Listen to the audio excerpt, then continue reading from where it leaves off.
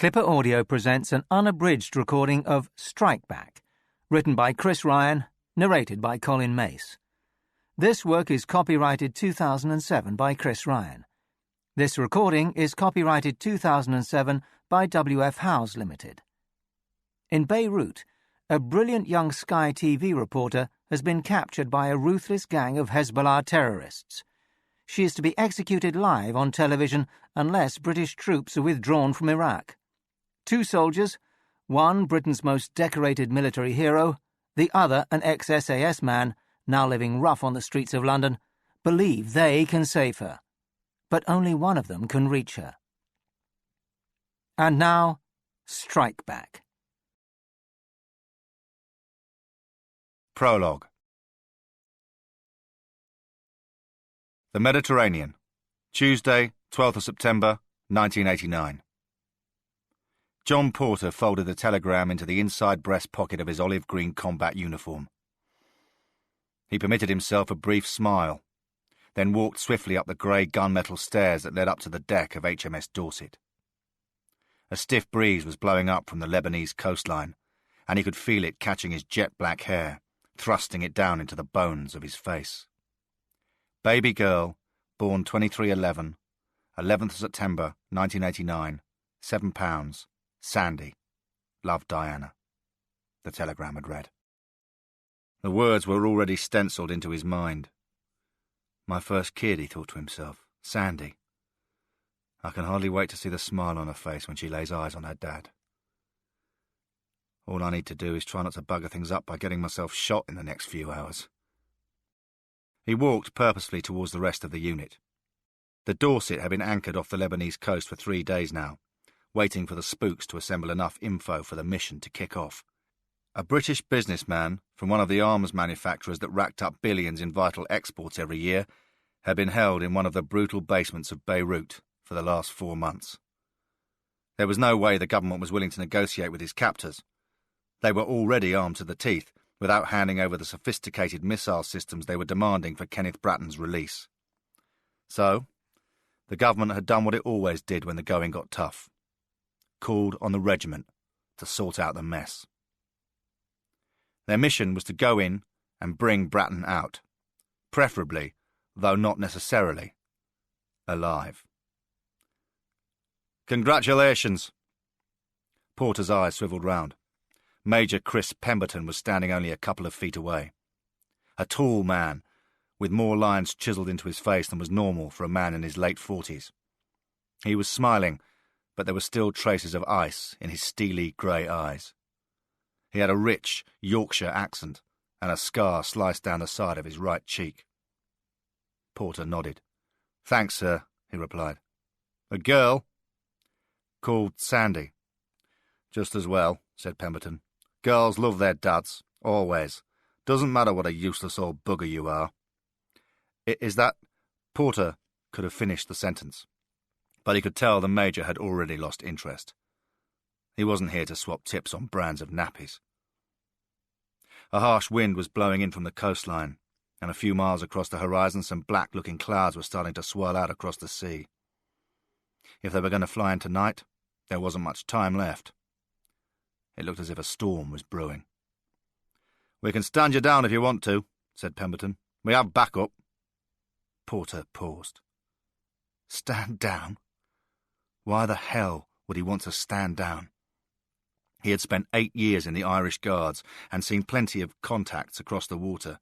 Then, a year ago, he made his 3rd request for a transfer to the SAS. When he'd been accepted into the regiment, it was the best moment of his career. Now he was about to go on the first mission where real blood was at stake. He'd sooner toss himself over the side of this ship than stand down. This is what it had all been about.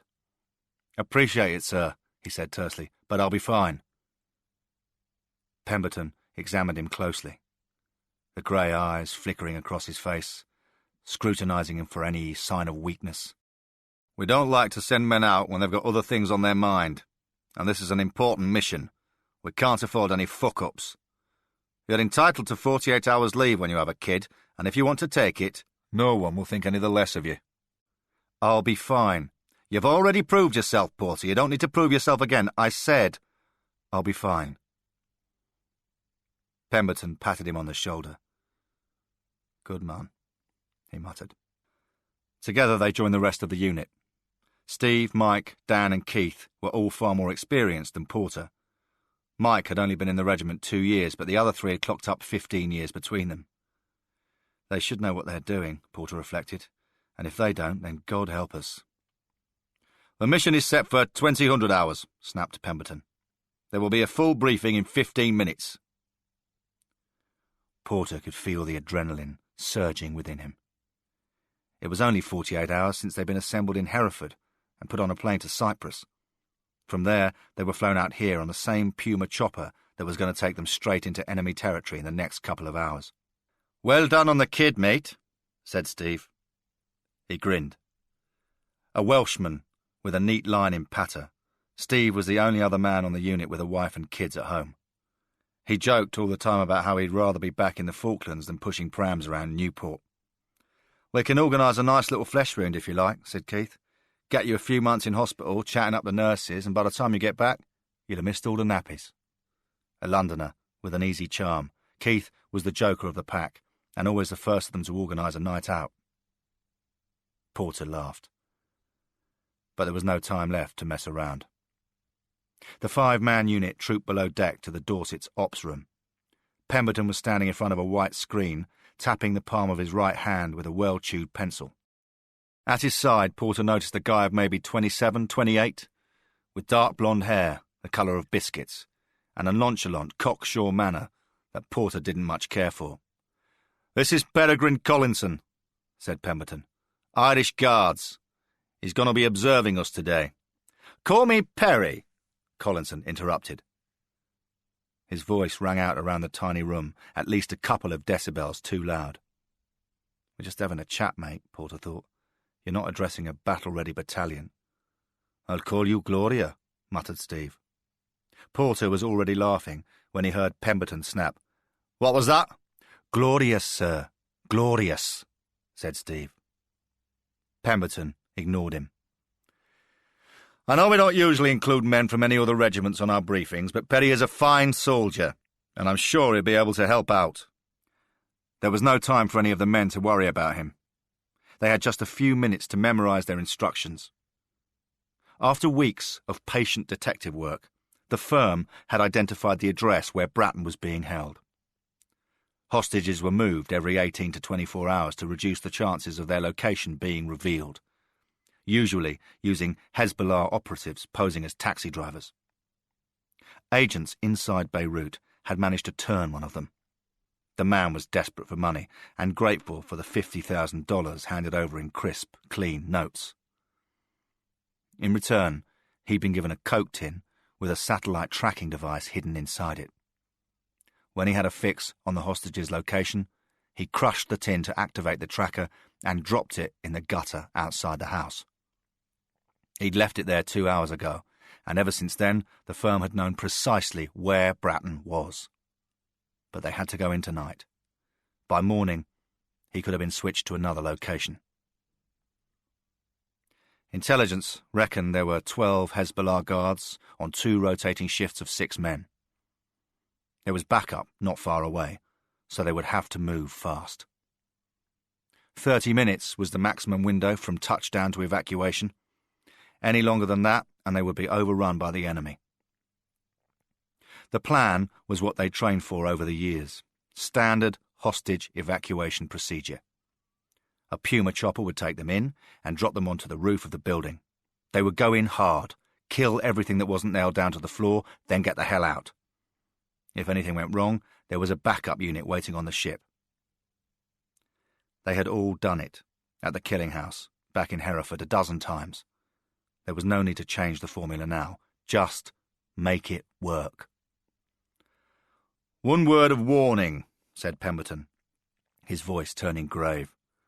"The firm reckons its man inside Hezbollah has put this marker outside the right building, but you never know if you can trust any of those bastards. Beirut is the most dishonest, double-crossing few square miles of real estate in the world. They could have turned our informant, or he might have been double-crossing us all along. Just be prepared to have a welcoming party waiting for you. His eyes rested for a brief moment directly on Porter. So, you could be walking straight into a trap. The moment you smell anything fishy, don't stop to investigate. Shoot your way clear of danger, then get the hell back to base. The last thing we need is 5 British soldiers taken prisoner in that hellhole. And we won't be able to do a damn thing to help you if that happens. Remember, just living to fight another day is a victory in itself. So, good luck, and give them hell. Porter was next to Steve as they climbed up towards the deck. The Puma chopper was revved up and ready to go. Before liftoff, each man was responsible for his own kit. Porter ran a quick inventory of his pack. 2 stun grenades, 2 regular grenades, a pistol, a knife, a first aid kit, a water bottle, and, most important of all, an M16 assault rifle with 200 rounds of ammunition. They moved out swiftly along the metal staircase, twisting through the narrow spaces that led up to the metal deck. It was already 2 minutes to 8. The mission was scheduled to kick off at 2000 hours. Porter heard a snapping sound behind him, then a muffled cry. As he turned round, he could see Dan keeling over, his face contorted with pain. Porter had seen that face a dozen times playing football. He's ripped open a tendon, he thought. "You okay?" he said. Dan was trying to stand up, pushing himself towards the staircase, but tears of pain were streaming down his face every time his foot touched the ground. "It's no bloody good," hissed Steve. "You're useless like that." "I'll be all right." "Sod the heroics, mate," growled Porter. "You're sitting this one out." "I'll take his place," said Perry, standing at Porter's side. Porter turned to look at him. "This is a regiment job, mate," he said. "Get yourself down to Hereford and pass the selection test, and then we'll consider you." Pemberton had already joined them. He was looking from Porter to Steve, and then across to Perry. There was a frown creasing up his forehead. Not surprising, thought Porter. 1 minute to take off and we've screwed it up already. "You're a man short," he said. "We'll be fine as we are," said Mike. "You need the men," said Pemberton. "Get one of the backup guys," said Steve. Pemberton shook his head. "They're too far away." He glanced at Perry, as if he was assessing the man's character. "You're in," he snapped. "Now the lot of you should be on that chopper in 30 seconds. Porter started running. Within seconds, he was out on the open deck. "I can't believe we've some fucking Rupert coming with us," snapped Steve. "I reckon we just tipped the snotty-nosed little git out into the Med." "Who the hell is he?" asked Porter. "His old man was a general. Daniel Collinson," said Steve. "Then he made a second career for himself in the city. His godfather, Sir Arnold Langham, used to be at the Ministry of Defence. Collinson knows where all the strings are and how to pull them. The bloke has got more connections than bloody British Airways. Doesn't mind using them either." The chopper was revved up and ready to fly. Porter climbed inside, pushing his back to the machine's steel frame. Steve, Mike and Keith were squeezed in next to him. Perry was sitting a few feet away. As the chopper soared upwards, Porter could feel a giddy moment of weightlessness. He looked into Perry's eyes, wondering what he could see there. Fear, maybe? No. It was contempt. For the lads? Or for the enemy? It was impossible to tell. The roar of the Puma's blades was deafening. Each man had a two-way radio tucked inside his helmet, allowing him to receive instructions from the pilot. Nobody was speaking. In the moments before a mission kicked off, nobody ever spoke. Each man needed a few minutes of silence to settle himself, and to make his own peace with the certain knowledge that, although there was a decent chance of coming back alive, the odds weren't what any sane man would accept. "As Sir Winston Churchill said on the BBC in July 1940, started Collinson, speaking over the radio so that his words were delivered crisply to each man on the chopper, "This is a war of the unknown warriors, but let all strive without failing in faith or in duty, and the dark curse of tyranny will be lifted from our age." He paused. I just thought we should remember that in the next couple of hours and maybe draw strength from it." Steve rolled his eyes. He took off his helmet and pulled out the headphones embedded inside. "Funny? Can't hear a sodding thing," he said, shouting to make himself heard over the din of the engine. "Bloody kit must be on the blink already." The Puma had rolled high into the air as it approached the coast, but now it was dipping low, hugging the ground as it flew over the docks and took them straight into the heart of the city. By staying as close to the ground as possible, the chopper would be impossible to detect on radar and a lot harder to hit with a missile launcher. The enemy had no time to get it in their sights before it had disappeared from view. But it made for a stomach-churning ride. Porter had done it a couple of times in Ulster, flying low over dangerous border country when it was controlled by the provos, and he'd learned not to bother eating anything in the few hours before a mission. It just ended up on your shoes. Glancing around, he could see Steve and Keith hanging onto the side of the machine, their expressions grim. And glancing across at Perry, he noted with just a touch of satisfaction that the man was holding onto his stomach. "You're going to be a bloody liability on this gig, mate," he thought to himself. 20 seconds! 20 seconds! Shouted the pilot over the headphones. The chopper shook violently as it dropped the last few feet out of the sky. The pilot knew exactly where the house was. The Coke tin in the gutter was sending out a signal powerful enough to guide him right home. But he was flying low now, skimming right through the streets at roof level. Any higher, and it would give an opponent a chance to lock on to the Puma with a rocket launcher. Suddenly, the chopper lurched violently upwards, and Porter could feel his stomach heaving. It shuddered, then hovered in the air. Porter gripped his M16 tight to his chest. Lights were flashing on the Puma, and the roar of the engine as the hatch opened was deafening. "Go!" shouted Steve. "Bloody go!" 4 sets of ropes were tossed out of the side of the Puma. With his legs kicking across the metal, Porter pushed himself out. Steve went first, then Porter, then Mike and Keith. Collinson was hanging back, Porter noted. A cloud of dust was shooting straight up into the sky as the chopper hovered a foot above the building, creating a brilliant, illuminated light that made it impossible to see anything. Porter gripped hold of the rope and slipped down it, then threw himself down hard onto the roof of the building. "Move up!" shouted Steve, his voice raw and hoarse. They had practiced this manoeuvre 100 times back at the killing house. Go in hard and fast. Maximum speed and maximum aggression. The tactics were settled. But it was always different in real life. Back at base, the opposition were just pretending to kill you. They had landed on a flat roof, with a single doorway leading down inside the 2-story building. Steve and Mike had already shot the door open, and the 2 men were fearlessly leading the way. Porter ran after them, his ears cocked for the first round of gunfire that would inevitably greet them, and weapon cocked tight to his chest, his finger poised on the trigger, ready to fire. Collinson was lagging a couple of yards behind the pace. "Take out! Take out!" Steve shouted. Porter dropped to his knees as soon as he hit the first-floor landing. He could see the man clearly enough. A solitary figure swathed in black robes with an AK-47 tucked into his chest and dark glasses covering his eyes. Pressing the trigger on his M16, Porter loosed off a barrage of fire. At his side, Mike and Keith had done the same. A lethal hailstorm of bullets was biting chunks out of the bricks and mortar.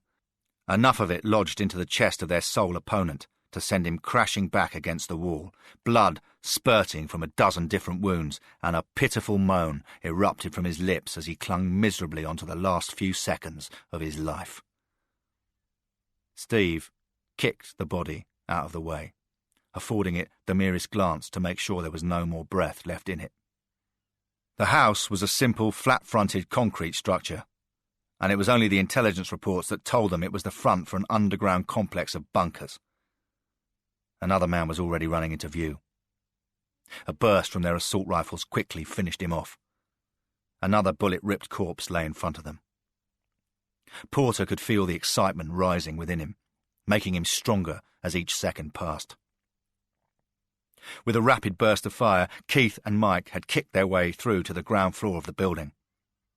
There was a simple, square room measuring 20 feet by 25, with a couple of motorbikes stored in one corner. It smelt of soldering irons and diesel oil. To the back there was a staircase, leading downwards. A pale light was snaking its way up to the surface.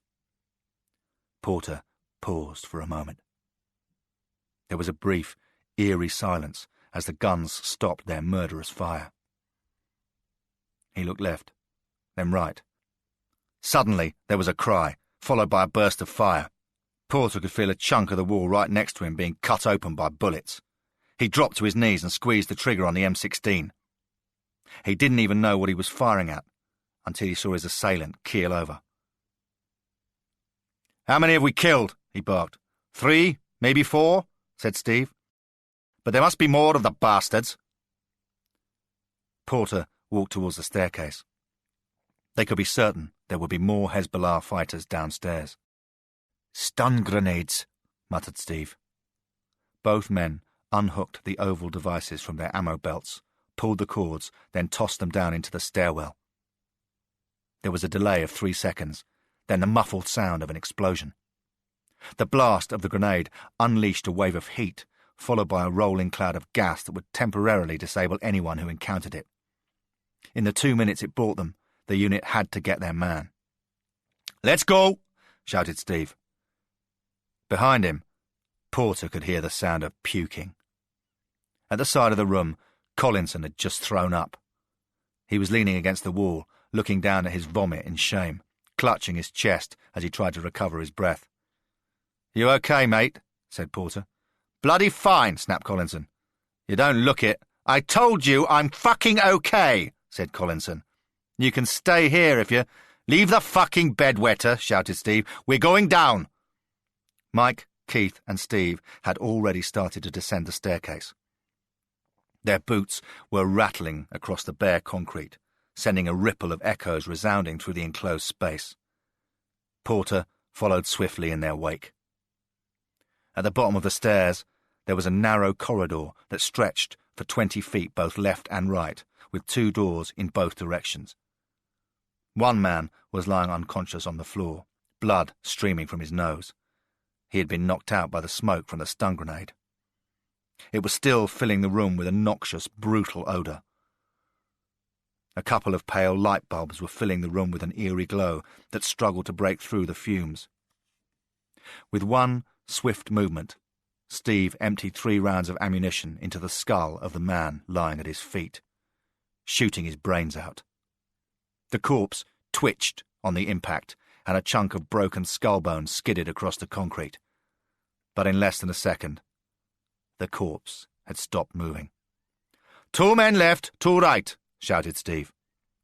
His voice reverberated around the corridor, and was still ringing in Porter's ears as he peeled right and started striding through the sealed concrete passageway. His M16 was cocked, as both he and Steve edged their way closer to the first doorway. They had already worked out the standard operating procedure back on the boat. Porter would kick the doors down, and Steve would stand behind him ready to shoot anything that moved. There was no need for either man to say anything. From the corridor behind him, Porter could hear the rattle of gunfire and then the sound of a man screaming. Without pausing to think, he held his rifle in his left hand, balanced himself, then threw his entire weight into the wooden doorway. As it flung open, Steve was already kneeling down at the entrance, his gun held in his arms. It took just a fraction of a second to establish there was no hostage inside, and a decision was made. Steve loosed off a volley of fire. The bullets splattered around the 10-by-10 room, taking down the 2 guards who were still trying to recover from the fumes of the stun grenade. Neither man knew what had hit them. Before they had time to reach for their own weapons, their lungs had been perforated with bullet wounds, sending both of them collapsing to the ground. They were solid, trained opponents, noted Porter. They were keeping their discipline and trying to regroup, but they had been overwhelmed by the speed and scale of the attack. Porter heard a movement. Up ahead, in the corridor, another door was opening. He could just see a sliver of metal emerging through it. Porter recognised it at once. The muzzle of an AK-47. He waited, counting the beats of his heart as he allowed the sniper to expose just enough of himself to waste his own life. An inch. Then another inch. It would take just an instant for the man to turn and fire. Porter waited, ticking off 1 second, then another. The hand was in view. Steadying the M16 cupped into his shoulder, Porter aligned the sights. The man was about 30, with a slim build and a scraggy, dirty beard. With a squeeze on the trigger, the bullets exploded from the barrel of the gun. The AK-47 dropped to the ground as the shards of hot metal turned the hand gripping it into shredded ribbons of torn, bleeding flesh. With a roar of controlled anger erupting from his lungs, Porter leapt forward, turning the M16 on the wounded man and finishing him off with a rapid burst of fire. Looking up, he could see Kenneth Bratton tied up to a chair that had been nailed to the floor. His arms were bound by rope that was cutting into his bare skin, and a gag had been stuffed into his mouth and held in place with thick layers of plastic tape. He was wearing a black boiler suit with staining down the front. In his eyes, you could see the look of pure terror, the cringing, pleading fear of a man who knows he is clinging to life by the most slender of threads. Behind him, there was one more guard. He was a boy, maybe no more than 15, with a shaved head and a week of untrimmed beard growing on his face. In his hand there was a Browning BDA 380 snub-nosed pistol, and it was pointing straight at Porter. For a second, Porter could feel a cold sweat pass across his skin. He thought briefly about Sandy, and reflected sadly that maybe he never would get to meet his new baby daughter. He'd had guns pointed at him before, but not with the same lethal certainty that they were intent upon killing him. "Easy, mate," said Porter. The boy barked something in Arabic. There was a hint of nervousness in his voice, Porter noted. He's just a kid. He's bottling it. Porter stood his ground, pointing his M16 straight at the man, his finger poised on the trigger. He could kill him in an instant, and yet he knew that in the same moment the Arab could kill him or the hostage. "Drop the gun," snapped Porter. "Back! Back!" shouted the Arab. He was gesturing wildly with the Browning. Porter kept his gun level with the boy's head. Let him lose his rag, he told himself. Maybe then I can get a clean shot at the bastard. "Back! Back!" the boy shouted again. His voice was ragged, and there was sweat pouring off his face. Porter could see his hand waving with the Browning, first at him, then at the hostage. He was moving too fast to get a decent shot, he reckoned. His finger started to close on the trigger of the M16. Right then, a sudden burst of gunfire rattled through the room. The first bullet caught the Arab on the chin, smashing the bone and snapping his head straight back. A flicker of flame lashed out of the muzzle of the Browning as the shot was fired, but it struck the wall harmlessly, loosening off a chunk of dusty concrete. The boy staggered backwards, with blood already pouring from the lower half of his face. He was trying to cry out in pain, but his mouth was smashed to pieces. Porter twitched the M16 towards him and put one bullet straight into his skull. By the time the third bullet pierced his heart, he was already dead. Ugly work, decided Porter, but you started it. Steve was standing in the doorway, the smoke still smouldering out of the barrel of his M16. "Nice work," muttered Porter. "You've done all the heavy lifting, mate," said Steve. "Now let's get the fuck out of here." With their regiment-issued spider knives, it took just a few seconds for the ropes that bound Bratton to his chair to be severed. His hands snapped free of their captivity, but with the tape still covering his mouth, he was unable to speak. Porter grabbed his shoulder, helping him to his feet, but, like a man who has had his leg in plaster for a month, his nerves had grown rusty and he couldn't find his balance. He was holding onto Porter's shoulder as they navigated their way back towards the staircase. Porter could feel his pulse slowing down. The buzz of the adrenaline was starting to drain out of him as the immediate danger passed, and he felt empty and exhausted. As they reached the end of the corridor, Mike and Keith were standing next to them. Collinson was at their side, some grime on his face. "Bloody good show, men," he said. "I didn't see you lining up to take a bullet," snapped Steve. "Where the fuck have you all been?" Collinson was about to say something, but then stifled his words. As he glanced into his eyes, Porter could tell he had been humiliated, and the pain was stinging through him. "Let's just get out of here," he said stiffly. "Leave it to some proper bloody soldiers," said Steve. "The fighting kind."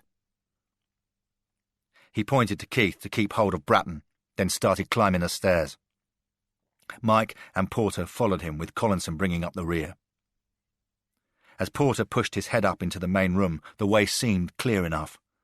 They just had to get back up to the roof, then the chopper could pick them up and they could fly home.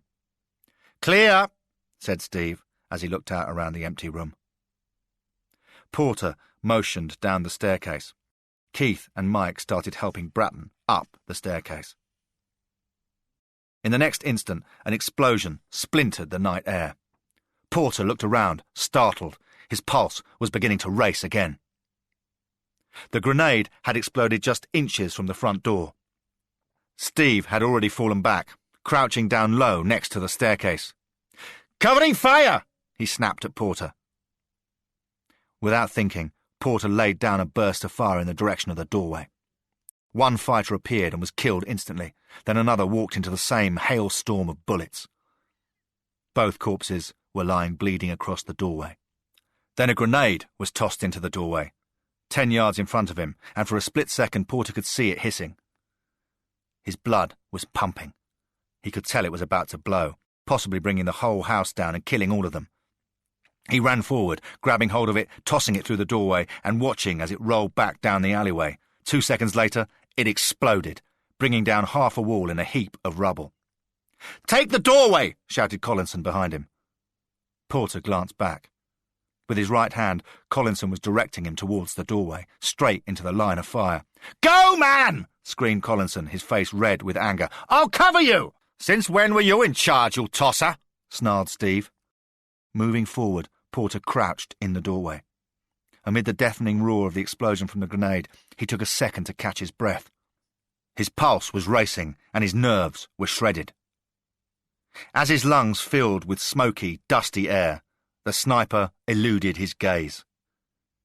It was only later that he realised the bastard must have been perched right in front of him.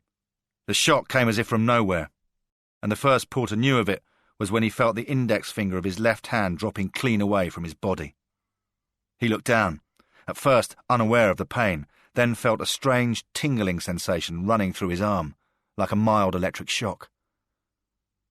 He was using his right hand to position the M16, looking through the murky night to see if he could get a fix on his assailant. Then the second shot struck, hitting him just below the existing wound and smashing the bone that connected another finger to his left hand. This time, he felt it.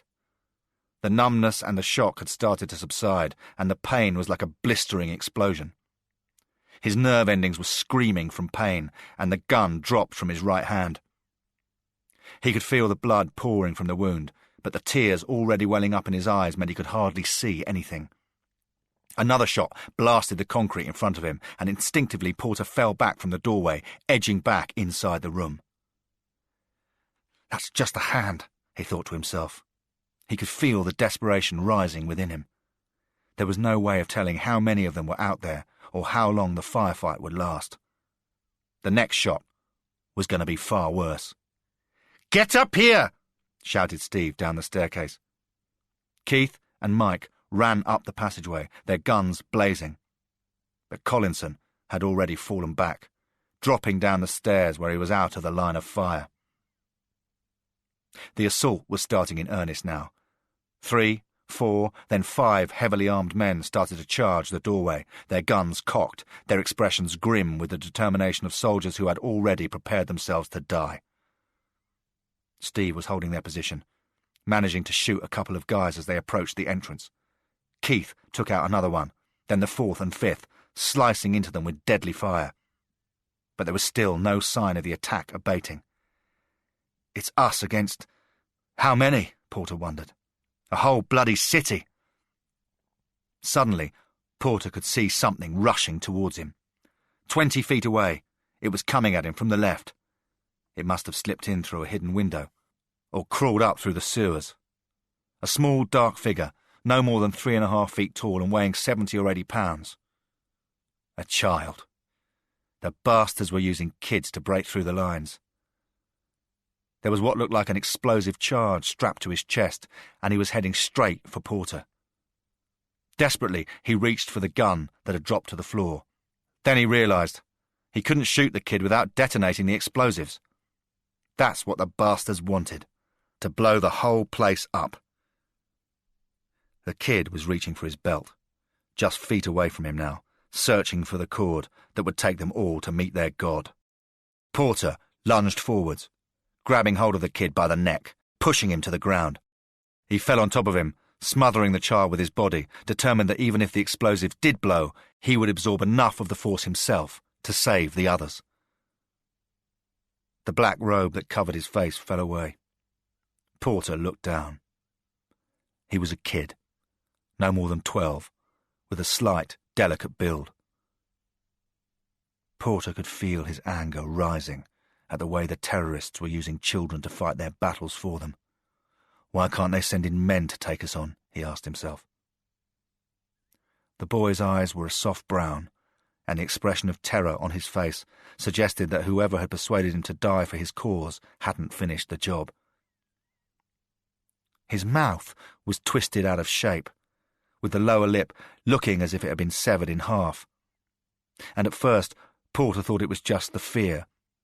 But then he saw the poor kid must have been deformed at birth. Porter took the knife from his belt and raised it a couple of feet into the air. He was about to plunge it straight into the boy's neck when his eyes caught him. He was looking straight at Porter. "Please," he said, in broken English, his voice croaking with abject fear. Blood was dripping from Porter's wounded hand, and the bolts of pain from the wound were jabbing up from his left arm and thumping straight into his chest. It was like having 100 hammer drills boring into your body at the same time. My... The boy was struggling for the words in English, but they wouldn't come. A burst of Arabic, frantic and desperate, erupted from his lips. Then he subsided into the stunned silence that sometimes overwhelms even children when they are certain they are about to die. 10 yards behind him, Steve and Keith were holding the line, using assault rifles to fight back another wave of Hezbollah attacks. Amid the din and roar of the gunfire, the hostage had bottled it, screaming his lungs out with raw fear. Porter held the knife in his hand, his eyes flicking across the smooth skin of the boy's neck as he searched for the windpipe he would need to sever to make the death as quick and painless as possible. He lowered the knife into position, nicking the skin and drawing a speck of red blood. He thought briefly of Sandy. How old was she now? Into her second day, allowing for the time the telegram had taken to reach the ship. "Fuck it," muttered Porter, the words wheezing through his exhausted lips. "He's just a kid." With his left hand, he ripped the explosives off the boy's chest, flinging them to one side. He folded the knife into the palm of his hand, using it as a weight rather than a weapon. Tensing his shoulder muscles, he smashed his right fist into the side of the boy's face. His deformed lips quivered. Then he spat some blood and a broken tooth up into Porter's chest. "Amyat al-Akhwan al-Muslimun," he whispered. His eyes closed, and Porter could tell there was no fight left in him. But he punched again, and then again, draining the last few ounces of consciousness from him. Slowly, he lifted himself from the boy's body. "You'll take at least 3 hours to wake up from that, mate," he thought. "But you'll live, at least. Maybe even find something better to do with your life." In front of him, Steve and Keith had dealt with the latest wave of attacks. The firing had subsided long enough for them to rush up towards the roof and the Puma. "Get out to the chopper!" shouted Steve. "We'll lay down the covering fire." "I'll stay and fight my way out of here with the rest of you," said Porter gruffly. Steve took 2 paces forward, standing so close Porter could smell the sweat and grime dripping off his face. "You're fucking wounded, you tosser!" Porter was clenching his left hand. The pain was aching, and the blood was still dripping from the 2 stumps where his fingers had once been. He could feel the strength bleeding out of him. "I can hold on until we get the hostage back to the chopper." With a flicked shake of his head, the anger was evident in Steve's eyes. "You're wounded, and we have to get the hostage out. We'll put down some covering fire and keep the Hezbollah bastards back. No one gives a fuck whether we get shot, but if we lose Bratton, then we're all in the shit. Now run like fuck, get on that chopper and get back to the ship. And there's a chance the medics can still save that hand. Tell the pilot to call in the backup, and we'll get out of here as soon as it's safe. My hand—" "Bloody move, man!" snapped Steve. "This is the regiment. We get paid to fight and win, not to lose a hand and spend the rest of our careers behind a desk because we're too sodding stupid to know when to clear out." Porter paused. He was about to speak, but he could see that Steve was already telling Keith how they could make certain the building was safe enough for the chopper to drop down onto the roof. He held tight to his gun, then glanced up at the staircase. Bratton was standing right next to him. The man was shaking with fear, and his nerves were so shot he could no longer speak. Porter's feet were pounding against the concrete as he started running. Behind him he could hear one shot ring out, then another. He dragged Bratton with him, up one flight, then up the second, before bursting onto the open roof. Down below, he could see the rest of the unit laying down more fire to keep their attackers at bay. Up ahead, he could see the chopper hovering a few feet above the roof. Within seconds, he had covered the last few remaining yards and grabbed hold of the Puma's doorway. He pushed the screaming Bratton through the open door, and flinging himself onto the floor, he shouted to the pilot to take him back. Then unhooked a first aid kit from the floor of the machine. As the Puma lifted up into the sky and started to soar over the city and out towards the sea, Porter found the disinfectant. He winced in pain as he splashed it over the raw, stubby mess where his fingers had once been. If he didn't clean the wound soon, he knew there was a chance the thing might have to be chopped off at the wrist. And the regiment has no use for a bloke with only one hand. Porter walked slowly from the operating theatre. The antibiotics they had pumped into him had made him woozy, and the local anaesthetic injected into his arm and chest left him numb and dopey. It had been a terrible hour, but at least the worst was over now, he told himself. After being dropped down onto the Dorset's deck, Bratton had been led away, still shaking and sobbing with fear, and he'd been rushed down to the medics, who quickly concluded they could save the hand, but only if they cut through the remaining flesh and bone and reduced both missing fingers to nothing more than stumps. There was an operating theatre on board, but he'd probably be sent on to Cyprus at daybreak to get some more treatment. "If you'd kept the fingers, we could have had a go at sticking them back on," said the doctor with disturbing cheerfulness as he sawed through what remained. "Yeah, well, some Arab buggers were lobbing grenades at us," growled Porter, "so there wasn't really much time for looking around for any bits of your body that might have been shot off." In total, the operation had taken no more than 20 minutes, and the doctors assured him he should be fine so long as he kept it clean and took some heavy-duty antibiotics for a couple of weeks. He'd been lucky, they told him.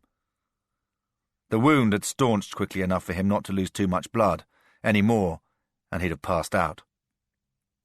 No point in signing up for the regiment if you're going to complain about getting hurt, Porter told himself as he climbed the stairs back towards the deck.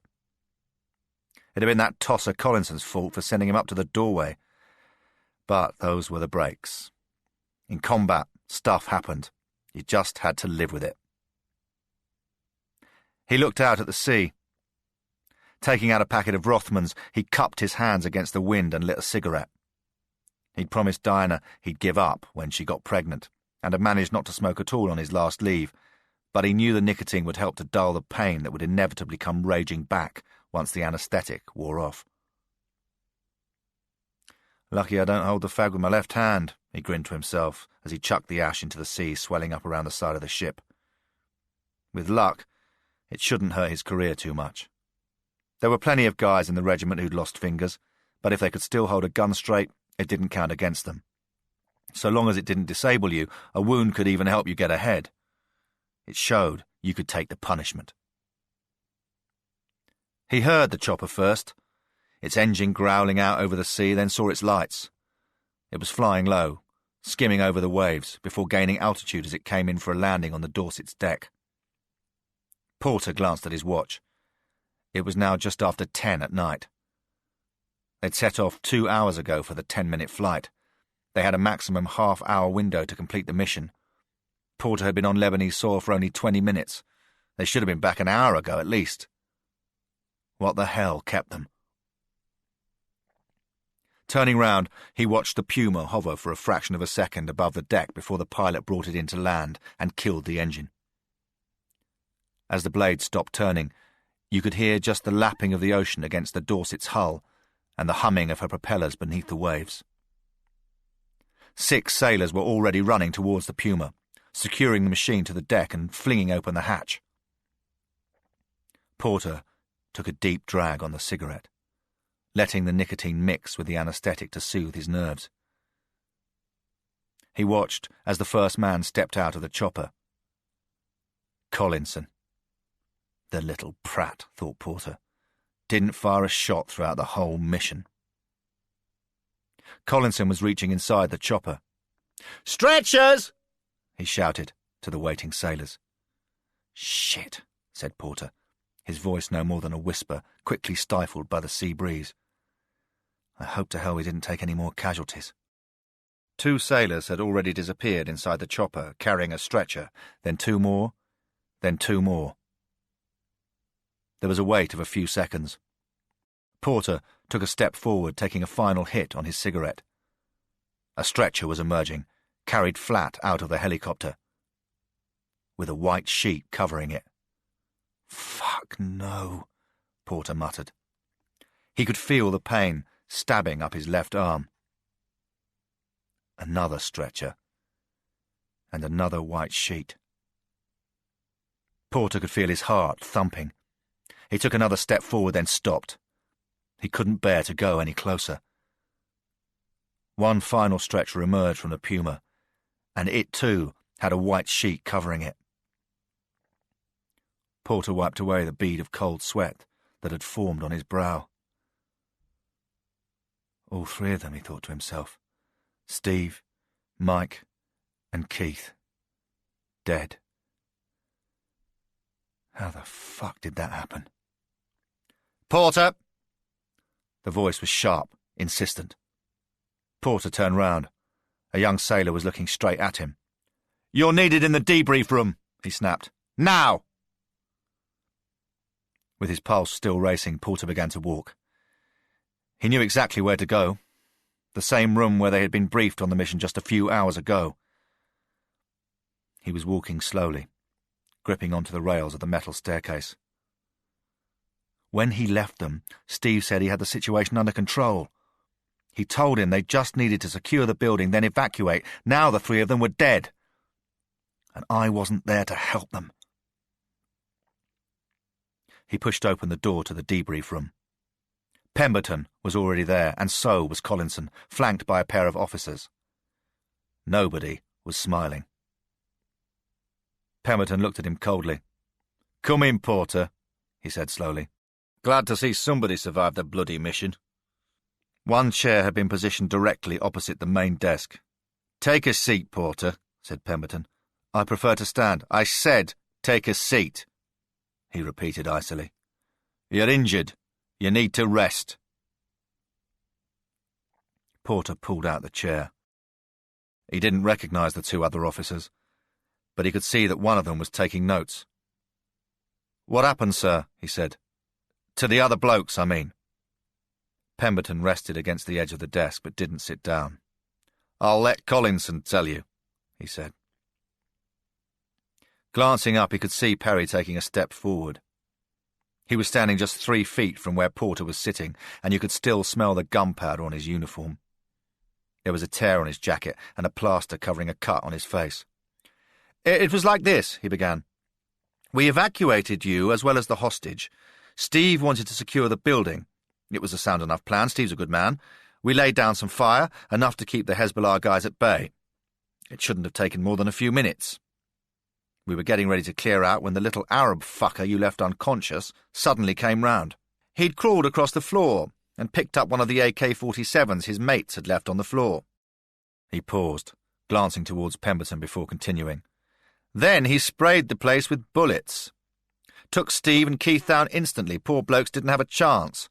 Mike managed to start returning fire and might have winged the kid, but by then he was running backwards out into the alley. He managed to hit Mike just as he was disappearing from view. He was still alive for the next 20 minutes or so, but he was losing a lot of blood, and there wasn't anything I could do to help him. I knew the chopper would be waiting for us, so I laid down as much fire as I could and started to make my way upstairs. I was lucky. I reckon the kid had already legged it. I told the pilot to stay put. Then I went back to get our boys." "I left him out cold," snapped Porter. "Then I suppose your punch isn't hard enough," said Collinson. He paused, wiping away some greasy sweat from his forehead. "There were 2 firefights as I went back to collect the bodies. A couple of snipers were trying to get me. I think I may have killed one of them, I'm not sure. Took 3 runs to get our men, and I don't mind telling you, it was a bit hairy. Still, at least we got out, and after all, the hostage was rescued." Porter's eyes remained rooted to the floor. If he could have drilled a hole in the bottom of the boat, he would have gladly sunk himself to the bottom of the ocean. Steve, Mike, and Keith.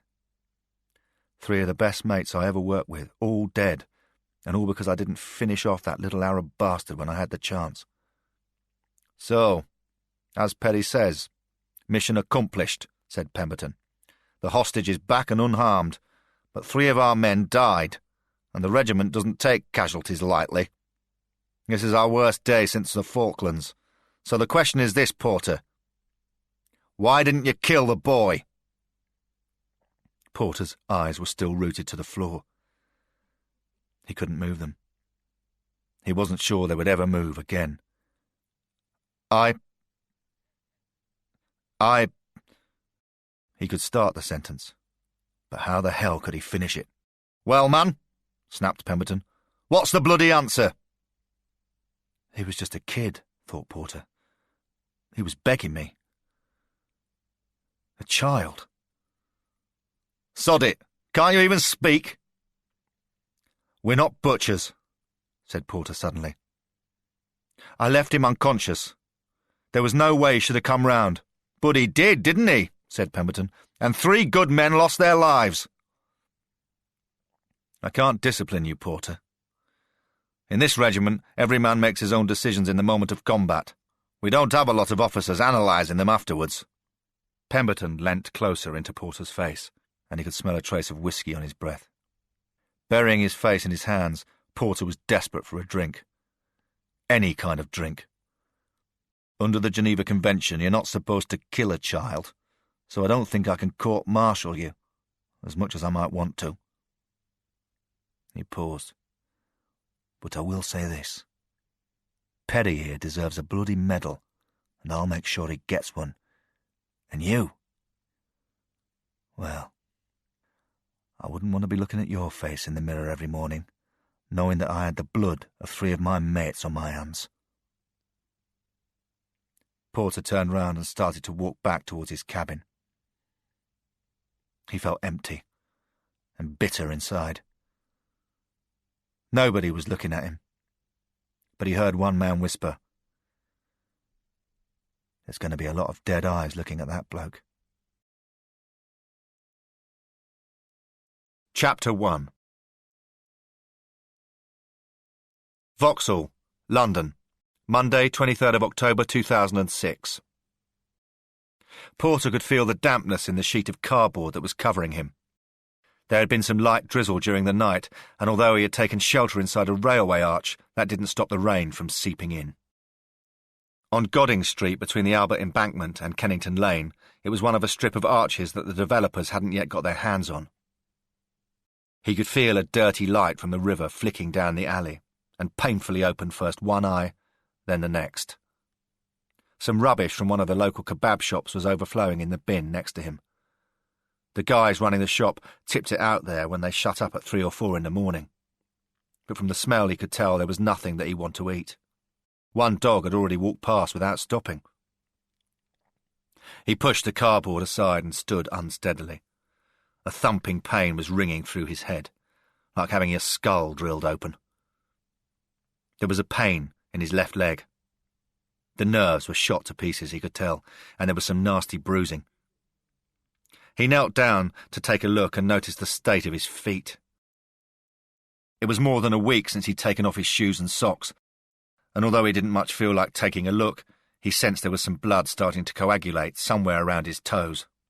Just ignore it, he told himself. What difference does it make? He started walking, trying to put as little weight on his left leg as possible.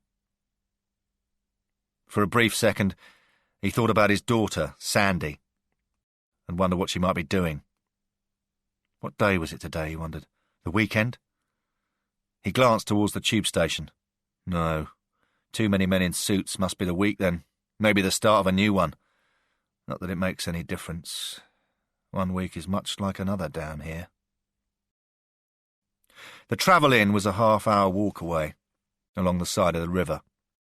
Pleasant enough if you were in the mood for walking, but Porter found the pain in his left leg was increasing the more he used it. Something was definitely wrong there. He'd take himself to a hospital, but if there was anything seriously wrong with him, they'd make him stay in. And then how was he going to get a drink?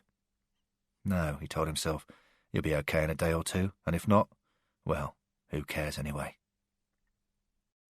Washing up wasn't a great job, but when you lived on the streets it was usually all that was available. The Travel Inn wasn't a classy place, but they often needed someone to clean up the breakfast dishes. They didn't even pay the minimum wage. Not many hotels in London did anymore, but the work wasn't too hard, even though the 2 missing fingers on his left hand made it hard to keep a grip of the plates. And they didn't mind too much if you finished off some of the grub left on the plates before you put it in the bin.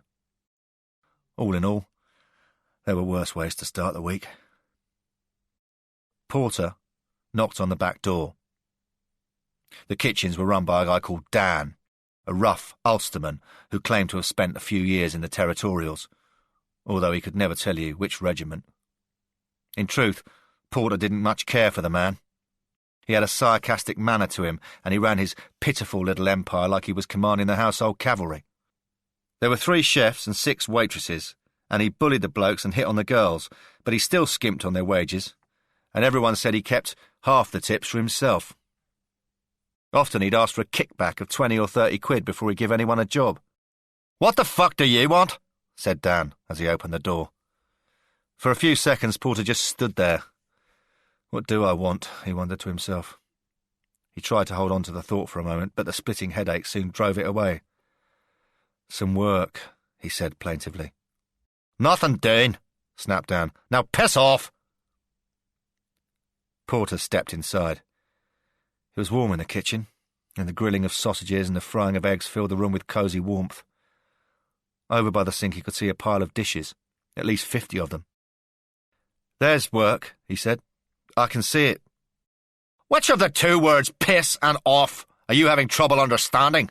snarled Dan. Porter stood his ground. Anelka, a Bulgarian or Romanian or maybe Ukrainian girl with dishwater blonde hair and a sullen face, stared at him. There was a shudder on her face as a gust of hot air from one of the ovens caught Porter and carried his smell straight to her. Maybe tomorrow, he said. Forget it, said Dan sourly. There's plenty of Bulgarian blokes looking for work right now.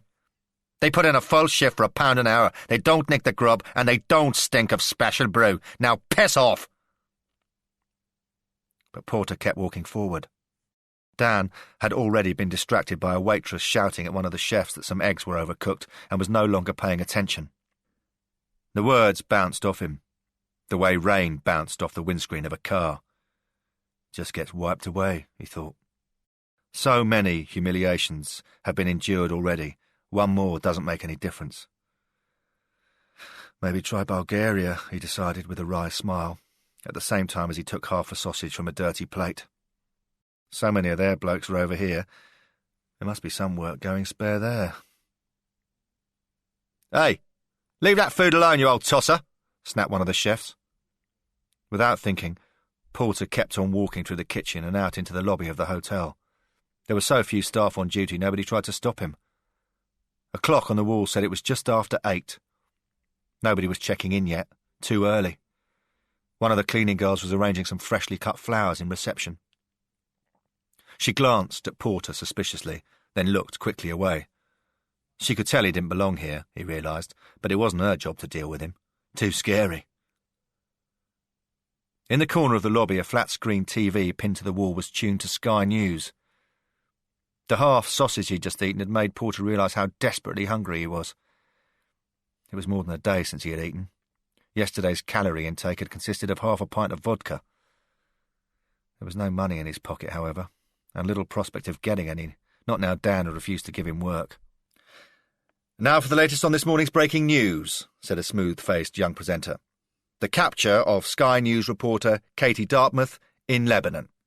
At 1 in the morning, local time, masked men stopped the Sky News van that was heading towards the border at gunpoint. The cameraman and producer were forced out. Then Sky's Katie was bound and led away. We now believe she is being held hostage somewhere in the Lebanon. More after the break. Porter paused, enjoying the warmth of the hotel lobby. The Lebanon, he thought. More hostages. It never bloody stops, does it? A couple of ads flashed by, but Porter didn't feel like moving. Where would he go, anyway? The presenter came back on air with an interview with Doug Freeman, the producer who'd been in the van when it was held up. It had been a short and terrifying experience, he said. They had been driving along a main road when suddenly their way was blocked. There were 6 men in total. At first they thought it was a robbery. Bandits were everywhere in the Lebanon once you got away from Beirut, but they didn't want the cameras, or the van, or any of their credit cards. They wanted Katie, said Freeman, looking straight at the camera. They knew who she was, and they'd come to get her. Do you think they meant to harm her, Doug? I hope not, he replied. Katie is one of the finest reporters I've ever worked with. He paused, wiping the sweat off his face. Our prayers are with her this morning. Porter could feel a tap on his shoulder. As he turned round, a young girl was standing right next to him. She was wearing a travel-in uniform and name tag pinned to her chest saying Sarah. From the way her nose was wrinkling up, Porter could tell she was freaked out just to be standing next to him. I'm going to have to ask you to leave, sir, she said. 1 minute, snapped Porter. 1 minute, I said. He looked back towards the screen. The words breaking news were flashing on the screen once again. And now we can go over live to Downing Street, where Sir Peregrine Collinson, the Prime Minister's special envoy to the Middle East, will be speaking live to Sky's Adam Bolton. Adam, what can you tell us? Porter kept watching. Collinson, he thought. The last time I saw you, you were puking up in the corner because you were too afraid to carry on with the mission. You should have taken the rap for what went wrong on that mission, not me. As most viewers will know, began Bolton, looking into the camera, Sir Peregrine Collinson is one of Britain's most decorated fighting men, with a book of military memoirs still on the bestseller lists. Now we learn that Sir Perry has been put in charge of securing the release of Katie Dartmouth. Porter watched as the camera panned out to show a tall man, elegantly suited, and with his dusty blonde hair just a touch longer than would ever have been permitted when he was still in the army. It's been 17 years, reflected Porter. What can you tell us, Sir Perry? Asked Bolton.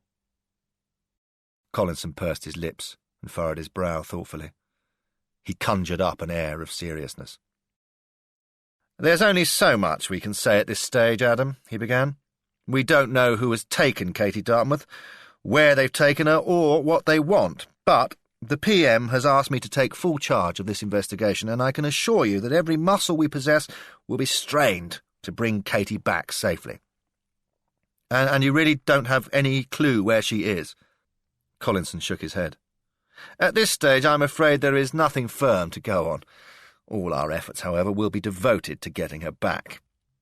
There may be testing hours and days ahead, but together we will pull through them. As Porter watched the screen, he pondered how much better the years had been to Collinson than they had been to him. After coming back from the raid in Lebanon, he knew he'd never been able to get himself back on the level again. The physical damage to his hand healed in time, but the mental damage remained as fresh and raw as if he'd been wounded only yesterday. He'd done his best to reintegrate himself back into the regiment, but all the men seemed to know that Porter was the guy who'd spared the life of an Arab kid who had then killed 3 of their men. They didn't say anything to his face, but then they didn't need to. He could see it in their eyes. He could feel it in the way he was shunned in the bar. He could sense it in the way no one was ever going to trust him again. When the chips were down, no one could count on John Porter. And the regiment didn't have much space for those who couldn't be relied on. Within 3 years he'd left active service and been put on firing range duty. There was no more humiliating posting for a regiment man. After another couple of years he'd left the army completely. The only career he'd ever planned for himself was over. How'd you put your life back together after something like that? Porter wondered. If there was an answer, he'd never found it. Porter could suddenly feel a hand on his shoulder.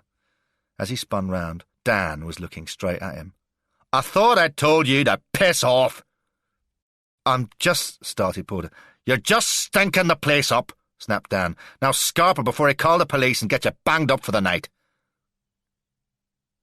Porter was about to say something, but the words stalled on his lips. The aching in his head was terrible, and the pain in his left leg was growing worse, a tingling sensation that seemed to numb him all the way up to the knee.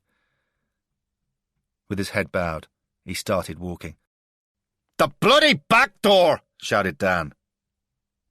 Porter ignored him and kept on walking. He stepped out of the foyer of the Travel Inn into a murky, overcast street. There was a McDonald's round the corner, and he glanced towards the bins, but as far as he could see, they'd been emptied recently. No chance of getting a bite to eat there, he reflected. He walked slowly across the river. There was a hole in one of the old canvas shoes he was wearing, and it was letting in the dirt.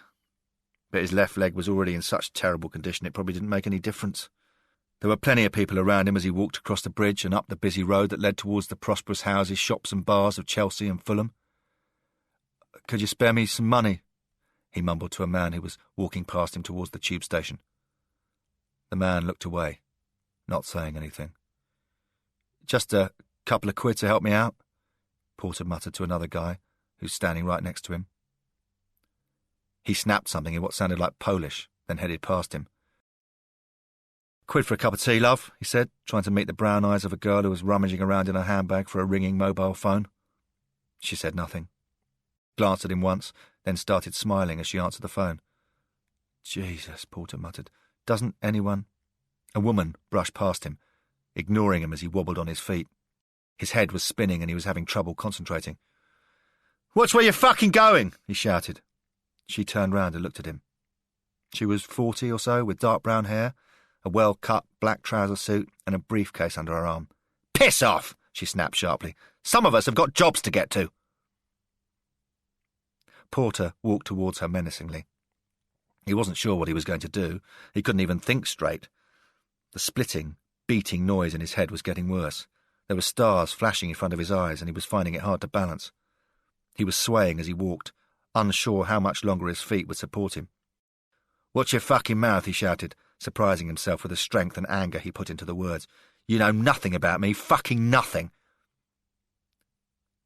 He knelt down. She had already turned and fled, but as she'd moved swiftly away, she dropped her purse from her handbag. Quickly, making sure nobody could see him, Porter slipped the wallet into his ragged, filthy jumper and started to walk away. He'd moved on 100 yards towards the New King's Road before he paused to check what was inside. £50, he noted with pleasure, in crisp £10 notes. That and a couple of credit cards. Enough for a man to get plenty drunk. Enough money to get through another miserable day. This ends Disc 1 of Strike Back. Strike Back, Disc 2. Chapter 2.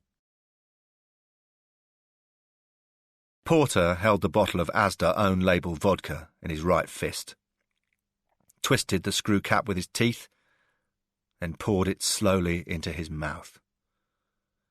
His throat felt like sandpaper and the alcohol tasted rough and raw, but he could feel it taking him closer and closer to oblivion. A bottle a day keeps the memories away, he reflected to himself. Hum it, and you could even turn it into a pleasant enough tune. Some light rain was starting to fall. Porter wasn't quite sure what time it was. He'd been sitting here for a few hours already, he felt sure of that. After taking the money from the purse, he walked slowly back in the direction of his familiar arch, stopping at the supermarket to pick up a couple of bottles of his favourite liquid. Even with 50 quid in his pocket, he stuck to the own-label stuff. No point in wasting the money. There was no way of knowing when he might see some more. A half-eaten kebab was lying at his side. It was getting slightly damp from the drizzle, but that made little difference to the quality of the grub. He'd collected it from the shop round the corner, the same one where the guys tipped the day's refuse into the bins in the middle of the night. He couldn't say there was much difference between the stuff they sold over the counter and the stuff they put in the garbage. But maybe my taste buds have just been shot to pieces, he thought. It was so long since he'd had a decent meal, he wasn't sure he'd know what one tasted like anymore. He took a slice of the stringy meat, unsure whether it was lamb or chicken, and chewed on it slowly before taking another hit on the vodka. There was still about 30 quid in his pocket, he realised. Enough to stay drunk for a week. "Hey, Jimmy!" shouted a voice. Porter glanced up. He could see two figures swaying towards him, but whether they were swaying because they couldn't walk straight or because his vision was gone, Porter couldn't tell. Maybe a bit of both. I'm drunk. They're drunk. Everyone who keeps down in this alley is drunk. Why the hell else would you be here? "What you got, Jimmy?" They were getting closer now. Porter was sure he'd seen them before. A pair of Scottish blokes. He couldn't remember their names. They used to kip down up by Waterloo Station, but their old spot was being dug up while some new cabling was put down in the street and they'd moved down to Vauxhall. They'd been builders by trade, or so they said, but from the look of them it was years since either of them had done a decent day's work. What were their names again? Porter wondered. Bill or Bob or Bert, something like that. Down here nobody really needed a name, he reflected. It wasn't as if you were fending off calls all day. "Have you nae got a wee drum for your mates?"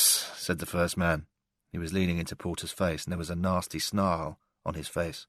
"Just a wee drum," he repeated, revealing a set of rotting teeth and a tongue the colour and texture of tarmac. "Piss off," muttered Porter, gripping onto the neck of his bottle of vodka. The second, shorter man knelt down.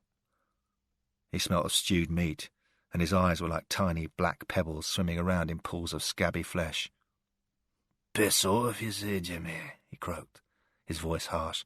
"That's not very friendly, is it, Jimmy?" "Looks like you've been doing all right for yourself, Jimmy," said the taller of the two men. "A nice drinky and some food as well.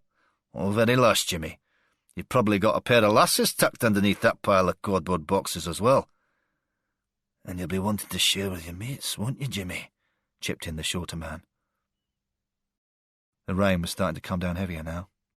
It was dripping into Porter's hair, and he could see a small puddle starting to form inside his half-eaten kebab. He edged backwards into the archway, but the two men moved forwards, so they were both kneeling just a few inches from his face. "'Cause that's how it works down here on the streets, doesn't it, Jimmy?" persisted the shorter man. "One bloke has a bit of luck and he shares it with his mates." "And we're your mates, Jimmy," said the taller man. "Then get your fucking hands off my booze," Porter snapped.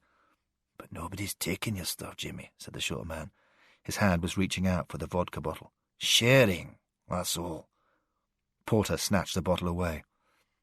He put its neck to his lips and took a hit of the alcohol, relaxing as the vodka mixed with his bloodstream, dulling his senses and easing the terrible aching in his left leg. "If we all shared, maybe the world would be a better place, Jimmy," said the taller man. "Maybe men like us wouldn't have to live out on the streets." Porter suddenly snapped to attention. The rain was coming down harder now, lashing into his face. "The world is full of thieving, useless scum like you two. That's why there's blokes like me on the street. That's why." The sentence wasn't finished. But Porter knew he would never get to complete it. The first blow had landed straight in his stomach, knocking the little wind he had left out of him. The second collided roughly with his jaw, snapping his head backwards. The vodka bottle had loosened from his hand, and as his balance wobbled, the taller man had jumped up and taken it. He put it straight to his lips, drinking 3 or 4 shots in one go. The effect on him was as instant as it was ugly. His face folded up into a snarl, and his boot crashed hard into Porter's side, breaking into his ribcage. "Fuck off, you Scottish bastards!" yelled Porter. The scream rose up through the alleyway, but he could tell no one was listening. You could run through the streets with an axe through your head in this part of town and no one would pay a blind bit of attention. Even the police didn't bother to venture down these alleyways. They couldn't stand the smell. I can scream all I want to. Nobody's going to come and help me. Not now. Not ever. The blows were lashing into him now, as hard, as relentless, and as unthinking as the raindrops. Both men were standing up, handing the vodka bottle to one another, taking long, deep swigs on the pure alcohol. It was cranking up their aggression, turning a robbery into a beating. Their sturdy leather boots, the one bit of clothing on them that wasn't falling to pieces, smashed into his chest, into his face, and into his legs. He was absorbing the blows, rolling with each one, unable to offer any resistance. The vodka he'd already drunk dulled the pain, and he hardly felt the blows as they crashed into him. But he could tell how much damage they were doing to his already weakened body. There was blood everywhere, on his face, his hand, inside his sodden trousers, but still the blows kept coming. All I can do is wait for them to get bored of kicking me, and then see if I'm still alive at the end of it. As he lay on his side, Porter could hear the Scotsman staggering down the alley, laughing drunkenly. He watched as a trickle of his own blood spat away from the cuts in his face and caught up in the lashing rain, swirled away towards the gutter. Where it belongs, he thought bitterly, as he closed his torn and cut eyes and let consciousness slip away from him. Groggily, Porter opened one eye, then another. He was lying flat, his face down in a puddle of water that was crimson from his own blood. His whole body ached, and another of his remaining teeth appeared to have come loose. Slowly, he tried to lift himself up. He had no idea what time it was, but it was already dark, and the lashing rain had been replaced by a slow drizzle. Porter looked around for the vodka bottle, but it was gone. So was the kebab he'd been eating. Reaching down into his pocket, he looked for the 30 quid he had left. Gone. Bastards, he muttered. Standing up, he wobbled a bit, then managed to find his balance. The pain in his left leg was hardly noticeable anymore. Every nerve ending in his body was screaming out in agony, overriding whatever was wrong with his leg. Got to get myself cleaned up, he told himself. I'm going to die if I stay out here tonight. He walked slowly towards Vauxhall Bridge. The traffic was snarling past him, an angry, swelling chorus of horns and engines. A cyclist sped past on the pavement, shouting at Porter to get out of the way. He staggered forwards. Only half a mile, he told himself. Maybe the hostel will help me. The Orchid Centre was the only place he could think of right now. Run by a charity, it provided beds for the night for the homeless, gave you a shower and some medicine and a hot meal if they had any volunteers coming in to man the kitchens. It was financed by one of the big American banks in the city as part of their corporate responsibility program, and sometimes you'd get American bankers spending part of the evening there, helping out with the dossers before getting their chauffeurs to take them back to their mansions in Notting Hill. Still, it wasn't too bad, Porter had decided over the couple of years he'd been a regular visitor. At least they didn't try and stuff any religion down your throat like some of the shelters. The only religion these bloody bankers knew was money, and there was no chance of any of the guys kipping down in the hostel catching that. Have you got a place?" he said, leaning up against the door. It was opened by a young guy in black jeans and a sweatshirt. Matt. Maybe that was his name, Porter thought, struggling to remember what he was called. He was okay. The way he recalled it from the last time he'd been here. Didn't lecture you, didn't suggest you got a job, just gave you a hot shower and some antibiotics and let you get some kip. "What the hell happened to you?" said Matt. Porter hadn't looked in a mirror. It wasn't a piece of kit you carried around with you when you lived on the streets, but he imagined he looked terrible. There was still some bleeding on his face and some minor flesh wounds from the beating he'd taken. His clothes were cut and torn and he was soaked through. Everything is relative, but even in a Vauxhall hostel for the homeless, he looked like crap. "I need a drink, mate," growled Porter. "A drink and somewhere to kip."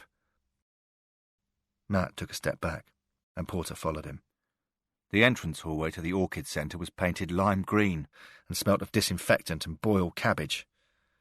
Matt's office had an electric fire and a small TV. The clock on the wall said it was just after 9.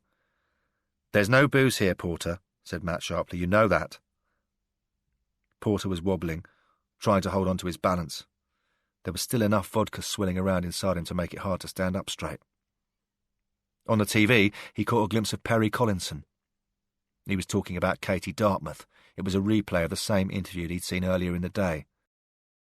As he finished his Churchill quote, the report cut to a blonde, smartly turned-out woman in her late 50s. It was an interview with Katie's mum from her home village in Hampshire.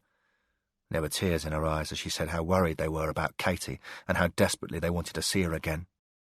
"We'll be back right after the break with all the latest on the Katie Dartmouth kidnap drama," concluded the newscaster, and the screen faded to an elegant picture of Katie Dartmouth, looking blonde and radiant, while the wistful opening chords of Elton John's "Someone Saved My Life Tonight" played on the soundtrack. "I need a fucking drink," Porter snapped, looking away from the TV screen. "Like I said, there's no drinking," said Matt, turning angry. "We can sort you out with a bed. From the looks of you, we should probably try and get you to a doctor in the morning as well. It's a drink I need, not a bloody doctor." Matt took a step closer.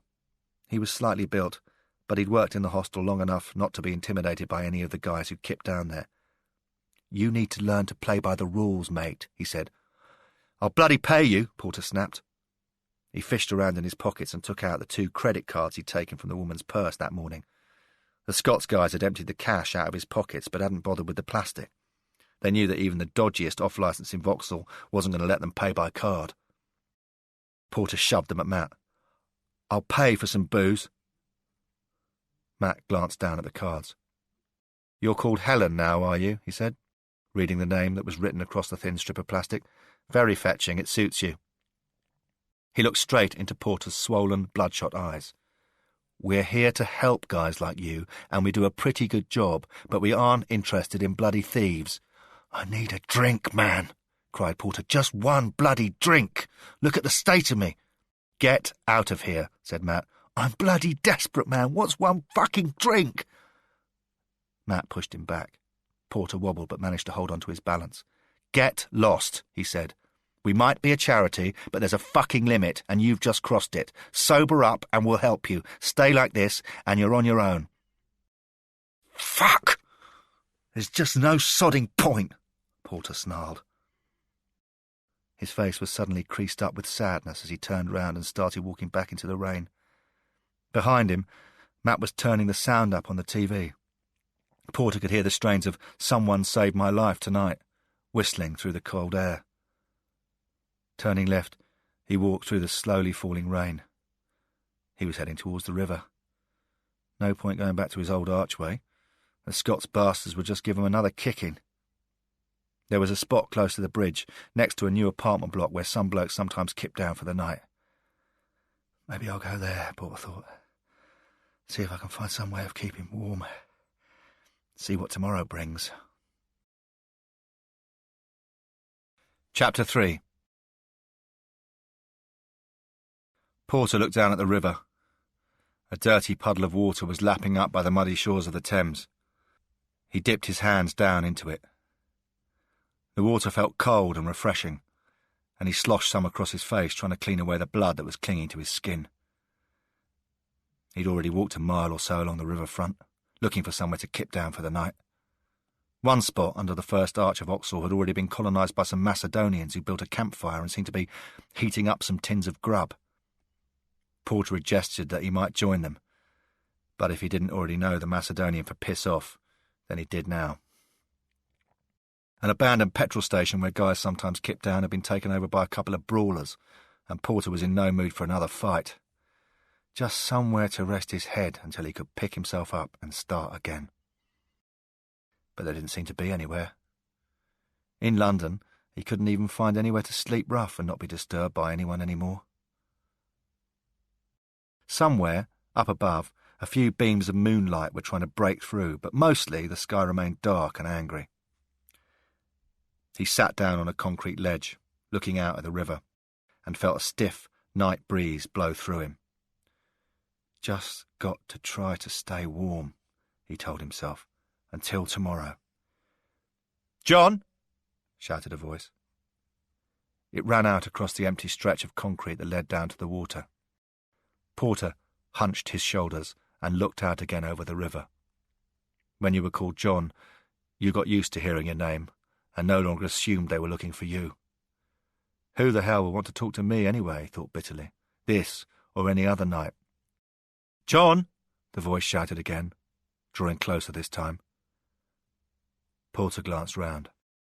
He recognised Matt's voice now, and, looking closely into the murky, hazy light, he could see him.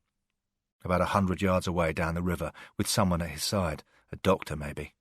I'm in no mood to see a medic, Porter decided. Not unless they've started handing out bottles of vodka on prescription. "Piss off," he said. His voice was carried on the breeze and moved swiftly down the river.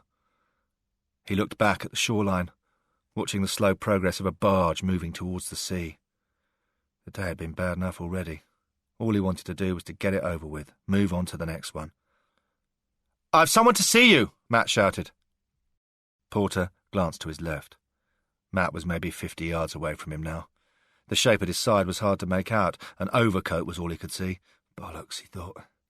It's a trick. They brought a doctor or the social or the police. They're going to section me or arrest me or something worse.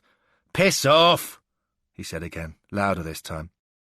"Just wait there," Matt said. Porter stood up and began walking upstream.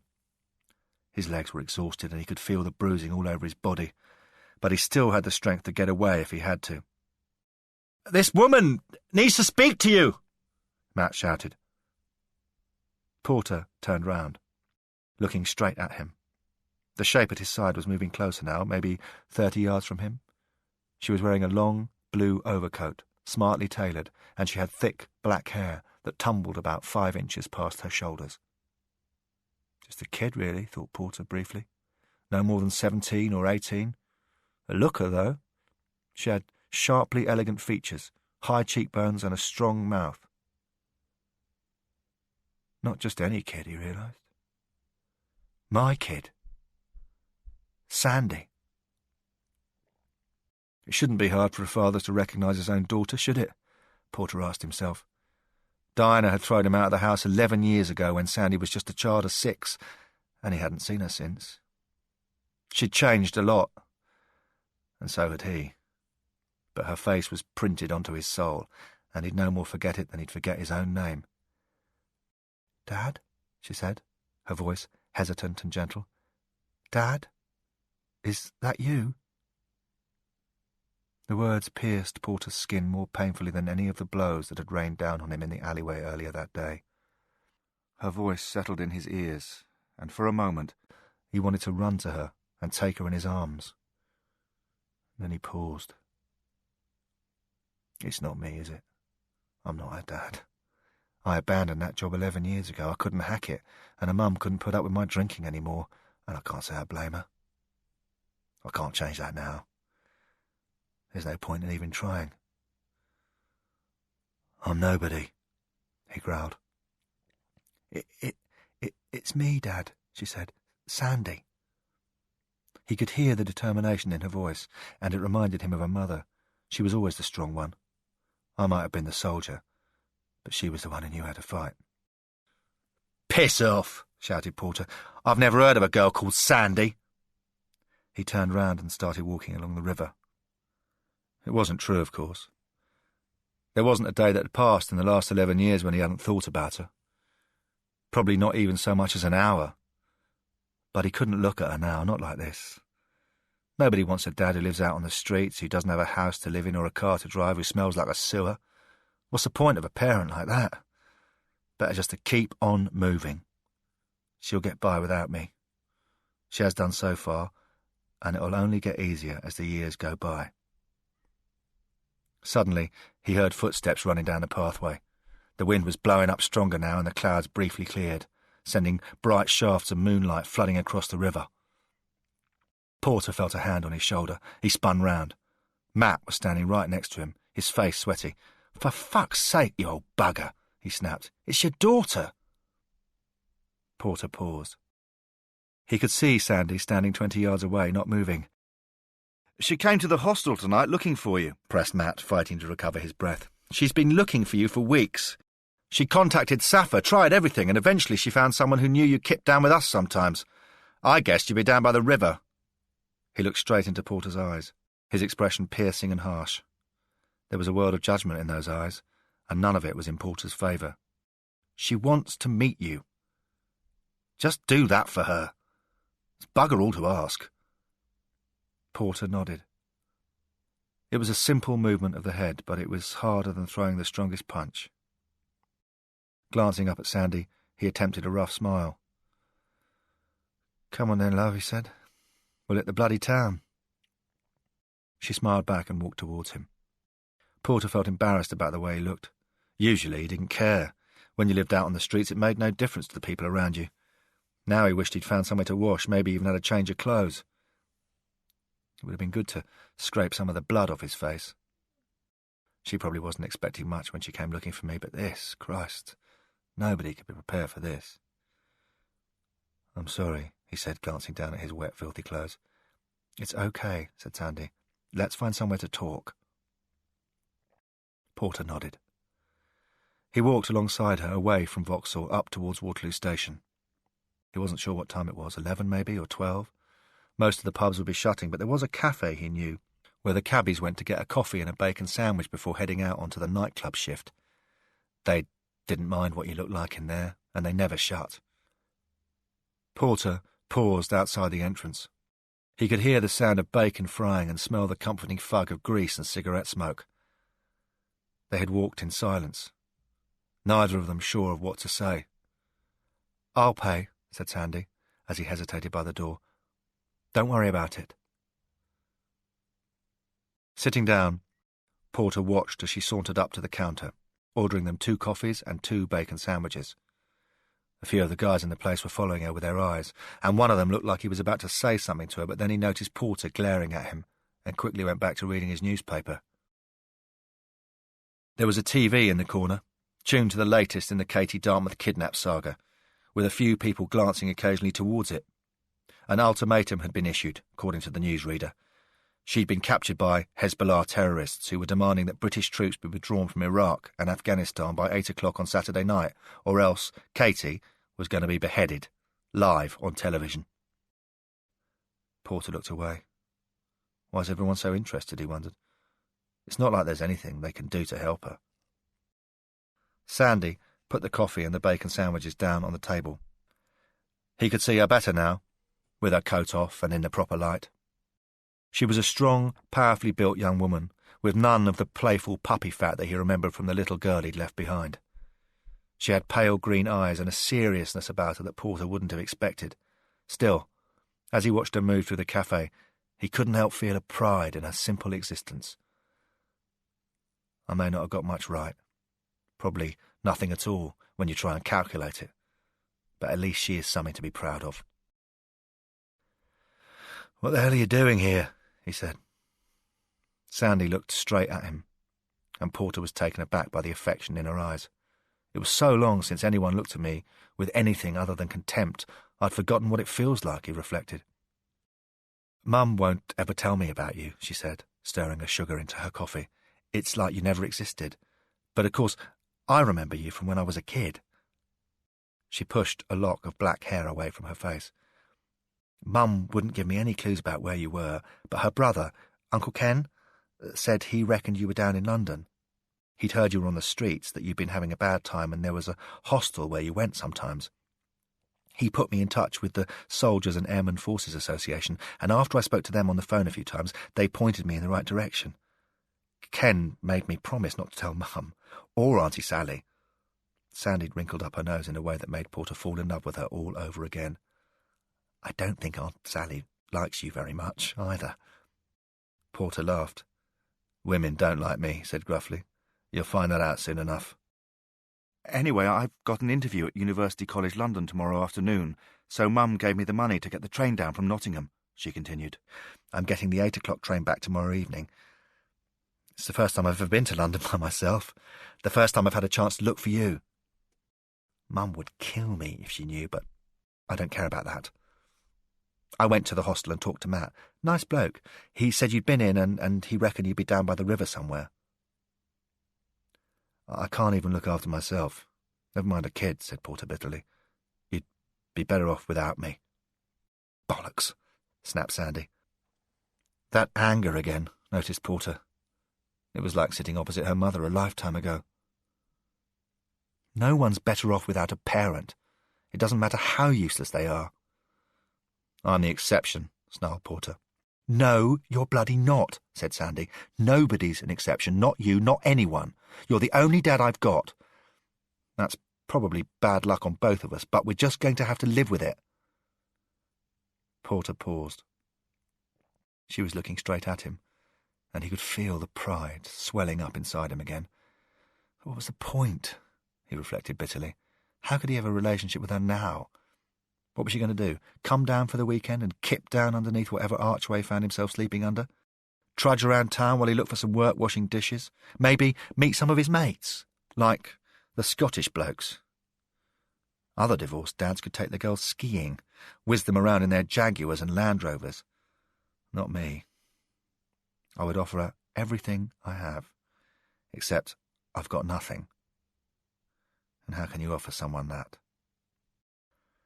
"It's not going to work," he said flatly. "Life hasn't gone straight for me, not for a long time. It's not going to change now. It can change for anyone." Porter smiled. "You're young," he said. "It's easy to believe that. I'm 45 years old. This is what I am. There's nothing to be done about it now." Sandy was already fishing around in her handbag. She took out a crisp wad of notes and pushed it across the table. "Here's £100, she said. "There's nothing wrong with you that a good shower and something to live for won't fix. Get yourself bloody cleaned up and start being a proper father." Porter pushed the money away. "Where'd you get that?" he said. "I saved," Sandy said. "Holiday jobs, now take it. It's yours." "I can't." Sandy stood up and put her coat on. "You can and you will," she said. "You've let me down once, now don't do it again. When you've sorted yourself out, you can contact me at our old address. We haven't moved." She lashed the belt on her coat angrily into place and started walking towards the door. A couple of guys looked over from the TV with leers on their faces, but they went back to watching the TV. Porter took the bacon sandwich and ate it in a couple of mouthfuls.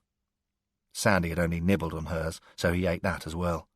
It was the first proper food he'd had all day, and it started to make him feel better. All I need now is a drink, he told himself. He started walking. The cafe was round the corner from the station, and there were people pouring back into Waterloo, even at this time of night. If you walked due south, there was a pub Porter sometimes went to on the rare occasions he had money. The Three Kings stayed open to the small hours and didn't mind what you looked or smelt like. The place didn't look or smell of much itself, so it could hardly start getting fussy about other people's appearance. There was plenty of vodka behind the bar, and so as long as you had money in your pocket, they'd keep serving it to you until you fell over. A blast of cigarette smoke hit him as he stepped through the door. When they got around to banning smoking in public places, the Three Kings wasn't going to pay any attention. Nobody worried much about the law in there, and if the police ever raided the place, there would be a lot more than smoking bans to worry about. There were maybe 24 blokes standing round the bar, a couple of whom Porter recognised. They were both ex-forces guys who, like himself, had fallen on hard times and spent their lives drifting in and out of hostels. Porter nodded in their direction, but didn't say anything. Like most people at the Three Kings, he was here to get drunk. As quickly as possible. "A vodka," said Porter, looking across at the barmaid. "In fact, make that a double." He looked at the glass of pale liquid. "I've seen the bottom of a lot of glasses," he thought to himself, "but I've rarely seen anything as clear as I see this. There's no way back for me. I just have to forget about Sandy the same way I did all those years ago, and pretty soon she'll forget about me as well." Taking a hit of the vodka, he threw it down the back of his throat. He felt the warm, snug embrace of the alcohol starting to take hold of him as the vodka swirled through his bloodstream. He could feel his muscles start to relax, and the questions in his mind started to beat less ferociously, like a storm blowing itself out. After all, he repeated to himself, how the hell could a guy like me get his life back on track? It's all very well Sandy saying I can change now, but what does she know about life? She's just a kid. He looked towards the TV in a corner of the pub. At least 12 guys were sitting around it, their beers in their hands. More Katie Dartmouth nonsense, Porter reflected. The whole country's going crazy. He took a step forward, his vodka glass still in his hand. The newsreader had already talked about how frantically the security services were searching for any clues to her location. There was an Arab guy on the TV. According to the strapline, his name was Hassad Naimi, and he was one of the senior commanders of Hezbollah who had taken Katie hostage. He'd been filmed on a webcam, and the footage had been broadcast by Al Jazeera. He was explaining how Katie was going to be beheaded on Saturday night. The execution would be broadcast live on the internet. Unless the British war criminals take the infidel invaders out of Iraq and Afghanistan by this hour, then she will die, he was saying, looking straight at the camera. I say to the people of Britain, her fate is yours to decide. Tell your leaders it is time for your soldiers to come home, or the blood of Katie Dartmouth will be on your hands. Porter watched him speaking. He was not even really listening. He was just looking at the man's face. He watched his soft brown eyes as he spoke, and he watched the lower lip tremble and shake as he stuttered out each sentence. The lip was deformed. Badly deformed. Jesus, thought Porter. I know that bastard. Heading back to the bar, Porter ordered another vodka. He threw it down his throat in one gulp, then signalled to the barmaid to pour him another. I know that bastard, he repeated to himself. It's the same kid I spared in that basement back in Beirut 17 years ago. The kid who went on to kill Steve, Keith and Mike. Porter gripped the third vodka, but didn't drink it. Maybe Sandy's right. The thought hit him with the force of a hammer. Maybe, just maybe, there is a way back for me. He put the vodka back on the bar. Turning on his heels, he started to walk through the doors and out into the cold, dark streets. The chords of Someone Saved My Life Tonight were crashing through the pub as Sky News flashed up a picture of Katie Dartmouth and faded into the ads. Just for once, Elton, thought Porter with a wry smile, you might be right. Chapter 4. The river looked better in the morning, Porter thought. The tide was high and the water was lapping right up close to the barricades. A couple of tourist boats were heading down towards Greenwich for their first run of the day. Sunshine was breaking out across Battersea Park, sending shafts of brilliant light skimming across the water. Hell, We all look better at dawn, Porter told himself. The day is still fresh and we can still hope. He glanced up at the headquarters of the firm, right next to Vauxhall Bridge. He'd walked past it 1,000 times during the few years he'd dossed down in the area. Until he saw Sandy again and realised how much she'd missed him, it had never occurred to him to go inside. I thought my soldiering days were buried. Until now. Porter checked himself in the reflection from a phone box. Not so bad, he decided. After leaving the pub, he'd found a quiet spot close to the bus depot and bedded himself down among some tossed-out cardboard boxes. He hadn't slept well, but then he never did. At 5 in the morning he'd walked a mile down to the Asda superstore on the road that snaked towards Brixton. The place was open all night. It was as cheap as dirt, and they didn't mind what the customers looked like. Porter picked himself out a new pair of jeans, a white shirt, some socks and trainers, and a sweater. The whole outfit came to 30 quid. He slipped into the toilets, washed himself as best as he could in the sink, then put on the new clothes. He tossed the old ones into the bins outside, then went to the cafe and blew another £5 on a full English breakfast and a jug of coffee. The water, at least, was free. By the time he finished that, he felt almost like a human being again. He glanced one more time at the firm. The office was deliberately forbidding, a mass of turrets and spikes with a huge inner courtyard. There were a dozen armed and uniformed police officers at the entrance, and no doubt twice as many plainclothesmen keeping an eye on it as well. There was no building in London more heavily guarded.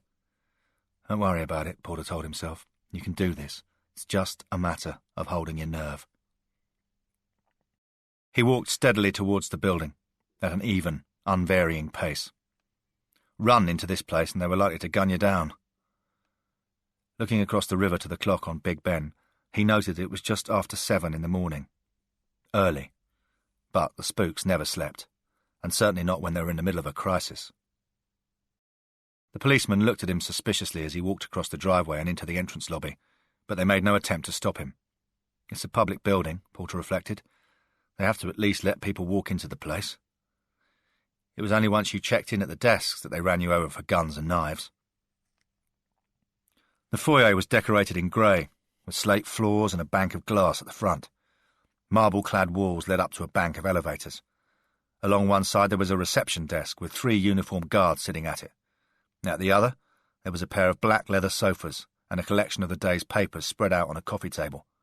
All of them, Porter noticed, had pictures of Katie Dartmouth on them.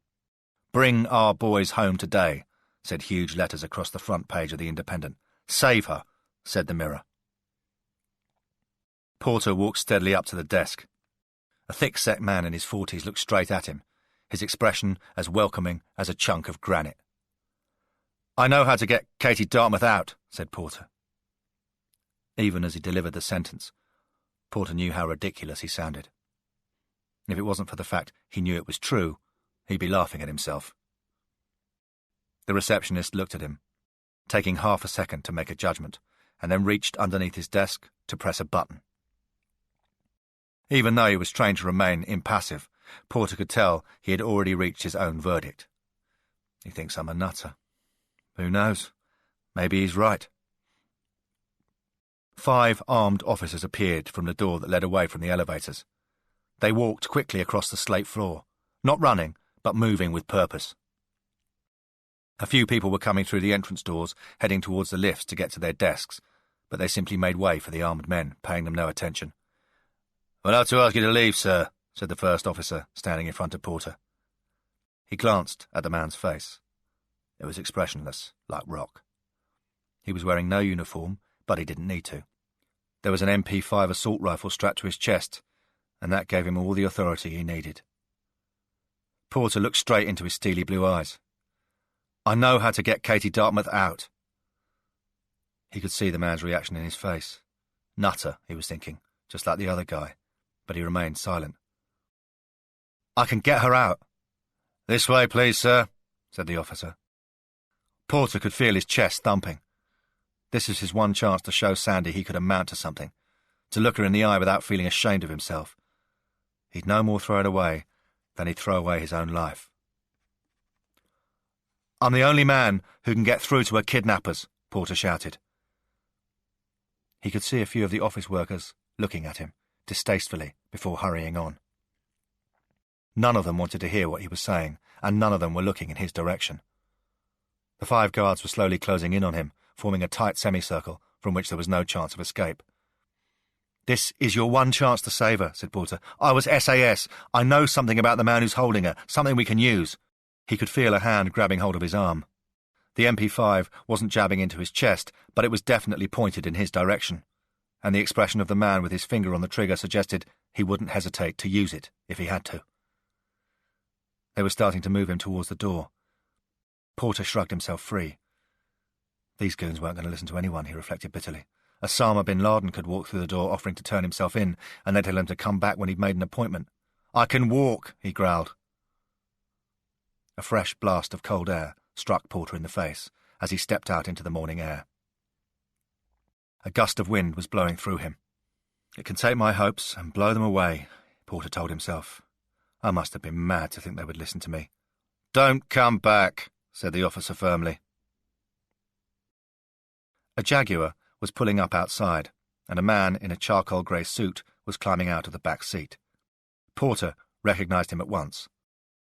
Sir Angus Clayton, the Director-General of the firm. Porter had seen his picture in the papers he sometimes fished out of the bins he slept next to. He might even have used his mugshot as a blanket once or twice. A tall man with a fast disappearing head of black hair and a face that was shallow and drawn. He looked tired, even though he hadn't started work yet. Porter was standing only a few yards away from him. "If I don't take this chance," he told himself, "then I'll never get another." "I can get Katie Dartmouth out for you, Sir Angus," he shouted. The man looked at him. His eyes were focused, intent, as the words struck home. He was assessing Porter in an instant, scanning his face, using a lifetime of experience in the intelligence trade to make a snap judgment on whether the man might be worth listening to. He slammed the door shut on the Jaguar and started walking towards the entrance doorway. The guard was tightening his grip on Porter's arm. "We've already asked you to leave, sir," he snapped. Porter took a step forward. "1 minute of your time," he said. "That's all I'm asking for." Sir Angus kept walking towards the revolving glass door that led into the firm's headquarters. From the expression on his face, you couldn't even tell if he'd heard Porter. "If you make any more trouble, sir," started the guard. Porter shrugged him aside. "That woman is going to die in 5 days' time, Sir Angus," said Porter, "and I'm the only man who can do anything about it." The guard was tugging him back. "1 bloody minute! I'm SAS, I'm—" "Sir, you are risking arrest," the guard said. Sir Angus paused. His hand was already pushing the revolving door open, but his feet had stopped moving. Slowly, he turned round. His eyes were looking straight at Porter, questioning and probing at the same time. "Your regiment?" Porter nodded. "What was the code name of the firm's liaison officer in Hereford in 1990? "Zebra, sir," replied Porter, without a flicker of hesitation. "And do you keep in touch with Jim West?" "Not likely, sir," replied Porter. "The bloke died on a black op in Somalia." "I've passed the test," thought Porter. Only a regiment man could answer those questions. "A minute is too long," said Sir Angus quietly. "I'll give you 30 seconds. The guard let go of Porter, but he was still standing just a couple of feet behind him, and his gun was still cocked, ready to drop him if he created any trouble. Porter paused. 30 seconds, he told himself. Better make this good. "In 1989, I was in the SAS," he said, his tone confident and strong. "There was a hostage rescue mission in Beirut, a guy called Kenneth Bratton. There was a young kid, one of the Hezbollah boys. I spared his life.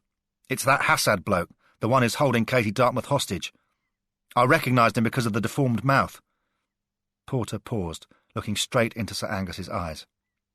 He could tell he'd caught his interest. Whether he'd convinced him or not, it was impossible to say. "He'll talk to me because he owes me," he continued. I know it might not work, but it's worth a try. And what else have you got? If you've got a secure line to him, tell him there's an SAS guy with 2 fingers missing on his left hand. Tell him I want to come and talk to him." Sir Angus glanced down at Porter's left hand. He could see at once the 2 stumps where his fingers used to be. He rubbed his brow, as his face creased up into a frown. Porter could feel his heart thumping against the walls of his chest. "I'm on the level," he said. "I was Regiment. You can check my records." Sir Angus hesitated. "Here's what I'm going to do," he said. He nodded towards the guards. "These gentlemen are going to take you to a secure room. A case officer is going to come down and check out your story." "Thank you, sir," said Porter. "But let me tell you my terms," Sir Angus continued. He was already starting to turn back to the revolving door. "If you're wasting our time, I'm going to get them to beat the bloody hell out of you, then take you to the back of this building and feed you to the sodding fish. Got that? You can leave now if you want." "I'll take those terms," said Porter with quiet determination. Chapter 5. On the table in front of him there was a jug of coffee and a plate of biscuits. Porter took the jug and poured himself a third cup of coffee, drinking it down in a couple of gulps, then eating another of the biscuits. He'd have polished off the whole plate in the next few minutes, he realised. When you lived on the streets, you ate your food quick, before someone stole it, the same way a wild dog does. He'd been sitting here for 10 or 15 minutes already. The guards had taken him down 3 flights in the elevator into the network of cells and interrogation rooms that lay deep underneath the firm's headquarters. They'd remained silent during the time it took to bring him here. Porter could tell the guy in charge was looking forward to roughing him up if his story didn't check out. "Someone will be along to see you in a minute," he had said briskly, as he ushered Porter into the room. It didn't look like a prison cell, Porter thought. But that's what it was. The door was locked behind him, and he reckoned you'd need at least a couple of pounds of Semtex to break through it. There was grey carpet on the floor, and the walls were painted a grey-white. A simple table was in the centre of the room with a coffee jug on it, and next to it there was a chair. A flat-screen TV nestled in one corner. Otherwise the room was completely empty. Porter took another biscuit and flicked on the TV. Sky News was covering the Katie Dartmouth hostage story 24 hours a day now. The presenter was going over live to Downing Street, where the Prime Minister was about to make a statement. Porter watched with interest as the familiar figure appeared on the screen. He paused, and there was a catch in his throat as he concentrated on what he was about to say. Let me just start by saying that all our thoughts are with Katie Dartmouth and her family at this time," he began, looking straight at the camera. "I just say this to the people who have taken her. Whatever your quarrel is with the British government, then we can talk about that, but there is nothing to be gained from taking the life of an innocent young woman. Now, to the British people, I say this. They are asking for British troops to be withdrawn from Iraq, but nothing is more important than that we stay the course and don't turn our back on the war on terror. Sir Peregrine Collinson has been put in charge of our diplomatic efforts to bring Katie Dartmouth out of the Lebanon. Whatever he needs to bring that about, you may be assured it will be put at his disposal." The PM paused, coughing slightly. "This certainly isn't the moment for sound bites," he continued, "but in our darkest hours, our finest men come forward. Peregrine Collinson is one of those men." Porter turned the sound down. "Bollocks," he muttered, out loud. "That tosser couldn't get a cheesy what's-it out of its packet. He certainly doesn't know how to get Katie Dartmouth out of a cellar in Beirut." Porter snapped rigidly to attention as he heard the lock turn in the door. A woman was coming into the room. He guessed she was about 35, with dark hair that stretched down no further than the bottom of her neck, and with clear blue eyes that were set in a solid, serious face. She was wearing a black jacket and black skirt, with a white blouse and an amber necklace hooked around her delicate white skin. "Just keep yourself focused," Porter told himself. "Finally show Sandy that you can do something." "My name is Layla Thompson," she said, looking straight at Porter. "And you are?" "Porter," he replied crisply. "John Porter." She pulled out a chair and sat down opposite him. There was a notepad and a pen in front of her, and she instinctively reached for them. But Porter noticed she wasn't writing anything down, just drawing a series of rectangles. "Sir Angus says you know how to get to Hassad Naimi," she said. "I've been through it once with the boss," said Porter. "I was in the SAS back in '89. We went into the Lebanon to get out a hostage. Hassad was there. He was just a kid then, so I spared his life. I recognised him from the shape of his mouth. It's deformed. You can't miss it. And you think he'll talk to you? Said Layla. She was about to pour herself a coffee and take a biscuit, but then she noticed they were all gone. Like I said, I let him live, said Porter. 3 good men died on that mission, and I lost 2 fingers on my left hand. I've regretted it every bloody day since, but that doesn't change the facts. He owes me. Arabs may not be good at much, and I wouldn't trust the bastard any further than I could throw a camel, but they never forget an obligation, not when their honour is at stake. Why did you let him live? Christ, he was just a kid. A dangerous one, however. We've been through all that, snapped Porter. It's not important now. Which years were you in the regiment? Said Layla. From 88 to 92, answered Porter. Layla nodded. She had the same patient manner of a doctor, listening carefully to what you said while neither approving or disapproving. Here's what I'm going to do, she said. I'll take some fingerprints and a snip of your hair so we can run ID checks and a DNA test. We need to make sure you are who you say you are. If that works out, then we can have a conversation. Okay? Porter nodded. It was going to take time, he told himself. You couldn't walk back in from the cold after 14 years and expect the security services to start trusting you. It took only a few moments to snip a lock of hair and take an impression of his fingertips, and then Porter was alone again. Layla had left, locking the door behind her. They didn't believe him yet, he noted, but they weren't going to risk losing him, either. Porter flicked on the TV, but there was just replays of the PM's statement on Katie Dartmouth. One of the political commentators was talking about the by-election coming up in 9 days' time and how the government faced a potential humiliation if Katie was executed at the weekend.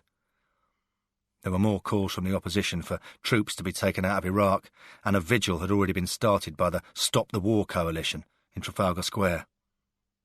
Porter turned it off again. He'd watched enough by now to know how badly they wanted Katie out of there. Alone with my own thoughts, he reflected. Always a dangerous place. An hour slipped by, and then another. Porter could feel himself growing desperate for a drink. The coffee pot was empty and the biscuits were all gone. As he stared at the walls, the doubts started to creep up on him, like maggots crawling across rotten meat. What the hell am I doing here? Who in the name of Christ do I think I am kidding? I must be mad to want to get back into this, he decided, as he stood up to pace around the small room. Whatever it is a man needs to be made of to turn him into a warrior, I haven't got it. And there was no point in thinking I'm suddenly going to acquire it at my age. He looked at the door again. If only it wasn't locked, he'd just walk straight out of here, get back to his archway, use his spare cash to buy a couple of bottles of vodka, and get some rest. If I don't come back soon, I'm going to start banging on the door. I can't deal with this much longer. Not without something to drink. Just then the door started to open. Layla walked in. "Okay, so you are who you say you are," she said, sitting down behind the table. She motioned to Porter to sit down opposite her, but he preferred to stand. "The problem is, John Porter is a fuck-up," she continued. Layla glanced down at a sheaf of computer printouts she'd been carrying under her arm. "We've retrieved your records, and indeed you were in the SAS from 1988 to 1992, but, how shall I put this delicately? You weren't exactly gunning for any medals, were you?" "I was good enough to get in," growled Porter. "But not good enough to stay in," said Layla, her tone laced with sarcasm. "You fucked up in the regiment. You were sent off to be a range warden, but you couldn't handle that either. After you left the army, you tried a few jobs, but you couldn't hold them down. Your wife kicked you out more than 10 years ago. She divorced you 5 years ago, but you probably didn't even know because her lawyers didn't have anywhere to send the papers." She shrugged, flicking a piece of dust off the shoulder pad of her black jacket. Porter watched it fall to the floor. He knew how it felt. "If I may put it this way, John Porter isn't exactly the first person the nation would turn to in its hour of need." Porter stared at the floor. I shouldn't have bothered, he was telling himself. I should have just gone somewhere I could get a drink. I shouldn't have come. He started to walk towards the door. Hold it, said Layla. He looked at her. She was flashing a smile at him, and for the first time he noticed how pretty she was. There's a woman underneath that black suit somewhere, he thought. But you need some sturdy pickaxes and shovels to find her, because she's buried a long way underground. What's past is past, she said, her tone softening. What we do know is that you were in the SAS and you went into the Lebanon. Do you really know this Hassad bastard? Porter nodded. I spared his life. And you reckon he'll speak to you? Porter nodded. I already told you that. Leda stood up. If we had any other options, believe me, we'd take them, she said. Wait here. I'm going to talk to the boss. He doesn't always listen to me, but if he does, well, you might just have talked yourself into a job. This ends Disc 2 of Strike Back. Strike Back. Disc 3. Chapter 6. Porter glanced at Layla in the elevator. They were moving swiftly up towards the 10th floor, where all the top brass had their offices. One shot, thought Porter. That's all I'm going to get at this. Within an hour, I could be back on the streets. A brief flicker of doubt crossed his mind. This might end up costing me my life. Then again, what sort of life is it anyway? The elevator cruised to a halt, and as the door opened, Porter stepped out into the thickly carpeted corridor. He'd been waiting back down in the interrogation room for 3 hours before they'd said they were ready to talk to him. Plenty of time to practice my lines, he told himself. He trod swiftly down the corridor, following as Layla led the way. There were no windows on this floor of the firm. The building had already suffered one rocket attack by a dissident IRA group back in 2000, and the walls were now built of thick, armoured steel. But there was no way a window could be made completely secure, so they had got rid of them. There was a soft, artificial light along the corridor, and the walls were decorated with striking pieces of modern art. The main conference room was 15 yards down from the elevator, sealed off behind a frosted glass door. Its entrance was guarded by 2 men, neither of them in uniform, but both with MP5 assault rifles strapped to their chests. Porter, said Layla, pausing before the door to the conference room. If you want to make yourself look like a bloody idiot, that's up to you. If you make me look like one as well, then I'm going to have your balls chopped off. Is that clear? Porter ignored her, walking inside. The room was at least 30 feet long and 10 wide. It was dominated by a thin glass table with black leather chairs all around it. There were pots of coffee and bottles of mineral water distributed along it. On the left-hand wall, there was a row of flat, black plasma screens. They were tuned to Sky News, CNN, BBC News 24, Fox News, and Al Jazeera, all with the sound turned down. On the opposite wall, there was a bank of computer screens and a table of telecoms kit. Lots of kit, Porter noticed, but you wouldn't learn anything here you wouldn't find out from watching TV at home. They don't trust me enough to let me see any sensitive intelligence. The lion's den, thought Porter, as he took another step forward. This is what the Christians must have felt like when they got tossed into the Colosseum. Except at least they had some faith in themselves. Sir Angus was sitting at the head of the table, and directly to his right was Peregrine Collinson.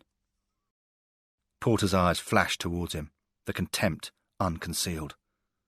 Collinson returned the look, and as he did so, a thin, detached smile crossed over his lips. It was more than 15 years since Porter had last seen him, but he still looked in remarkably good shape for a man in his mid-40s. His hair had grown darker, but there was still plenty of it.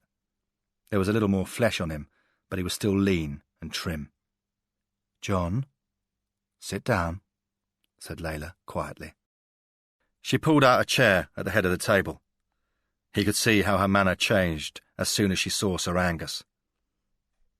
In control, when she was interrogating him, she suddenly became quiet in the presence of the boss. No doubt about who's in charge of this place, Porter noted. No doubt either that he scares the crap out of the lot of them. "You've turned up rather unexpectedly, Mr. Porter," said Sir Angus, "and I suppose we'll find out in the next few minutes whether you are unwelcome or not." Porter nodded, but remained silent. "Don't open your mouth more than you need to," he told himself. "It's never done you any good before, and it probably won't now, either." Sir Angus waved a hand around the table. "Let me make the introductions," he said, nodding to each man in turn. "Peter Thornton, the man in charge of your old regiment, the SAS. Sir Gerald Daniels, the Chief of the Defence Staff. James Middleton, who runs the Foreign Office's Middle East desk. You'll probably recognise Jeff Bramley, the Secretary of State for Defence. Jim Muir from Downing Street, who runs the press operations. And, of course, Sir Peregrine Collinson, the Prime Minister's Special Envoy to the Middle East." "We've met before," said Collinson. Porter didn't flinch. "I believe so," he said quietly. There was something about Sir Angus's tone when he mentioned Collinson's name that suggested he didn't like him very much. "Join the club, mate." "Let's forget the poxy reunions, shall we, boys?" snapped Muir. "There's a poll out in the Evening Standard this morning showing that 75% of the British public think British troops should be taken out of Iraq rather than have fucking Katie Dartmouth executed. So should we just get down to sodding business?" Porter noticed that Muir was doodling a picture of a woman with huge breasts and a very short skirt on the notepad lying in front of him on the desk. He looked back at Sir Angus. "So you think this Hassad man will speak to you?" said Sir Angus. "That's right, sir," said Porter. "Tell him there is an SAS man who spared his life in '89, who lost 2 fingers on his left hand." Sir Angus nodded. "And if he'll talk?" "Then send me out to negotiate," said Porter. "Who is this guy, anyway?" snapped Muir. "Where the fuck do you find him?" "Actually, he found us," said Sir Angus. "He came in this morning." "Jesus, I can't fucking believe it," said Muir, his tone exasperated. "We spend a couple of fucking billion a year on our security services, and we have to rely on some bloke who wanders in off the street. Christ almighty! Your budget's getting chopped in the next spending review, along with your balls." Muir was scribbling even more frantically on his pad. The breasts on the woman were growing larger, and her skirt shorter. "He was one of our men," said Peter Thornton. "Porter was in the regiment from 88 to 92. "And he says Hassad will talk to him," said Sir Angus. "I don't think we need him," said Collinson, leaning forward on the table. Porter looked towards him, but made sure not a single muscle on his face even twitched. "No offence, Porter," said Collinson. "Good to see you again and all that, but we've got men scouring the Middle East, looking in all the usual rat cellars, and we're bound to turn up something. You've been out of this game for a long time." Another thin smile started to spread across his lips. "And, all in all, it's a shame you didn't kill the man 17 years ago. You—" Porter was about to continue, but he stopped himself at the last moment. Looking up the table, he could see Sir Angus flinch as soon as Collinson spoke. "So long as he's against me, I'm in with a shout," he realised. "Within the firm, your enemy's enemy has always been your friend. I can use that," he realised, "so long as I play it right." "If you don't need me, I'll understand, sir," said Porter quietly, looking straight at Sir Angus, then glancing towards Muir. "And how many other leads do you have?" said Muir to Sir Angus. "At this moment, precisely none," said Sir Angus. "And however confident Perry might be, the truth is we don't have much of a clue where she is. Could be the Lebanon, could be Syria or Jordan. They might even have taken her to Iraq." "We've talked to Mossad," said Sir Gerald Daniels. "They've got the best network of spies throughout the Middle East, and even they don't have a clue where Hassad might be hiding the woman. They can't even give us any pointers as to why Hezbollah are pulling this stunt now." "Looks like this guy's the best chance we have," said Muir. Sir Angus looked down the table. "Please try not to screw it up." Porter felt a surge of adrenaline shooting through his veins. Maybe, just maybe, I've pulled this off. He glanced at Collinson. He could see a flash of irritation pass across his face, but within the next few seconds it was replaced by a relaxed smile. At his side Layla stood up, saying she would get the technicians to put through the call. Hassad hadn't given them a phone number. It was too dangerous. Even a mobile phone could be tracked by the American satellite systems, and the firm could always borrow the CIA kit for a day. Instead, he'd given them a Skype number, which allowed him to make a call over the internet. The call would be routed through the web and would contact Hassad at the other end. The technicians had been trying to use the number to get a location, but it was impossible. The call was routed through 100 different web servers and computers, some of them just internet cafes in the back streets of Damascus or Cairo, and some of them home computers that had been hijacked by viruses. There was no way of telling where the call had come from. Hezbollah, along with Al-Qaeda, were experts in using the internet to communicate safely, with no chance of their location being cracked. "The guy's a fuck-up, we can't trust him," said Collinson suddenly. The technicians were still fiddling around with the internet connections. The Skype call was going through so many different routers it was taking several minutes just to reach Hassad. He'd answer, there was no question of that. He'd already been in touch to confirm he'd taken Katie hostage and to show them the webcam that was going to broadcast her execution live to the world next Saturday night. Wherever he was holed up, he had an internet connection, and it was kept live 24 hours a day. It was just a question of patching the call through. Porter could feel his heart thumping. He knew it was still possible to blow this. "We've read the files," said Peter Thornton, "on Porter's one and only combat mission for the regiment. 3 men died. It was the worst round of casualties since the Falklands. And there was nothing as bad until Iraq won, so, no, he didn't exactly cover himself in glory, but no blame was officially attached to Porter, and—" He paused, deciding not to continue along that path. "We haven't seen him or heard from him for at least a decade, so his record isn't great, but it doesn't disqualify him either." "Why are you doing this?" asked Bramley, looking straight at Porter. "To help my country, sir," he replied, his tone even and controlled. "And that young girl, well, I've seen people held hostage in the Lebanon, and it's pretty bloody rough." "That's good enough for me," insisted Sir Angus. "I say we let him make the call." Just then, Layla switched on a speakerphone, placed at the centre of the conference table. "We have Hassad Naimi on the line," she said softly. The room went quiet. Each man sitting around the table was suddenly rigid with anticipation. Sir Angus leant forward on the table, speaking clearly so that his voice could be picked up by the phone. "There's a man here who says he saved your life," he said. "An SAS guy with 2 fingers missing on his left hand." There was a pause, almost audible on the line, but Hassad said nothing. The entire room remained silent. At his side, Porter could hear Layla taking a sharp intake of breath. "Know him?" snapped Sir Angus impatiently. There was another long pause. Nobody was looking at Porter. They were staring at the table. "No tricks?" Hassad replied. "The woman dies at 8 on Saturday." The voice was pinched and dark, with a slight American accent to it. "Do you know this man?" repeated Sir Angus. Another pause. "It makes no difference." Porter stood up and walked 5 paces along the table. Leaning over, he wiped a thin film of perspiration from the back of his neck. Looking at the speakerphone, as if he were looking straight into the eyes of the man on the other end of the line, he started to speak. "You said you were so grateful. I was an amiyat al-Ikhwan al-Muslimun," he growled. "A debt is a debt. All I ask is that you meet with me." The pause was even longer this time.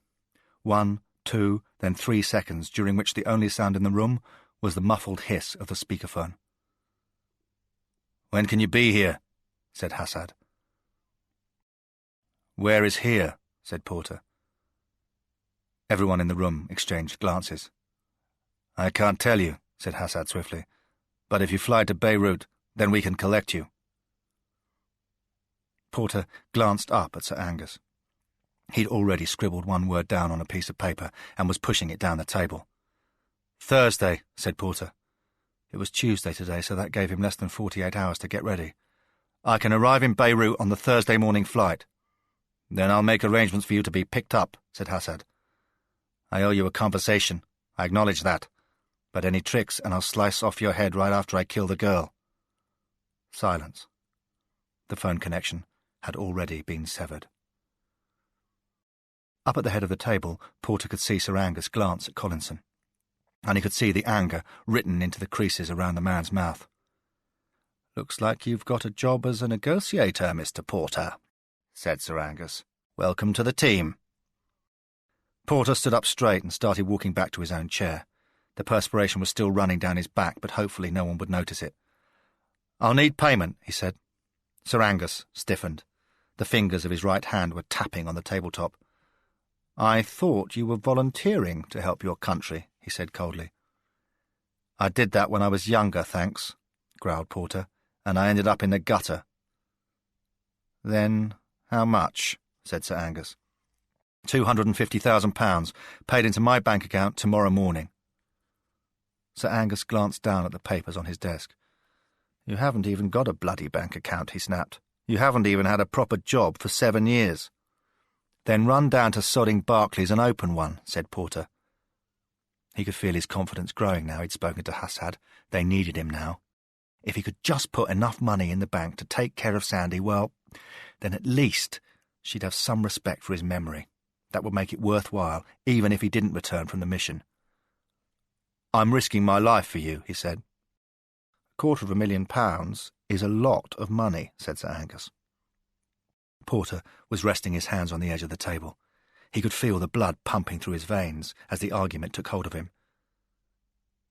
"You don't learn much on the streets, except that most people don't give a fuck about their fellow man, but you do learn this," he said. "When people are desperate, they'll do just about anything.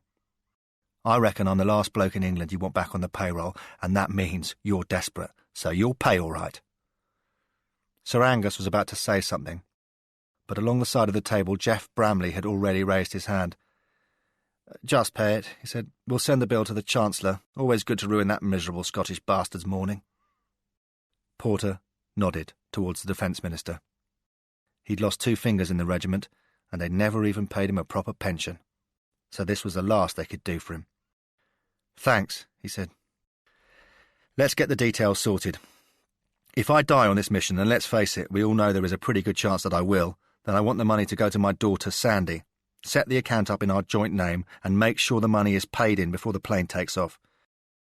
"Agreed," said Sir Angus wearily. "If you need a certain colour of socks, be sure to let us know and we'll see if it can be arranged." He smiled at his own joke, but his expression quickly turned serious again.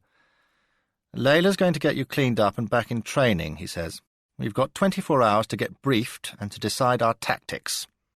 Layla had already stood up, her expression purposeful and businesslike. Porter started to follow her towards the door. "One other thing, Mr. Porter," said Sir Angus. "What the hell is the Amiyat al-Ikhwan al-Muslimun?" From the right side of the desk, the Foreign Office's James Middleton looked up. A thin man with a balding head and a shirt that seemed at least 1 collar size too small for him. He had remained silent throughout the entire meeting so far. "It's a reference to the Society of Muslim Brothers, Sir Angus," he said. "They are the most extreme and secretive of fundamentalist Muslim sects. They were set up in Egypt in 1928, and its offshoots include Hamas, Hezbollah, Al-Qaeda, the whole bloody lot of them. But the society is where it all started, and many people think it still controls the entire Muslim fundamentalist movement." Evidently Hassad is a member, and when he referred to it to Porter all those years ago, he was acknowledging the extent of his debt to him. Just to mention the name of the society to a Westerner is a mark of extraordinary respect, and places the speaker under an obligation that he can never break. Porter smiled, reserving his widest grin for Collinson, still fuming at Sir Angus's side. "Looks like I've got honorary membership," he says. "Praise be to sodding Allah." Chapter 7. The doctor was young, no more than 30, dressed in a white coat, with closely cropped black hair and eyes that suggested he didn't like being disagreed with. His name was Simon, according to the tag on his jacket. "Basically, you're in terrible shape," he said, "but I guess you already knew that." Porter nodded. The last time he'd seen a doctor had been more than 10 years ago, before Diana had thrown him out. He'd gone to see him because Diana was driving him crazy, nagging him about his drinking. He dragged himself off to see the local GP in Nottingham, a kindly woman in her mid-30s who offered to refer him for some counselling. Porter thanked her and took the number of the therapist, but never made the call. What was the point? He thought at the time. He drank because it was the only way he could live with himself, knowing that he'd screwed up the only job he ever wanted and carelessly thrown away the lives of 3 good men. No therapist could go back in time and change that. So, what was the point in even talking about it? You want the good news or the bad news? Said Simon. After leaving the conference room, Layla had taken Porter straight back to the elevator and down to the operations room on the 2nd floor of the building. A flight was already being arranged to get him to Beirut for Thursday morning. It was Tuesday afternoon now, which left them 36 hours to prepare him for the mission and to resolve what kind of tactics he should deploy once he was confronted by Hassad. We'll take you to the medical centre first, Layla had told him. They had to find out what kind of shape he was in before they could do anything else. For 20 minutes, he'd been sitting back in a comfy chair while they took blood samples and x-rayed his whole body. I'll take the bad news, said Porter grimly. It's what I'm used to. Your lungs are in the worst shape, said Simon. Smoker, right? Only when I can afford them, said Porter, which isn't very often right now. Just as well, said Simon. Anyway, you've got several different infections. I'm going to put you on some high-strength antibiotics. He looked down at the papers on his desk. There are a series of problems with your left leg. You have a nasty arterial ulcer infection just below the knee. You're going to need a small operation to fix that. We'll try and get that done right away. I'll put you under for that, otherwise it will hurt a bit. You've got a series of skin fractures around your back, and your feet have a nasty case of gout, so we're going to have to try and clean all of that up. We're still waiting for a full analysis of your blood, but I think we can safely say your liver isn't a prime specimen. But there's basically nothing we can do about that in the time we have available. Simon glanced up at Porter and tried to smile. As for your teeth... well, we put in a call to one of the best dentists in London, and he'll be here later today. It's going to take a while, I'm afraid. He put his pen down on his sheaf of papers. Any questions? You said there was some good news. Simon shrugged. I lied about that. There isn't any. He grinned. Let's put it this way. You're still alive, which is a miracle given the way you've been living for the past few years. You're basically pretty strong. Clean you up and you'll live a few more years yet. A few days is all I need, said Porter. Fix me up so that I can hold out until Saturday night, and I'll be fine.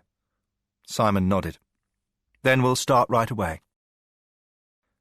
Porter walked through to the room he'd been allocated within the firm's headquarters. It wasn't the Ritz, but by the standards he'd become accustomed to, it was luxury. He had his own TV, a small but comfortable bed, and next to it an array of medical tracking kit. It was a cross between a chain hotel and an upmarket private hospital. Good to see the firm isn't bothering with the NHS, Porter thought. They don't mind mixing it up with Al-Qaeda, but they don't want their best men catching MRSA down at the local surgery.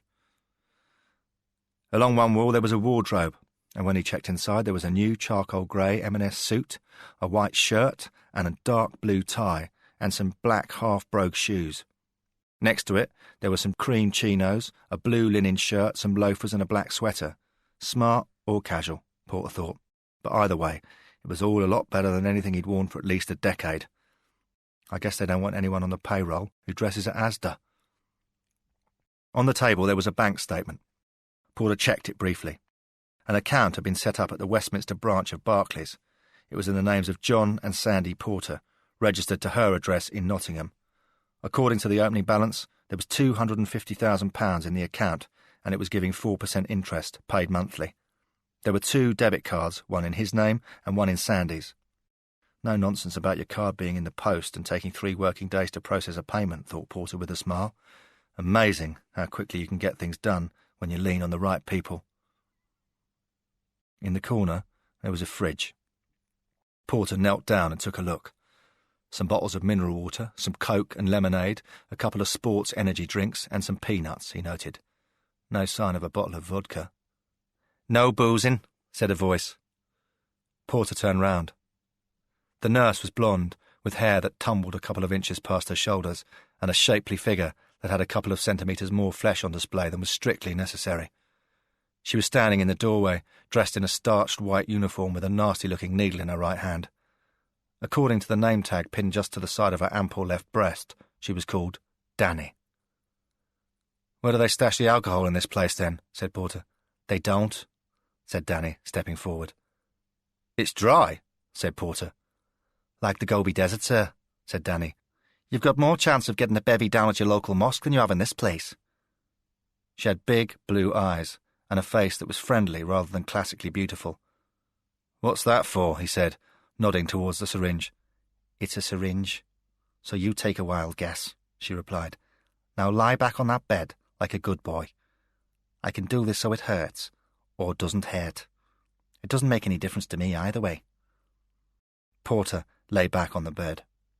The sheets were crisp and white and soft, and he realised as he put his head down on the pillow that it was years now since he'd gone to sleep between white linen. "Just hold still," said Danny. He could feel the needle piercing his skin, but she was right. It hardly hurt at all. He let his head rest on the pillow and closed his eyes.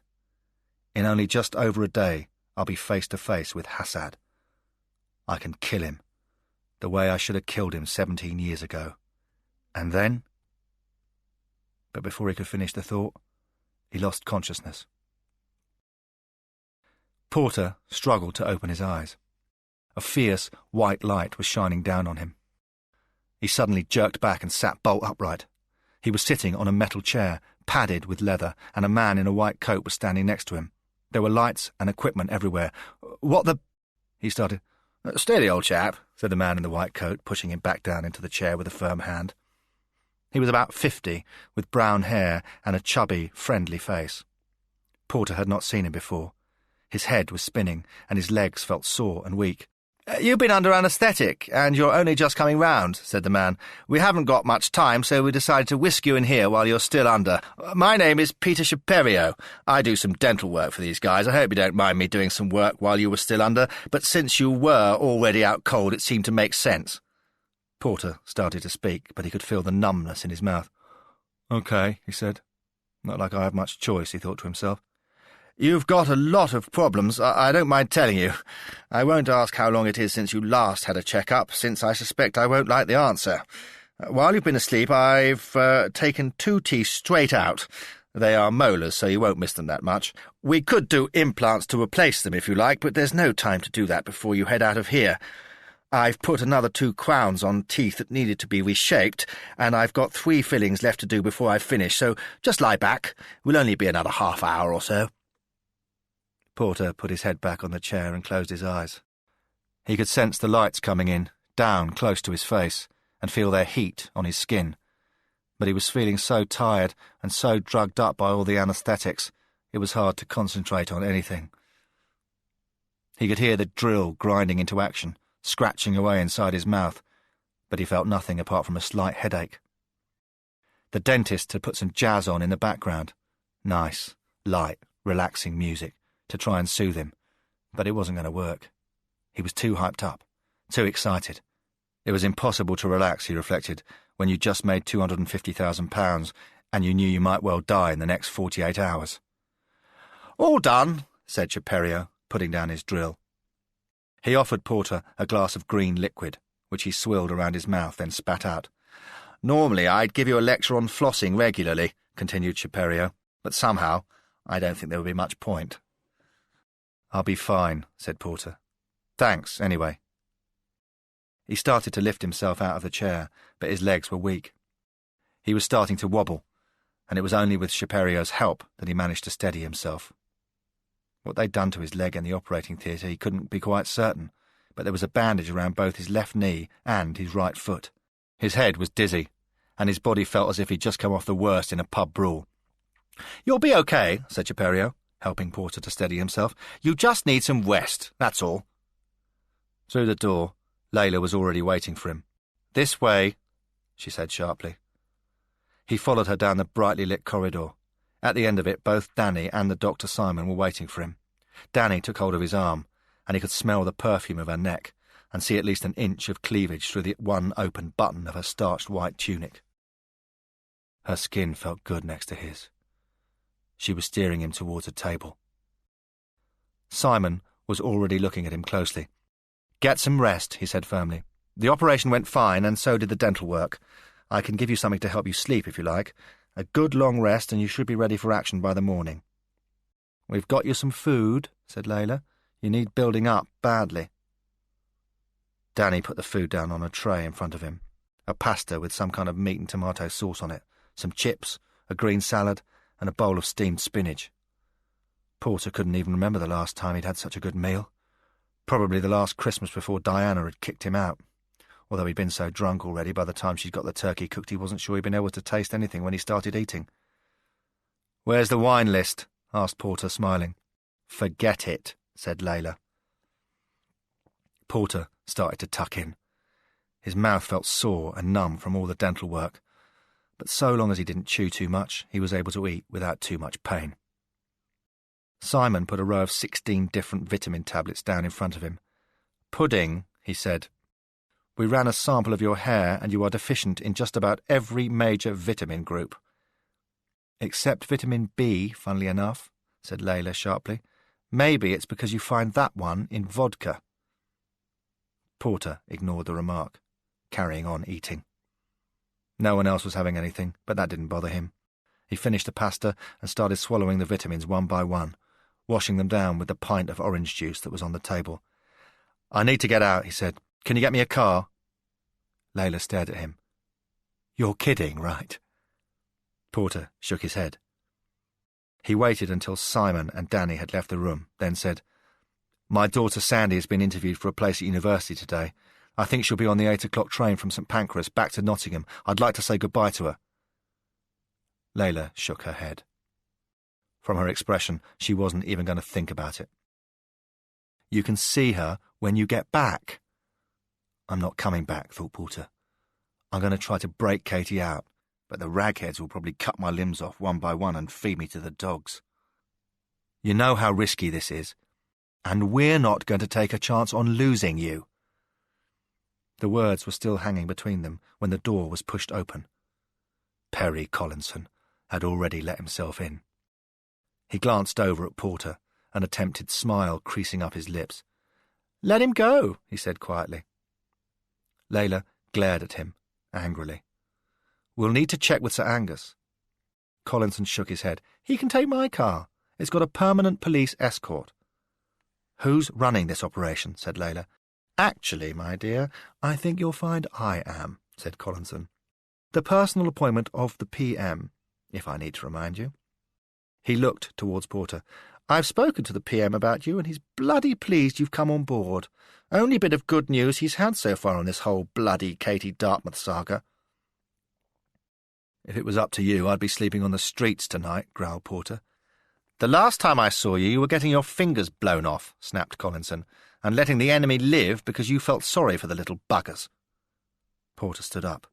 He could feel his head spinning, and had to put his hand down on the table to steady himself. "And the last time I saw you, you were puking up because the sound of gunfire had you rattled." For a moment, Collinson stiffened. His face went white, and his lips were pursed together. Then he suddenly relaxed. Another grin creased up his face. "Let's just bury the hatchet, shall we?" he said. "We're all working together on this one. You wouldn't have been my first choice, but now you're on the team, I'm bloody glad we're working together." He patted him on the shoulder, but Porter instinctively recoiled from his touch. "My car's outside, so take it and go and say goodbye to your girl," he said. "Sir Angus will—" Layla started to say. "Will listen to me," said Collinson, "and if he doesn't, I'll just have to get the PM on the phone." "Thanks," said Porter tersely. He headed for the door and left the room. As he reached the lift, he could see Layla walking along the corridor behind him. She followed him down to the foyer, then walked out of the building and started talking to the driver in the waiting Jaguar. "Don't be more than an hour," she said, looking up sharply at Porter. "If you're not back here by 8:30, then the police will bring you back. You need your rest. That understood?" Porter nodded, climbing into the back of the car and telling the driver to take him straight to St Pancras. "Understood," he said. "I came in and volunteered, remember? I'm not about to bugger off now. Chapter 8. The cream leather upholstery of the Jaguar felt luxuriously comfortable as Porter sat back into it. He was wearing the charcoal grey suit they'd left for him in his room, and he was surprised by how well it fitted. The shoes were comfortable, and even the tie wasn't pinching his neck too badly. Last time I wore one of these, I was being turned down for a night guard job at a Tesco depot, Porter reflected. Maybe I just didn't know the right people. The driver pulled the car away from the curb and started driving across Vauxhall Bridge for the short journey up to St Pancras Station. I could get used to this, thought Porter. The food, the cars, the money. Shame I'm almost certainly going to die in the next few days. He glanced over at Big Ben. It was already 20 to 8. Only a little more than 12 hours since he had stepped into the headquarters of the firm, and less than 24 hours since Sandy had found him by the edge of the river. It seemed a lifetime ago already. His world had spun on a coin, and he couldn't be certain how long it was going to take him to get used to it. "Step on it," he told the driver. "I have to be there by 8. There was some traffic up past Trafalgar Square. The Katie Dartmouth vigil was gathering strength, and from the windows of the car, Porter could see several hundred people carrying banners and singing Bruce Springsteen's retooled version of the Pete Seeger Vietnam classic, Bring 'Em Home. The driver put the blue siren on top of the Jag and managed to push his way through the stationary cars and cut through Russell Square to take them through to the Euston Road. He pulled up sharply outside the station with just a few minutes to spare. Porter climbed out, walking quickly through the evening crowds. He was sure Layla had some policemen following him, but decided to ignore them. He just needed to see Sandy once more. His eyes scanned the departure board. The Nottingham train was leaving from platform 5 in 3 minutes. Porter ran towards the platform and the waiting train. Walking swiftly along the platform, he scanned the passengers as he went. His eyes flickered across them as they took their seats, hooking their iPods into their ears and opening up their books and newspapers. But he couldn't see her anywhere. Where the hell was she? He looked along the platform. There were people streaming towards the train and trying to decide which carriage to climb aboard. Porter pushed his way back through the throng, muscling his way past the suitcases. "Sandy!" he shouted. Porter could see her running towards the platform. Her hair was tied back in a ponytail and her coat was wrapped tightly around her. She was carrying a small leather holdall and there was a magazine tucked under her arm. "Dad!" she shouted back. He swept her up in his arms, lifting her clean off the ground. She gasped as the strength of his embrace squeezed the air out of her chest, then kissed him on the cheek. I might not look like $1 million, but I at least look like a couple of hundred, he thought. A lot better than I did last night, anyway. "How did it go?" he asked, putting her back down. Sandy shrugged and pulled a face. "I hate interviews," she said. "I never know what to say." Porter wished there was some kind of advice he could give her, but nothing came to mind. "We all do," he said reassuringly. "I'm sure it'll be fine." Sandy pulled away. "You look—" She paused. "Cleaner. That's the word you're looking for," Porter thought with a twitch of shame.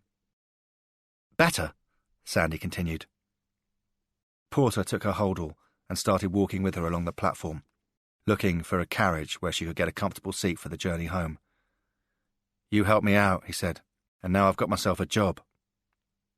Sandy looked at him, the surprise evident in her eyes, and maybe a touch of pride as well, wondered Porter. Or maybe I'm just fooling myself about that. A job? As what? Porter knew he had to brush the question aside. "Just advising some guys," he said. "A consulting type thing," he grinned. "Pays pretty good, though." He could tell Sandy wasn't going to press him. She was just pleased to have made a difference. Up ahead, passengers were slamming doors shut on the train. The station announcer was telling people the train was ready to leave. Sandy was standing by a door, ready to climb aboard. "I just wanted to say thanks," said Porter, putting the holdall back in her hand. "I may be just about the worst dad in the world, but you are probably the best kid." He pressed an envelope into her hand. Inside were the details of the account the firm had set up in their names. There was already £250,000 in there, and Sandy could take it out as easily as he could. "If you don't hear from me in a week, then open the envelope," he said. "There's something in there you should know about." "But, Dad—" "Don't worry. I'm going to be just fine," said Porter. "I'll call you next week. OK?" She smiled weakly. The guard was walking briskly along the platform, slamming any remaining doors shut. Suddenly, there was a few inches of steel and glass separating them, and Porter was painfully aware that he might never see her again. "I love you, Sandy," he said, as the engine started to pull out of the station. It took all his willpower to disguise the choke in his voice. "Even if I die on this mission, at least I'll have done something for her," he told himself. "That's enough." He waited for a minute, watching as the train disappeared along the dark track. Another train was soon pulling into the platform. Doors were swinging open and people were starting to pour out of the carriages. Porter turned round and started walking back towards the main part of the station. Ahead, he could see a couple of policemen watching him. Sent by Layla, no doubt, he decided, to keep a watch on me and make sure I don't do a runner with their $250,000 and the new suit. Maybe that wouldn't be such a bad idea, he thought with a wry smile. But then I wouldn't be able to look at Sandy without feeling ashamed of myself. That's what this is all about. Someone was thrusting a free newspaper into his arm. "Katie rallied to bring London to a standstill," blared the headline. Porter pushed it aside, and the paper dropped to the ground. At his side, a man was shoving him. Porter shoved him back. You expected more respect than that when you were wearing a suit as smart as this one, he told himself. He walked swiftly across the concourse. Even after 8, it was still thronging with people. He glanced a couple of times at the station pub and the guys with beers in their hands milling around outside. "No," he told himself. "They'll smell it on your breath. Don't blow it." Out on the street, a blast of cold air hit him in the face. The Jaguar was waiting for him across the road, the driver sitting reading the sports pages. Porter stepped onto the road, glancing left. He could see a black Vauxhall Astra pulling out of a parking space. Suddenly, he heard a roar as the driver gunned the engine. For a second, Porter caught a glimpse of the man's eyes, an Arab, late 20s with a stubby beard. The car was picking up speed and driving hard straight into him. Instinctively, he pulled back, crashing into the man behind. The car kept coming. The driver veered left, pushing the wheels up onto the pavement, still heading straight for him. In the same instant, Porter dragged his foot away. The car missed him by only a couple of centimetres. Porter watched as the Astra sped away. "Someone just tried to kill me," he thought. Porter tried to concentrate, struggling to make sense of the attempt on his life, but his brain was too groggy to focus. The drugs were still playing havoc with his system, leaving him dizzy and confused. Just get back to base, he told himself. He straightened himself up and climbed into the back of the waiting Jag. The driver had been too engrossed in his paper to even notice anything had happened. The drive back to Vauxhall didn't take long. Layla was waiting for him in the entrance foyer. She asked how his daughter was, but Porter just brushed aside the questions, telling her that he needed some rest. Back in the room, he splashed some cold water onto his face. He rummaged around in the bathroom cabinet, but there were no bandages or plasters, not even any disinfectant. They hadn't even left him a razor blade, just an electric shaver. They obviously didn't want him getting his hands on anything that could be used as a weapon. "You'll need a jab," said Danny. He spun round. She was standing in the doorway, still dressed in the nurse's uniform, a syringe in her hand. "I need a drink," said Porter. "We all need a drink after a day in this place," said Danny, striding towards him. "What's in that?" he asked, nodding towards the syringe. "More antibiotics," said Danny. "The doctor says you need them for another 24 hours. There's still a lot of rubbish to clear out of your system." He lay down on the bed. "You're going out to rescue Katie Dartmouth, aren't you?" said Danny, as she prepared the syringe. Porter nodded. "Poor girl," Danny continued. "It's terrible what those bastards are doing to her. For a moment, it struck Porter that he hadn't really thought about it. He'd been so focused on doing something for Sandy that he'd hardly thought about Katie Dartmouth's plight. And better not to, he told himself, because there is probably sod all I can do for her even once I'm out there. There was a picture of her strung up against a post, Danny carried on. She looked terrible. And I saw her mum being interviewed on TV. I felt so sorry for her. Her touch felt soft and gentle to Porter, and he couldn't help noticing that a button was still undone on her crisp white tunic, revealing a few centimetres of her pink bra. The needle jabbed into his arm. Porter winced, briefly, then let the medicine hit his bloodstream. He could feel his eyes closing drowsily. "You're a brave man, John Porter," Danny was saying softly. "If it's any help, I'll be rooting for you." Chapter 9. Layla put a row of pills down on the table. Green, yellow, black and beige. Next to it, there was a glass of fresh orange juice, a jug of freshly brewed coffee, a bowl of cornflakes and some toast, butter and jam. "More vitamins," she said sharply. "Make sure you take them. You're probably in the worst shape of any agent we've ever sent into the field, but we're doing our best." Glancing at the clock on the wall, Porter could see that it was just after 10 in the morning. They must have let him sleep in on purpose. Maybe they even put something in the cocktail of drugs they jabbed into his arm last night. When he'd woken up, he'd had a quick shower, put on clean clothes from the cupboard, and as soon as he stepped out, Layla had already been waiting for him, leading him to breakfast. They must have a camera in the room, Porter thought. How else could they know exactly when I woke up?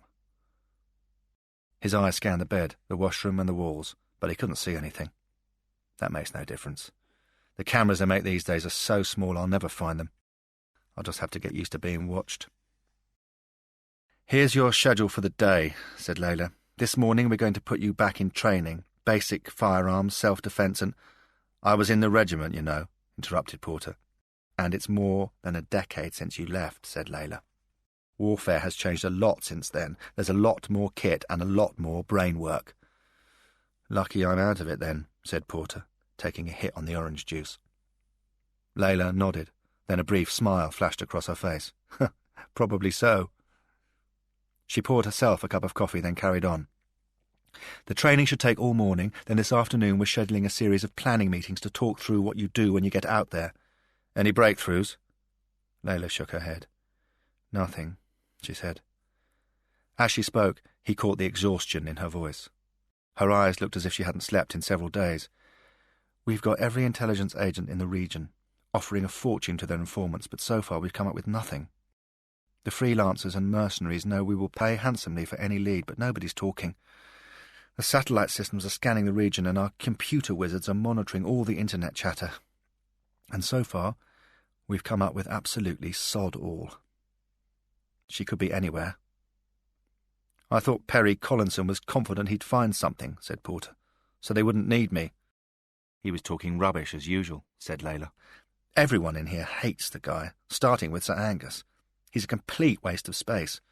Unfortunately, the PM likes him. He sounds plausible on TV, and he gives a good soundbite. It's only when he tries to actually do something that it all goes tits up." "So you're left with me?" "Afraid so," said Layla. "Any questions?" Porter paused. He finished his slice of toast and took a gulp of hot coffee, waiting for the caffeine to hit his bloodstream. He was feeling better this morning. The headache was mostly gone, and although there was some soreness where they'd operated on his leg, he could tell it would be back to normal in a couple of days. Even his teeth were feeling better, although there was still some numbness where a couple of them had been extracted. Not exactly 100% fit, he told himself, but fit enough to kill one man, and that would be all the strength he needed. "Who tried to kill me?" The cup of coffee almost fell out of Layla's hand. "Someone tried to kill you?" she said cautiously. "At the station." "What happened?" "Right after I'd seen Sandy. A car pulled out and drove straight towards me," said Porter. "The guy was planning to kill me, but I was lucky. I saw him coming and managed to jump back just in time. I might have been out of the game for a while, but you never lose the instinct." "He could have been a dangerous driver," said Layla. "London's full of them." Porter shook his head. He was coming straight for me. I could see it in his eyes. He had orders to kill. So what are you saying? That somebody doesn't want me to go out to Beirut. That's impossible, snapped Layla. The anger was evident in her voice. Porter shrugged, knocking back the remaining coffee in his cup. Maybe I've made a mistake even talking to Layla about this, he thought. Maybe she's the one who wants me killed. Impossible or not, it's what happened, he said, his voice even and calm. Only a few people within this organisation know I'm here. I reckon somebody wants me stopped. I'll investigate, said Layla. In the meantime, you're staying right here. I don't want you leaving the building until we move you out to the airport. We should be able to keep you alive until then. Porter finished his breakfast. Then Layla took him downstairs. Somewhere there was a mole. He felt certain of it. And someone was trying to stop him making it to Beirut. The gym was down in the basement, not quite as far down as the interrogation rooms he'd been taken to yesterday, but still below ground level. There was a row of fitness and weight machines, a small sauna and an exercise room. A couple of the desk cowboys were on the cycling machines, but otherwise it was empty at this time of the morning. Sam Roberts shook Porter's hand. He was a chunky man with a shaved head that was as round as a football. "What kind of shape are you in?" he asked. "Who's asking?" said Porter, looking at the man suspiciously. "Para, sergeant and fitness instructor, 2001 to 2005, barked Roberts. "That good enough for you?" Porter nodded. "Now again, what kind of shape are you in?" "Terrible," replied Porter. "We'll do what we can, but there's not much that can be achieved in a couple of hours." "Just do your best," said Layla. She looked at Porter. "I'll investigate what happened last night and get back to you." Sam handed Porter a skipping rope. "Let's start with this," he said. Porter held the thing in his hand. "I'm not joining the bloody brownies," he snapped. Sam laughed. "I guess techniques have changed a bit since you were last in the regiment. Everyone skips these days. It's the best way of practicing hand-to-eye coordination, which is what firing a gun is all about. If you can't skip, you can't shoot either." "Okay," thought Porter. "It's just a couple of hours. Humour the bastard." He took the ropes and tried to jump over it. But he had never skipped, not even as a kid, and the technique wasn't there. He threw it over his head and tried to jump. Instantly, his feet tangled up in the rope. He tried again. Same result. "Jump, man! Bloody well jump!" Sam snapped. For a moment, Porter was transported back to a windy, cold barracks a quarter of a century ago. Back in the days when you could still smoke on the tube, and your career choices amounted to signing up to shoot people or going down the pits. He could recall himself as a young recruit being bashed through his first paces on the parade ground. It was cold and windy, his head was shaven and the food was terrible. But at least I had plans back in those days, he reflected. He wanted to be a career soldier. Regimental Sergeant Major was the rank he had his eye on. That was a long time ago, he realised bitterly. He tossed the rope swiftly over his head, watched it move through the air, then jumped. One foot cleared the rope, the other caught on the back of his ankle, tangling up with his trainers. "Fuck it! Maybe I'll go out to the playground and see if I can find a 6-year-old girl to show us how to do this," said Sam. "Maybe send her out to Beirut. She's got more chance of getting out alive than you have." "I'll do it," snapped Porter through gritted teeth. He closed his eyes, took a deep breath, and ignored the pain still aching through him, where he'd been operated on the day before. Tossing the rope back, he swung it over his head and concentrated. One jump, and he was over. He swung the rope again, following its arc as it cut through the air. Over. Just get the rhythm, he reminded himself. Then it's easy. 10 minutes, said Sam. Then we'll play with some real toys. By the time the skipping was completed, Porter could feel the sweat pouring off him. His shirt was wet through, and his skin felt sticky and clammy. He took the bottle of mineral water Sam offered him and swigged it back in a couple of gulps. "Let's start the fun stuff," said Sam. The swing of his fist caught Porter by surprise. Sam's arm flung back, then smashed into the side of Porter's face.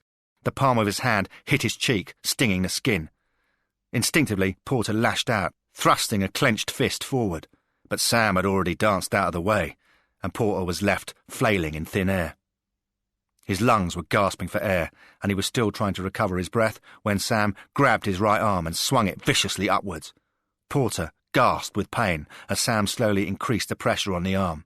He could feel the tendons starting to stretch, and his eyes started to water.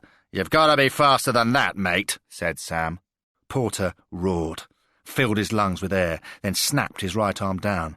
The pain was screeching through him as he thrust backwards with his legs, smashing his back straight into Sam. He could feel Sam start to wobble as his groin took the impact of the blow.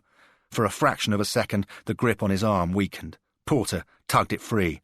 He swung round, struggling to hold onto his balance.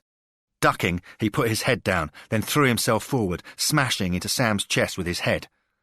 That was a technique he'd learned on the street, he reflected, as he saw Sam shake under the impact of the strike, then fall back on the ground. When in doubt, headbutt the bastards. You might give yourself brain damage, but let's face it, when you were living rough and drinking 2 bottles of vodka a day, there wasn't much point in worrying about that. That fast enough for you? No marks for technique, said Sam, but you're still strong. Just remember, I was in the regiment, and you weren't, Porter growled.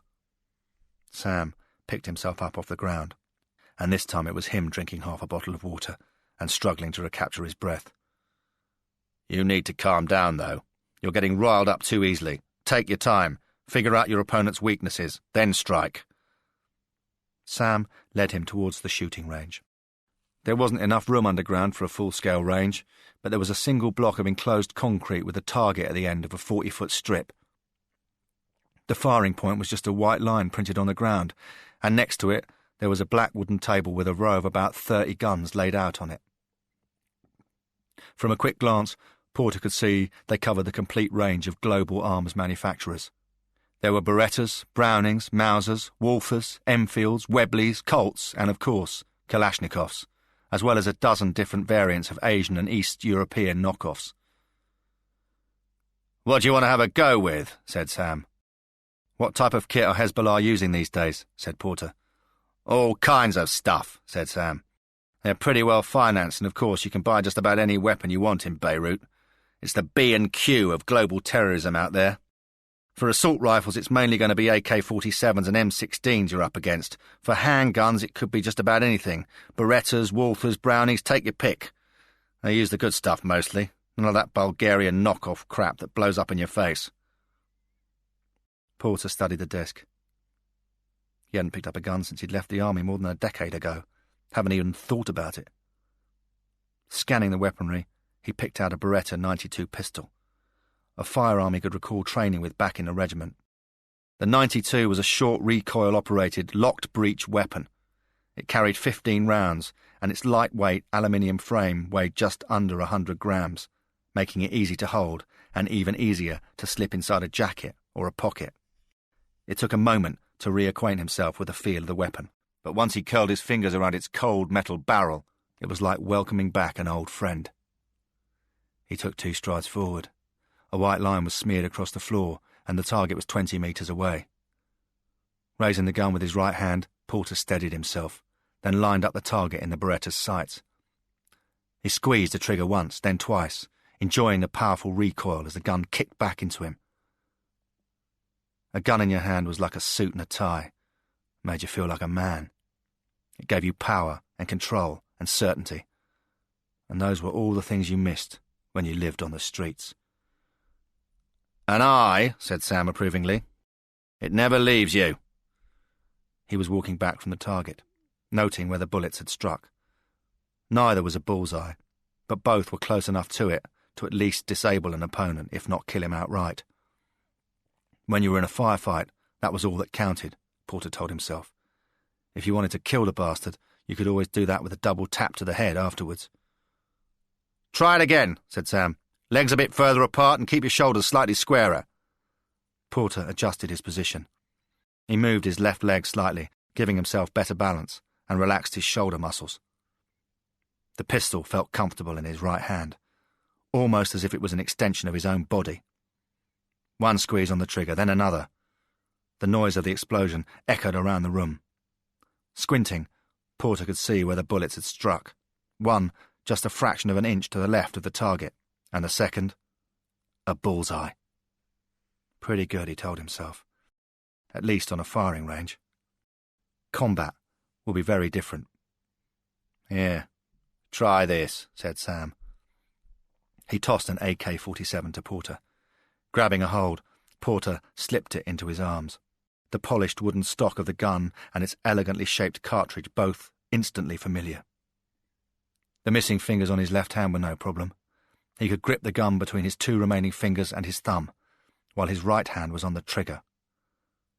Slamming down hard, he loosed off a round of fire. The AK-47 was never a high-accuracy weapon. Mikhail Kalashnikov had designed it after being wounded in the Battle of Bryansk to support close-range infantry engagements. The bullets tore out of the muzzle of the machine, chewing up the paper target and leaving a pile of smoking ordnance on the floor. "I can still shoot," said Porter, turning to look at Sam. "So long as you keep your head." The remark struck Porter with all the deadly force of the bullets he had just fired from his assault rifle. "What the fuck do you mean by that?" he growled. Sam glanced at him, his eyes clouded with suspicion. "Nothing." "You think I bottled it, don't you?" He was still holding the AK-47 in his fists. Now that he had turned round, it was pointing straight at the instructor's chest. Sam was staring at it, and from the look on his face, he was unsure whether or not Porter might fire it. "Last time you heard live firing, it went tits up," snapped Sam. "That's what I heard." "It's a bloody lie, I tell you," shouted Porter. His finger was twitching on the AK-47, and his head was throbbing with anger. "A bloody lie!" "But that's what the record says," said Sam, "and you can't go back and change the record. Not you. Not any man." This ends Disc 3 of Strike Back. Strike Back. Disc 4. Chapter 10. Porter could still feel the anger swirling through his veins as he sat down at the desk. He'd taken a quick shower and changed out of the gym kit he'd been wearing for his training session with Sam, but he still felt charged up. Maybe it was having a gun back in his hands, he reflected. He didn't need to put up with all the crap he'd had to endure while he was living on the street. From now on, he was taking charge, and if I'm dead in a few days, well, those are the breaks. A plate of chicken and tuna sandwiches was sitting in front of him, and Porter reached out for a couple. It was amazing how hungry he was all the time. Maybe that was something else that came from living on the streets for too long. Your body became so used to scavenging for food that when it was there you couldn't stop yourself from eating it. He'd just polished off his third sandwich when Sir Angus Clayton walked swiftly into the room, followed by Layla. She patted Porter on the shoulder and sat down behind him. Porter didn't recognise the third man. He was in his early 50s, with a greying beard and hair that straggled down towards his open-necked cream shirt. There was a slight stoop to his walk, and he was carrying a bundle of papers underneath his arm. "You okay?" said Sir Angus. From the look on his face, Porter could tell it was a pleasantry, not a question. He doesn't give a toss how I am, or what happens to me. "Fine, sir," he replied, pouring himself a coffee from the jug in front of him. Sir Angus nodded. "You need that coffee," he said. "There are still no leads on where Katie Dartmouth might have got to, and the way the PM is wobbling, our boys might be packing up their bags in Basra by the weekend, so right now you're still our best shot at sorting out this bloody mess." "God help us," said Porter. "My thoughts exactly," said Sir Angus. "I reckon you're a man who never liked school very much, so we'll try and keep this as short as possible. But we're going to have to cram as much knowledge as we can into your head in a very short space of time." He nodded towards the man with the grey beard. "Professor Gilton here is going to fill you in on as much as we know about Hezbollah. Next up, we've got one of our top hostage guys coming in for a chat, and then we've got the head of Sky News coming down to talk to you about Katie. Over dinner, we'll be giving you your instructions, then packing you off to bed. You'll need all the sleep you can get." He looked sharply at Porter. "That agreed?" Porter nodded. Professor Gilton leant forward on the desk. He'd already drunk one coffee and was starting on the next. "How much do you know about Hezbollah?" he asked. "Bunch of mad fuckers with towels on their heads," said Porter. He grinned, but quickly noticed that nobody else in the room was smiling and straightened up his lips. "Yes, well, that's one interpretation, although The towels are more often around their necks, actually, said Gilton. Porter shot him a quick glance. Hezbollah was formed after the 1982 Israeli invasion of Lebanon, he said. It is a Shiite Islamic organisation and came together as various extremist organisations joined forces to fight the Israelis. It was largely backed by the Iranians, who sent them large sums of money and about 200 armed fighters, which formed the backbone of its military strength. But it's important to remember that they aren't just militants. They have plenty of support in the Lebanon as the main resistance to the Israeli occupation of that country, and without that support it is unlikely they would have survived as long as they have. If you go into the Lebanon, you have to remember you are fighting on their territory. Don't expect any support from the locals. The Professor took another sip of his coffee. That's shown him not to treat me like an idiot, thought Porter. Quite right, said the Professor. Hezbollah virtually invented modern Islamic terrorism. In 1983 it created the suicide bomber when it used them to blow up the American military barracks in Beirut, killing 241 soldiers in one go. And within a few minutes it blew up an apartment block housing French peacekeepers. All the basic elements of Islamic terrorism are there. Suicide bombers, coordinated strikes, targets chosen with precision for maximum impact. There is nothing Al-Qaeda is doing today that Hezbollah didn't do first, and often more effectively as well. So they're the best, said Porter. I think we already knew that. Gilton nodded. Afraid so. They started with suicide bombing because they wanted to get the Americans and the French out of the Lebanon. And they just about succeeded. And then they moved on to kidnappings. They're masters at that as well. In 1985, they kidnapped the CIA bureau chief in Beirut, an army officer called William Buckley. They held him captive for 15 months, tortured him, and then they killed him. His body wasn't recovered until 1991, when his remains were found in a plastic bag by a roadside in Beirut. Between 1984 and 1992, they kidnapped and held hostage about 30 Westerners, including the Archbishop of Canterbury's special envoy, Terry Waite, the journalist John McCarthy, and the Ulster writer Brian Keenan. Of course you know about one of them yourself, Kenneth Bratton. He was one of the very few who was ever successfully broken out. In each and every case, the individual was held for long periods of time, usually in terrible conditions. And what do they want? Asked Porter. Power, like all terrorist organizations, said Gilton. You'll get a lot of rhetoric about Islamic revolutions and fighting the infidel and all the usual nonsense. That's just to help them recruit. Hezbollah is primarily a political movement intent upon dominating the Lebanon, and particularly southern Lebanon. They are closely allied to the Iranians and they believe in a Shiite theocracy, but they believe mostly in themselves. Porter straightened up in his chair. He knew he was being examined as well as informed. They were looking to see how fast his mind still worked, and how well he could absorb information. He was still feeling hungry, so he grabbed another tuna sandwich. And why do they care about our boys in Iraq? Because the Iranians do, said Gilton. The Iranians are desperate to get the British out of Basra as quickly as possible, because that way they can dominate the area.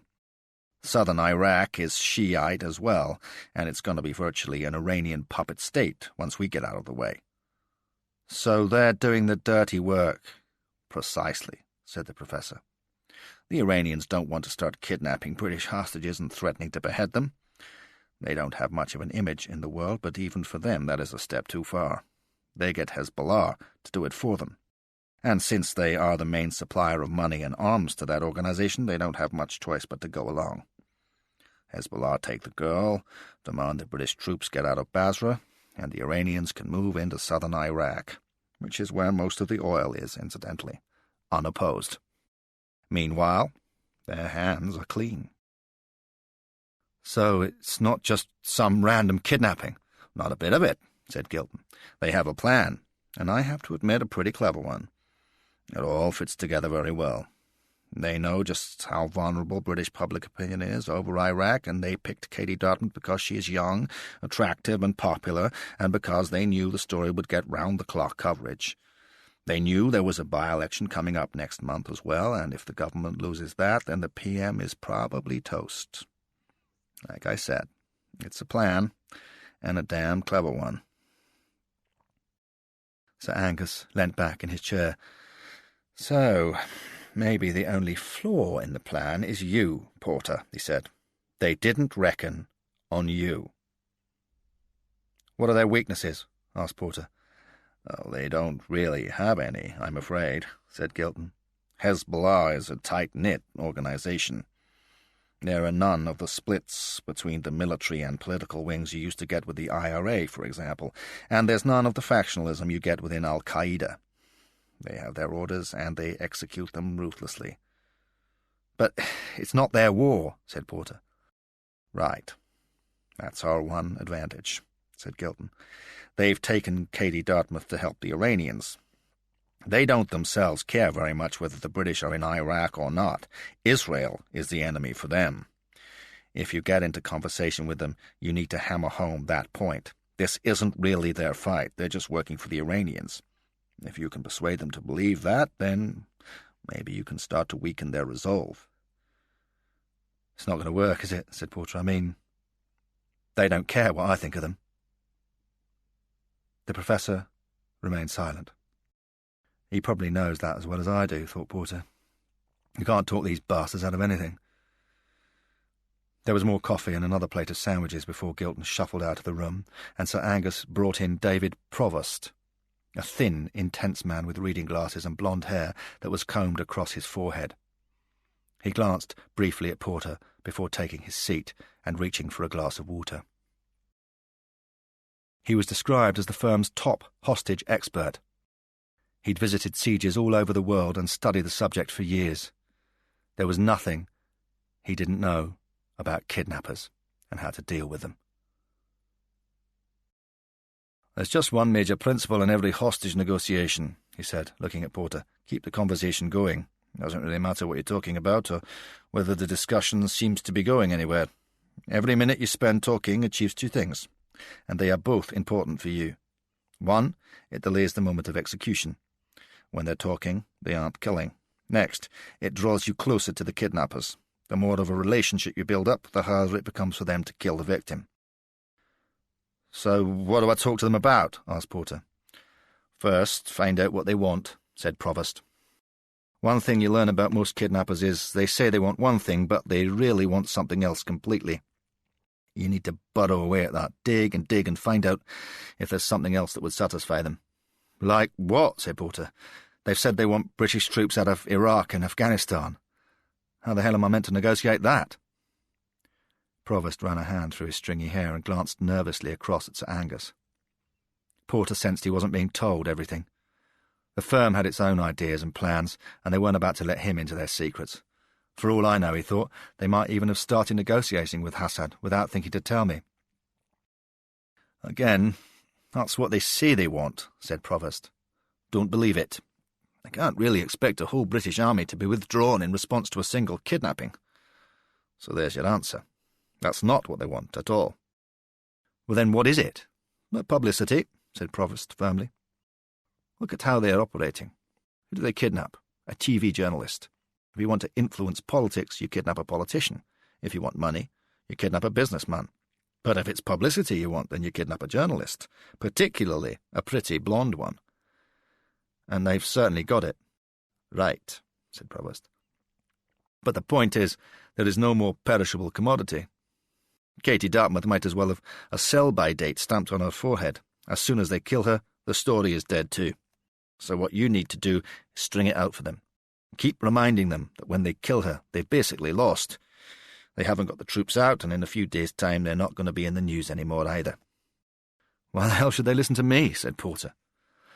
That's the first thing to do. Engage them in conversation. Make it clear that you sympathise with them, and then they'll start listening. The next thing to do is to get them talking to Katie.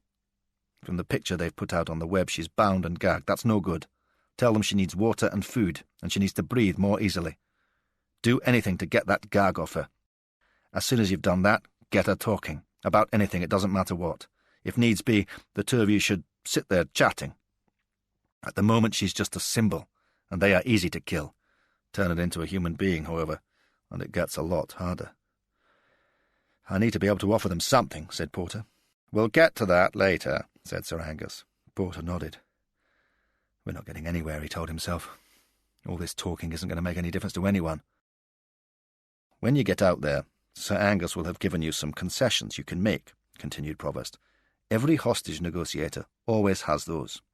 You go in knowing what concessions you'll make, but never make them right away.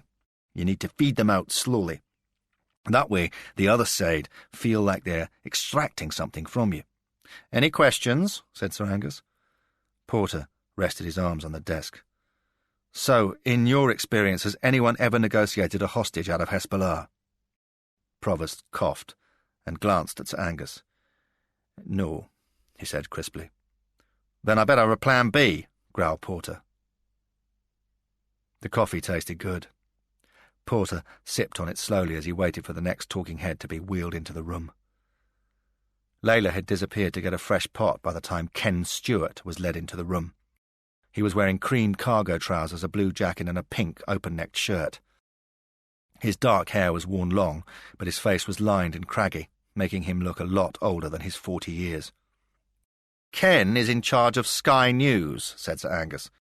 From his expression, Porter judged Sir Angus didn't much care for journalists, and would be relieved when he could get Stewart off the premises.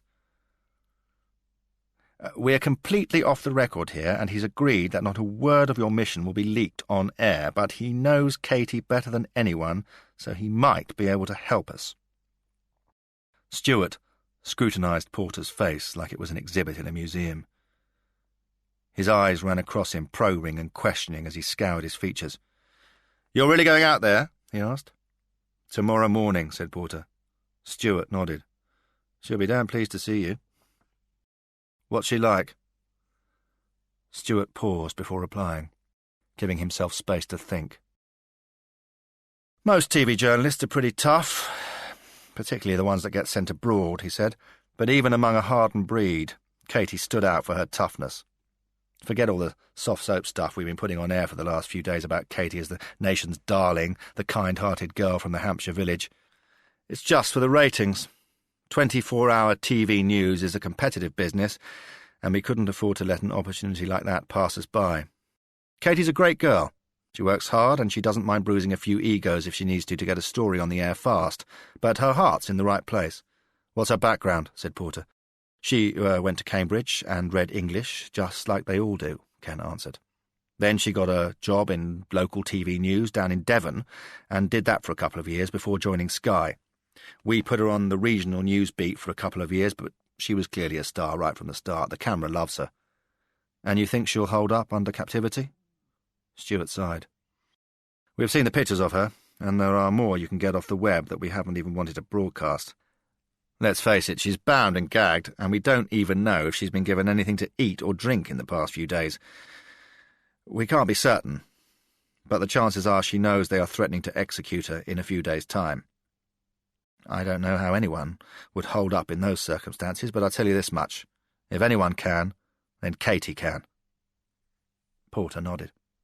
There was nothing left to ask. The woman was unlucky, that was all. They needed a British TV personality, and she just happened to be in the wrong place at the wrong time. "One thing you should know," Stewart added. "I think she might have had some kind of relationship with Sir Peregrine Collinson." Sir Angus looked bored. That piece of gossip is already on his files, Porter decided. "You sure?" asked Porter. Stewart shrugged. "It's just newsroom gossip, which is never the most reliable of sources," he said.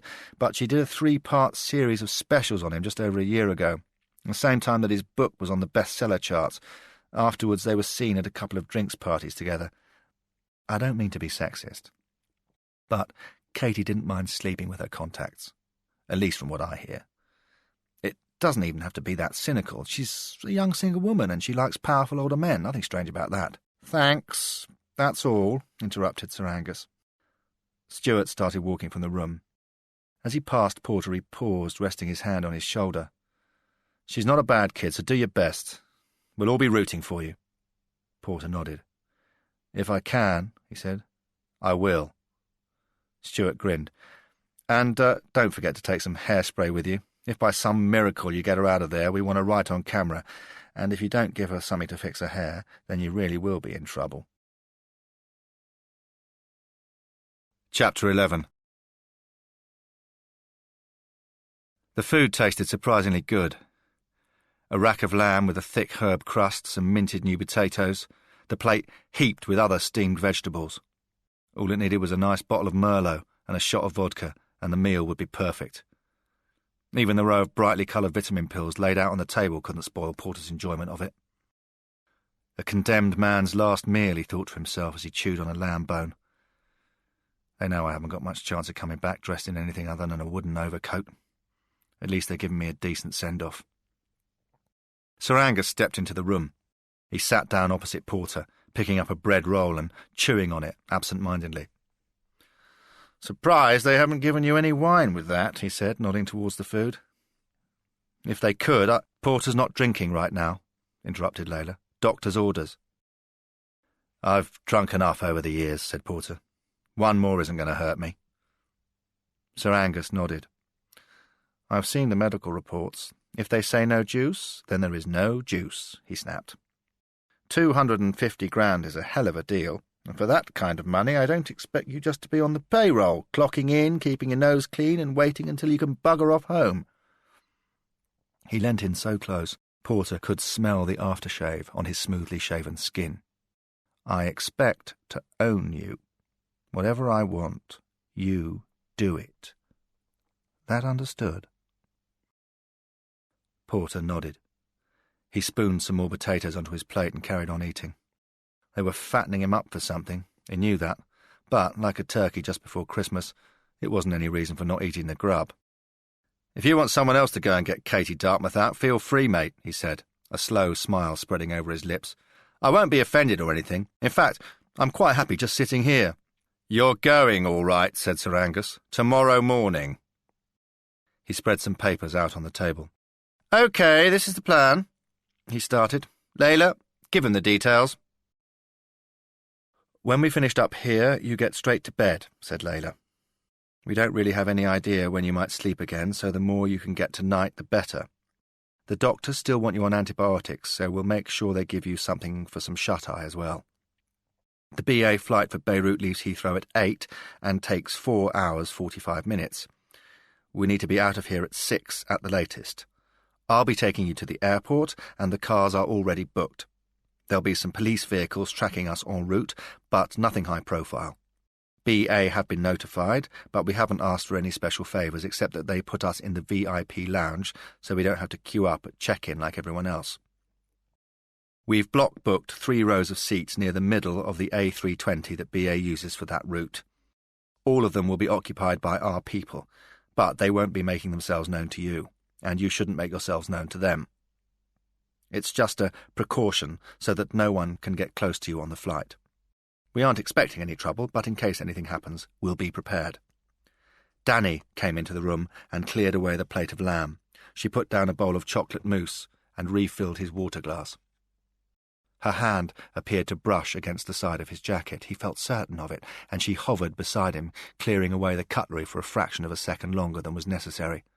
"Stop kidding yourself, mate," Porter told himself. "She's not going to be interested in an old bum like you. No harm in looking.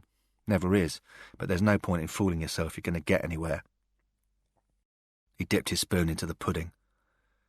"Chocolate mousse is the closest you're getting to any sensory pleasure, this or any other night." "Hey, vitamins first," said Layla sharply. "Remember what the doctor said." I know," said Porter, tossing a couple of green pills into the back of his throat and washing them down with some water. "Deficient in every major vitamin group except B. The amount I've been eating, I must have started fixing that by now." "Once you touch down, you say goodbye to Layla here and walk through customs as normal," said Sir Angus, interrupting the conversation. "Ever been to Rafik Hariri Airport?" Porter shook his head. "Last time I was in Beirut, I was dropped in by a Puma chopper, and I was carrying an M16 rather than a passport." "This time we'll try and make it a bit more official," said Sir Angus. "Our man in the city will be looking out for you, a chap called Ben Stanton. He's a good man, and he knows the drill, so don't bother looking for him. He'll find you and have a car waiting. Once he's got hold of you, just walk casually and chat to the guy like you're a couple of old drinking mates meeting up for a jolly. Beirut Airport is probably teeming with more spies than any other place in the world, and they are all damned good at what they do. The Lebanese may not seem to be up to much, apart from running kebab shops on the Edgware Road, but they do know how to spy. So if you do anything suspicious, anything out of the ordinary, you can be damn sure someone will spot it, and then you really could be in trouble. You mean more trouble than turning myself over to a bunch of brutal kidnappers? A slow smile spread across Sir Angus's lips. You volunteered for this gig, remember? I don't want any whinging now. Once you're in the car, Stanton will be in charge, said Layla. We've had some contact with Hassad, and this is the drill. Stanton is going to drive you due south to a place called Sidon, on the coast. He'll drop you at the bus stop. From there, you'll get a local bus that will take you the 30 miles or so towards a place called Jezouin. Next, you'll get on another bus towards Anjar. It's a little place close to where the borders of Lebanon, Syria, and Israel all meet. When you get there, you walk across to the bar directly opposite the bus station, go in, order yourself a coffee, and then sit down. Don't talk to anyone if you can help it, and don't draw too much attention to yourself. We'll give you some Lebanese money. They use pounds, funnily enough, but there are 3 of theirs to every one of ours, and we'll make sure you have plenty. I'll get receipts if you want, said Porter. Make sure you do, snapped Sir Angus. This mission is costing us a fortune already. For a moment, Porter could see the fear and sweat on the older man's face. It's my life on the line here, he thought, but it's Sir Angus's balls. If this mission goes pear-shaped, and it almost certainly will, then his career is finished. And unlike me, he has a lot to lose. He might act tough, but that's just a show. Underneath, I reckon he's a lot more frightened than I am. Wait in the bar for as long as you need to, continued Sir Angus. Don't talk to anyone, but don't avoid people either. Speak if you're spoken to. We'll get you some guidebooks so you can pretend to be a tourist if anyone asks. At a certain point, one of Hassad's men will come up to you. He'll be looking for a guy with a couple of fingers missing, but it won't be Hassad himself. So make sure you keep your left hand on the table so they can get a good look. They'll use the word Mahmoudiya. So that's how you know it is them. It's the town in Egypt where Hassan al-Banna, the founder of the Society of Muslim Brothers, was born, said Layla, so I guess that's why they chose it. So long as they use the right password, go with them, said Sir Angus. They'll have transport, and they'll take you to wherever it is they have taken Katie Dartmouth. What about backup? Said Porter. Sir Angus paused. His fingers were tapping on the tabletop.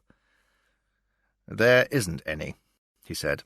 Hassad was very clear about that in his messages. The only terms on which he is prepared to receive you is that you come by yourself. Someone could be watching out for me, said Porter, his tone hardening, at a safe distance. Not possible, snapped Sir Angus. Hassad is allowing you to come, but you must be unarmed and alone.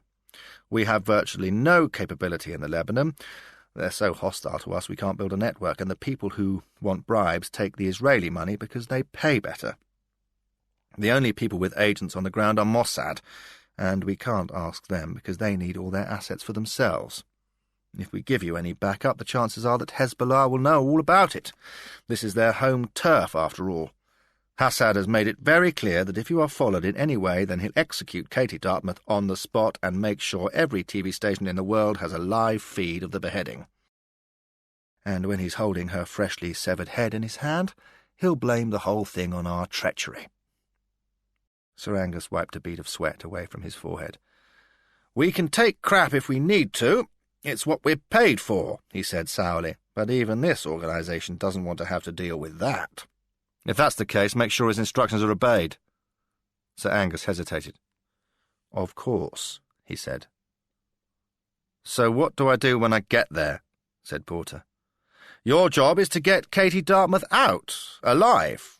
Simple as that, said Sir Angus. That's what we're paying you for, and I expect results. His fingers were still tapping nervously on the table. This is the plan of action, he continued. First, find out exactly what it is the Buggers want. They say they want our boys out of Iraq, but that's probably a front. There'll be something else they will settle for. The PM has authorised us to offer them what he called A fresh roadmap to peace in the Middle East, whatever the hell that might mean. Frankly, I think the only person who believes it is worth anyone pissing away time on peace talks is our beloved leader. But you never know, they might fall for it. Talk to them about that first, but if you aren't getting anywhere, and I suspect you won't, then I'm authorising you to offer them money. We'll do what the French do, which is buy her release. Offer them $10 million for starters, but hint that we'd be prepared to go higher if it would help. Tell them they can negotiate directly with me via email, or, if they prefer, they can talk to Jacques Papias. He's a private banker in Luxembourg who the French use to pay ransoms for their hostages, and Hezbollah know him and trust him. He's agreed to act for us, for the usual outrageous fee, I might add, and if they want to, they can negotiate with him directly. Like I said earlier, sounds like I'll need a plan B, said Porter, because I can't see them going for any of that bollocks. They've had more peace plans than I've had bottles of vodka, and if they wanted money, they would have asked for it by now. Then this is where you go next, said Sir Angus. There's a man in Guantanamo Bay, a Hezbollah leader called Fuad Karam. He's been there for a year. We've spoken to Washington, and they've agreed that they'll let us swap him for Katie. Offer them that. And if they bite, then we can sort out the details of the exchange. And what happens when it's Saturday morning, said Porter. 3 days' time, and Katie's execution is just hours away. None of these suggestions are working. They won't negotiate, and they won't delay, and they don't give a toss about either of us. What the hell do I do then? Sir Angus leant forward, straight into Porter's face. I've sent a lot of men into the field since I started working for this outfit, and I've always given them one piece of advice, he said. Don't play the bloody hero. It isn't worth it. You'll probably end up dead and get us all in the shit. But you know what, Mr. Porter? This time around I might just suspend that. If it comes to Saturday morning and nothing else is working, then play the hero. It's a last resort, remember that, but if everything else fails, use your regiment training to try and take the buggers out and get the girl out of there. And if I die trying, then at least you'll have been well paid. Someone tried to kill me, said Porter, as Sir Angus got up to leave. Just wait until you get out to the bloody Lebanon, man, said Sir Angus. Everyone will want to kill you out there. I'm not joking, snapped Porter. A guy tried to run me over. We're investigating, said Layla. And what have you found out? Layla hesitated. There was a flicker of indecision in her expression, and for a moment Porter suspected she was holding something back from him. So far, not much, she said, tossing a lock of her hair away from her face. There's a mole, said Porter. Someone in this organisation knows what I'm doing and wants to stop it. A Hezbollah spy within the firm, said Sir Angus. Don't be bloody ridiculous, man. Porter got up. I'm telling you, it's true, he growled. Sir Angus turned and started walking from the room. You just concentrate on doing your job, he said. There are no spies in this organisation. Chapter 12. Porter adjusted the sound on the TV set. Sky News was sticking to its round-the-clock coverage of the Katie Dartmouth story, and so were CNN and BBC News. He flicked through the other channels. There was a celebrity show on ITV, a detective programme on BBC, and a rerun of Friends on Channel 4. But it was so long now since Porter had a TV set, he no longer had much idea what was on, or what he liked to watch. He propped his head back on the pillow and went back to Sky. There wasn't much new for them to say. It was Wednesday evening now, and Katie had been captured late on Sunday night. There was some fresh footage that had been released of her captivity. All you could see was a woman tied to a stake. Her arms and legs were both bound, and there were 3 hooded and armed men standing behind her. As the camera zoomed in closer, you could see the cuts and bruises on her cheeks. A gag was stuffed crudely into her mouth, but her eyes were exposed. And as the camera tracked towards them, you could see the despair that had overwhelmed her. Shit, muttered Porter. In less than 24 hours, I'm going to be there as well. On the news, the Liberal Democrat leader had called today for troops to be brought home from Iraq. and even the Conservatives were calling for a debate. Sky switched to some footage from Prime Minister's questions at the House of Commons earlier that day. The PM had looked rattled as he repeated his earlier line that everything humanly possible was being done to secure Katie Dartmouth's release, but that they could not negotiate directly on the kidnapper's main demand. "All I say to people is this," he repeated, the strain showing in his face. "There can be no turning back, nor can there be any surrendering to the forces of terror." The words, however, were met by a stony silence from his own side of the House, and by barracking from the opposition. On the viewers' poll, Sky was reporting that 72% of people wanted British troops taken out of Iraq if there was a chance that it might save Katie's life. They switched briefly to the launch of a new government initiative to encourage more teenagers to go to the gym. Their political editor came on the screen to dismiss it as an eye-catching initiative designed to deflect attention from the kidnapping story. And, within minutes, Sky had gone back to the Katie Dartmouth saga. The website showing pictures of Katie's captivity had already received 20 million visitors from around the world. In Trafalgar Square, the vigil for Katie's release had grown overnight, and the police now estimated there were 5,000 people camping out overnight in the square, and they had pledged to remain there until the PM started negotiating directly for Katie Dartmouth's release. The Sky reporter started interviewing one of them, pointing out that the forecast was for sweeping rains and gales across London tonight. "We don't care," said a young woman dressed in a blue overcoat. "We're staying here until the war is finished and Katie Dartmouth is brought back from the Lebanon alive." Then the coverage switched to some breaking news. Sir Elton John had just announced that he was recording a special version of Someone Saved My Life Tonight, with reworked lyrics designed to appeal for Katie's release. The song was being recorded tomorrow and would be available as a download on iTunes by Friday morning. Already, there were predictions that it would eclipse the massive sales of his reworked version of Candle in the Wind, composed for Princess Diana's funeral. Christ, thought Porter to himself. The whole country's going nuts, and I'm the only man with any chance of bringing it back to its senses. There was a knock on the door. Porter glanced up. Danny was coming into the room with her bag of medical kit under her arm. He had already dimmed the lights in his small bedroom, so the room was mainly lit by the glow of the TV screen. He killed the sound, and looked back up towards her, noticing the way the fuzzy light from the tube caught the blonde streaks dyed into her hair, creating a golden glow around her shapely face. "My medicine," he said with a smile. She nodded, kneeling down beside him. "Roll up your sleeves," she said. Porter planted his feet on the floor. He was wearing just a sweatshirt and black jeans, and he pushed up the sleeve on his left arm to expose the bare flesh underneath. Danny had already taken a swab of cotton wool and was smearing some disinfectant across the skin. Porter closed his eyes as the needle pierced him, wondering if he was about to be put to sleep. He didn't mind injections too much, but didn't like to watch them. "All done," she said, within a fraction of a second. "There's another kind of medicine I need," said Porter. "The kind you find in a bottle." "You're going tomorrow," said Danny. Porter nodded. "To where Katie Dartmouth is being held." "That's why I need a drink." Danny flashed a smile. "Christ, I'd need a drink too if I was going there," she said. She reached in her bag, pulling out a half bottle of white wine. "This do." Porter reached for the bottle. It was one of the Australian whites you buy at Tesco's to take home with you when you pick up a ready meal on the way home from work. It wasn't what he usually liked to drink, but right now he was desperate for anything. This was the first alcohol he'd seen since he'd set foot in the place, 36 hours ago, and he wasn't about to turn it down. "Care to join me?"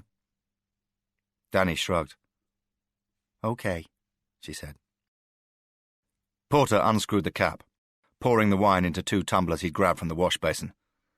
He took a sip, allowing a moment for the alcohol to hit his bloodstream. It was hard for him to remember the last time he'd gone this long without a drink. Living on the streets, he was almost always too short of cash to put a roof over his head, and often too short to get anything to eat, either. But he always found money for a drink. "What happened to you?" asked Danny. She took a sip of the wine, and sat down just a few feet from him on the end of the bed. As she crossed her legs, Porter noticed the seam of her black tights running up the side of her shapely legs and disappearing into the tempting folds of her crisp, white skirt. Suddenly, he was aware she was noticing the way he was casting his eye on her legs, and snapped them away. Stop kidding yourself, he reminded himself. She can't be more than 24 or 5, young enough to be your daughter, and let's face it, mate, even the women your age aren't interested in you. Don't even think about the young ones. I had some bad breaks, that's all, said Porter. Danny shook her head, tossing aside her blonde hair as she did so. That's rubbish, she said. You were Regiment once. The best of the best. How'd you know that? Said Porter. Danny laughed, taking another sip of wine. This is a very small place, she said, and nobody gossips like an office full of spies. This lot loves to know what everybody else is up to. Maybe that's why someone tried to kill me, thought Porter. Maybe word leaked out somehow. Maybe it got through to some Al-Qaeda or Hezbollah guys in London, and they wanted to take me out before I had a chance to get out to Lebanon. You have to be tough to get in, don't you? Said Danny. I thought there were special tests. Porter could feel his mind flicking back almost 2 decades. There were special tests, all right. He'd spent weeks of his life tabbing through the Brecon beacons with a dead weight on his back and with the Welsh rain lashing into his face. He'd done the rock climbing and the abseiling, learned how to fly a plane and drive a tank, and he'd done enough hours running around the killing house to last a man several lifetimes. He'd watched men die as well. 2 guys had bought it on the selection courses he'd been on. Good lads, both of them, who just wanted to prove they could hack it, but who must have been cold in their graves for almost 20 years now. And for what? A few years taking orders from some jumped-up public school boys before they toss you back on the scrap heap and walk straight past you on the street when you ask them to help you out with the price of a beer. "'Cause you were in a bad way when you came in here," said Danny. "I mean, I thought regiment guys could get jobs in industry or go out to Iraq and earn 2 or 3 grand a week in security." Not me, thought Porter. I flunked it. And once you've done that, there is no way back. I had... Porter paused, taking a sip of the wine, already wondering if she might have something stronger tucked away in her handbag. What was it I had exactly, he wondered. Why couldn't I get back into the world again? Maybe if I'd been able to figure out an answer to that, I wouldn't have been searching around at the bottom of so many beer glasses all my life. I was out in the Lebanon, a long time ago. I was going in with my unit to get a hostage out, but I fucked it up. Go on, she whispered. He looked up at Danny, his expression solid and strong. He held up his left hand. "That's how I lost these," he said, nodding towards the missing fingers. But that wasn't the worst of it. I lost 3 guys from my unit, good men. It was my fault, you see, my own sodding fault. They'd have lived if I hadn't... Porter stopped talking, leaving the sentence hanging between them. It felt strange to be talking about it. He'd tried to discuss it with Diana, but that was years ago, soon after he came back. But she was so preoccupied with the baby she hadn't had any time to listen to him, and pretty soon he found it easier just to have another drink and forget about it. Since then, he'd never spoken about it to anyone. He'd just brooded on it himself, burying the story deeper and deeper within himself, until it was as much a part of him as the blood running through his veins. If you hadn't what? He shrugged, emptied the wine glass into the back of his throat and refilled it from the bottle. It doesn't matter. It matters to me.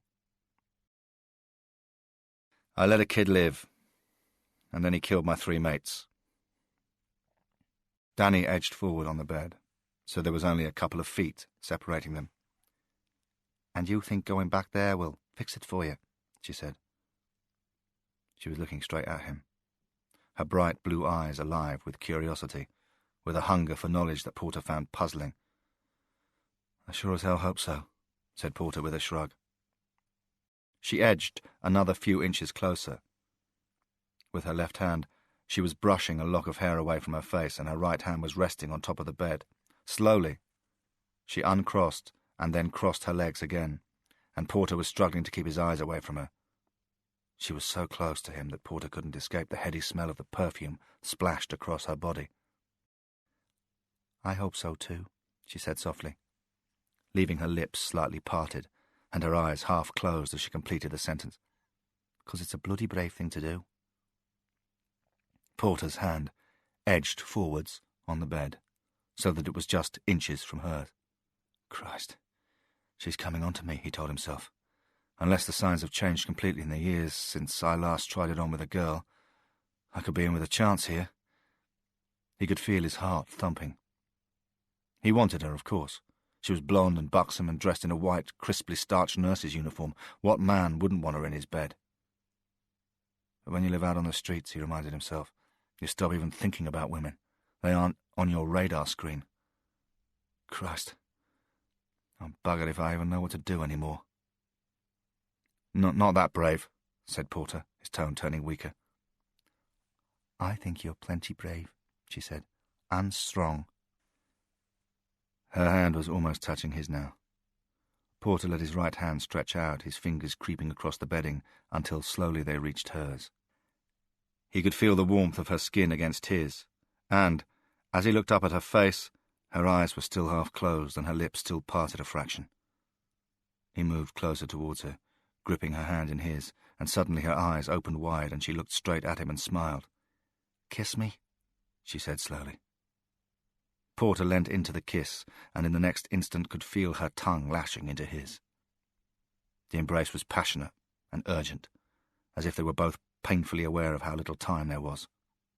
He could taste the wine on her lips as he flicked his tongue against hers, and her breath was warm against his skin. He could feel her breasts thrusting into his chest, and even through her lace bra he could feel her nipples stiffening. Porter ran his hand down towards her legs, making impact just above the knee. Small gasps of pleasure started to moan from her lips as he ran his hand slowly up the side of her thigh until it was nestling in the warmth of her crotch. Danny's own hands were roaming across Porter's chest, tugging at his sweatshirt. She rolled onto her side and then suddenly was underneath him, pulling him down into the warmth of her body. "Fuck me," she muttered, her voice husky and harsh. "Fuck me right now." Porter pulled away her tunic and buried his face in her chest. His tongue was lashing against her nipples, enjoying the way her large breasts rose and swelled under his touch. As he did so, her hands were busy unbuckling his trousers. In the next moment, Danny had turned him over, stripping the last of his clothes off him, then making him wait a few tantalizing moments as she slowly peeled away her dress and tights, leaving just her lace knickers for him to feast his eyes upon. Jesus, thought Porter, as he lay back on the bed and watched her head disappearing towards his groin. Girls have learnt a new trick or two since the last time I did this. The sex was hot and frantic, over in a matter of minutes, but no less satisfying for that. Porter had worried briefly about someone coming in, but the door was bolted. When they finished, they lay wrapped in each other's arms, and for a second Porter found himself wondering about the security cameras he felt certain they had installed in the room. Sod it, he thought, with a wry smile. They can watch if they want to. I might even buy a copy of the tape from them. Danny lay on the side of the bed, her body still vibrating with pleasure. She looked up into his eyes, then planted another kiss on the side of his cheek. "They don't think you're coming back, you know," she said. "What?" He could feel her hands tickling his chest and couldn't help himself from smiling. It was so long since he'd been with a woman. There had been one brief girlfriend when he managed to hold down a job for 3 whole months quite soon after Diana threw him out of the house, but since then, nothing. That he'd forgotten how good it felt to have someone's arms around you. It made him feel alive again, pushing away the demons that raged inside his mind. Already he was wondering about when he might see her again. "They were talking about it. I heard them," said Danny. "Layla and some of the other case officers." "What do they say exactly?" "They reckon there isn't much you can do," said Danny. "This Hassad guy, they reckon he's a ruthless bastard, and whatever you offer him he won't accept it. He'll kill Katie Darper just like he said he would, and then, well, it's not going to leave you in much of a position, is it?" Her eyes flickered up tenderly towards Porter's. Porter remained impassive. "I'll do what I can," he said firmly. "Whether I can get her out or not." He shrugged his shoulders. "Hell, I don't know. It's worth trying, that's all I know." "Aren't you scared?" "Of a few ragheads? Fuck no. They run round screaming to Allah and all that bollocks, but you put a bullet into them and they fall over pretty quick." "But of dying?" asked Danny. Porter paused. He'd thought about that sometimes over the last few years. When you lived out on the streets, you got used to the idea you weren't going to reach a ripe old age. Dying isn't so bad, he said. There are worse things that can happen to a man, trust me. I've been there. Slowly, Danny climbed on top of him, grinding her crotch into his groin. There was a wicked, lustful smile playing across her smudged red lipstick. I want to fuck you one more time before you go, she said. Chapter 13. The BMW 520 pulled smoothly away from the curb and turned sharp right onto Vauxhall Bridge. Porter sat back, listening to the low hum of the engine. Don't get used to it, he warned himself. They'll take you to the airport in style because it suits them, but once you get off that plane, they'll toss you straight back into hell. It was only just after 6, and there wasn't much traffic around at this time of the morning. Living rough, Porter had learned there was no such thing as a quiet time on the London streets. It was a cliché, he knew, but the place really had forgotten how to sleep.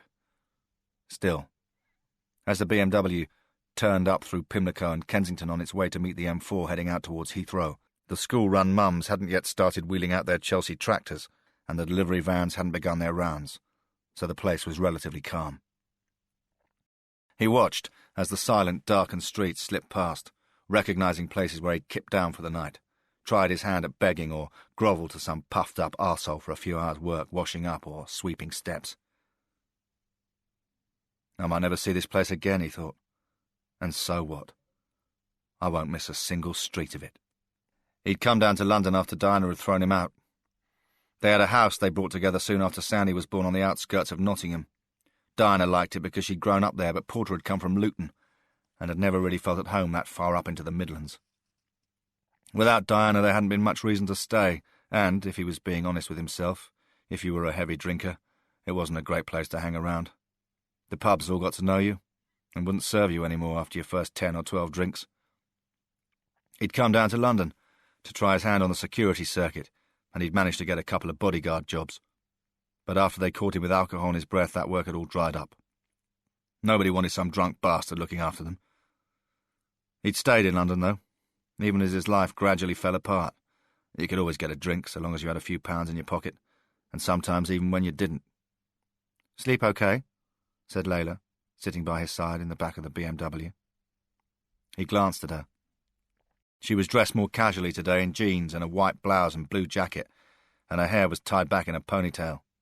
She had brought an overnight bag with her, even though she was planning on getting the afternoon flight back to London, because anyone who turned up at an airport without any luggage automatically made themselves look suspicious. "Pretty good," said Porter gruffly. That just about described it, he reflected. After making love to Danny for the second time, he'd fallen fast asleep in her arms and slept probably better and more deeply than he'd done for years. By the time he'd been woken up by the ringing of the alarm clock, she was gone, with just the lingering smell of her perfume and a thin trace of lipstick on the pillow to remind him that she'd ever been there at all.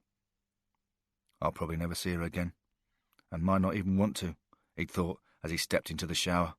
She was way too young for their relationship to be anything more than brief or physical, but the few hours they'd stolen together had been memorable all the same. Something to cheer myself up with when the ragheads are about to put a bullet through my head or a sword through my heart. "Medical treatment help you sleep?" said Layla. Porter looked at her again. There was just a trace of a smile around her lips, and suddenly it was clear to him exactly what had happened. "How much did you pay her?" "Pay who?" said Layla lightly. "The nurse," said Porter. "I don't know what you're talking about." "I might have had too much to drink over the last few years," growled Porter, "but the alcohol hasn't rotted all my brain cells, not yet anyway. I've still got enough going on upstairs to know that young girls don't go to bed with guys old enough to be their father unless somebody is making it worth their while." "Maybe she likes you," said Layla with a shrug. "I have many faults, but I'm not vain," said Porter. "What's the deal?" Layla paused. The BMW had passed through Hammersmith now and was roaring along the fast lane of the M4 towards the airport. "She's not really a nurse at all, although she knows how to give someone an injection and stick a plaster on them if they're cut. She does the honey traps for us. She beds men, usually middle-aged men, and then we threaten to tell their wives unless they do something we want them to do.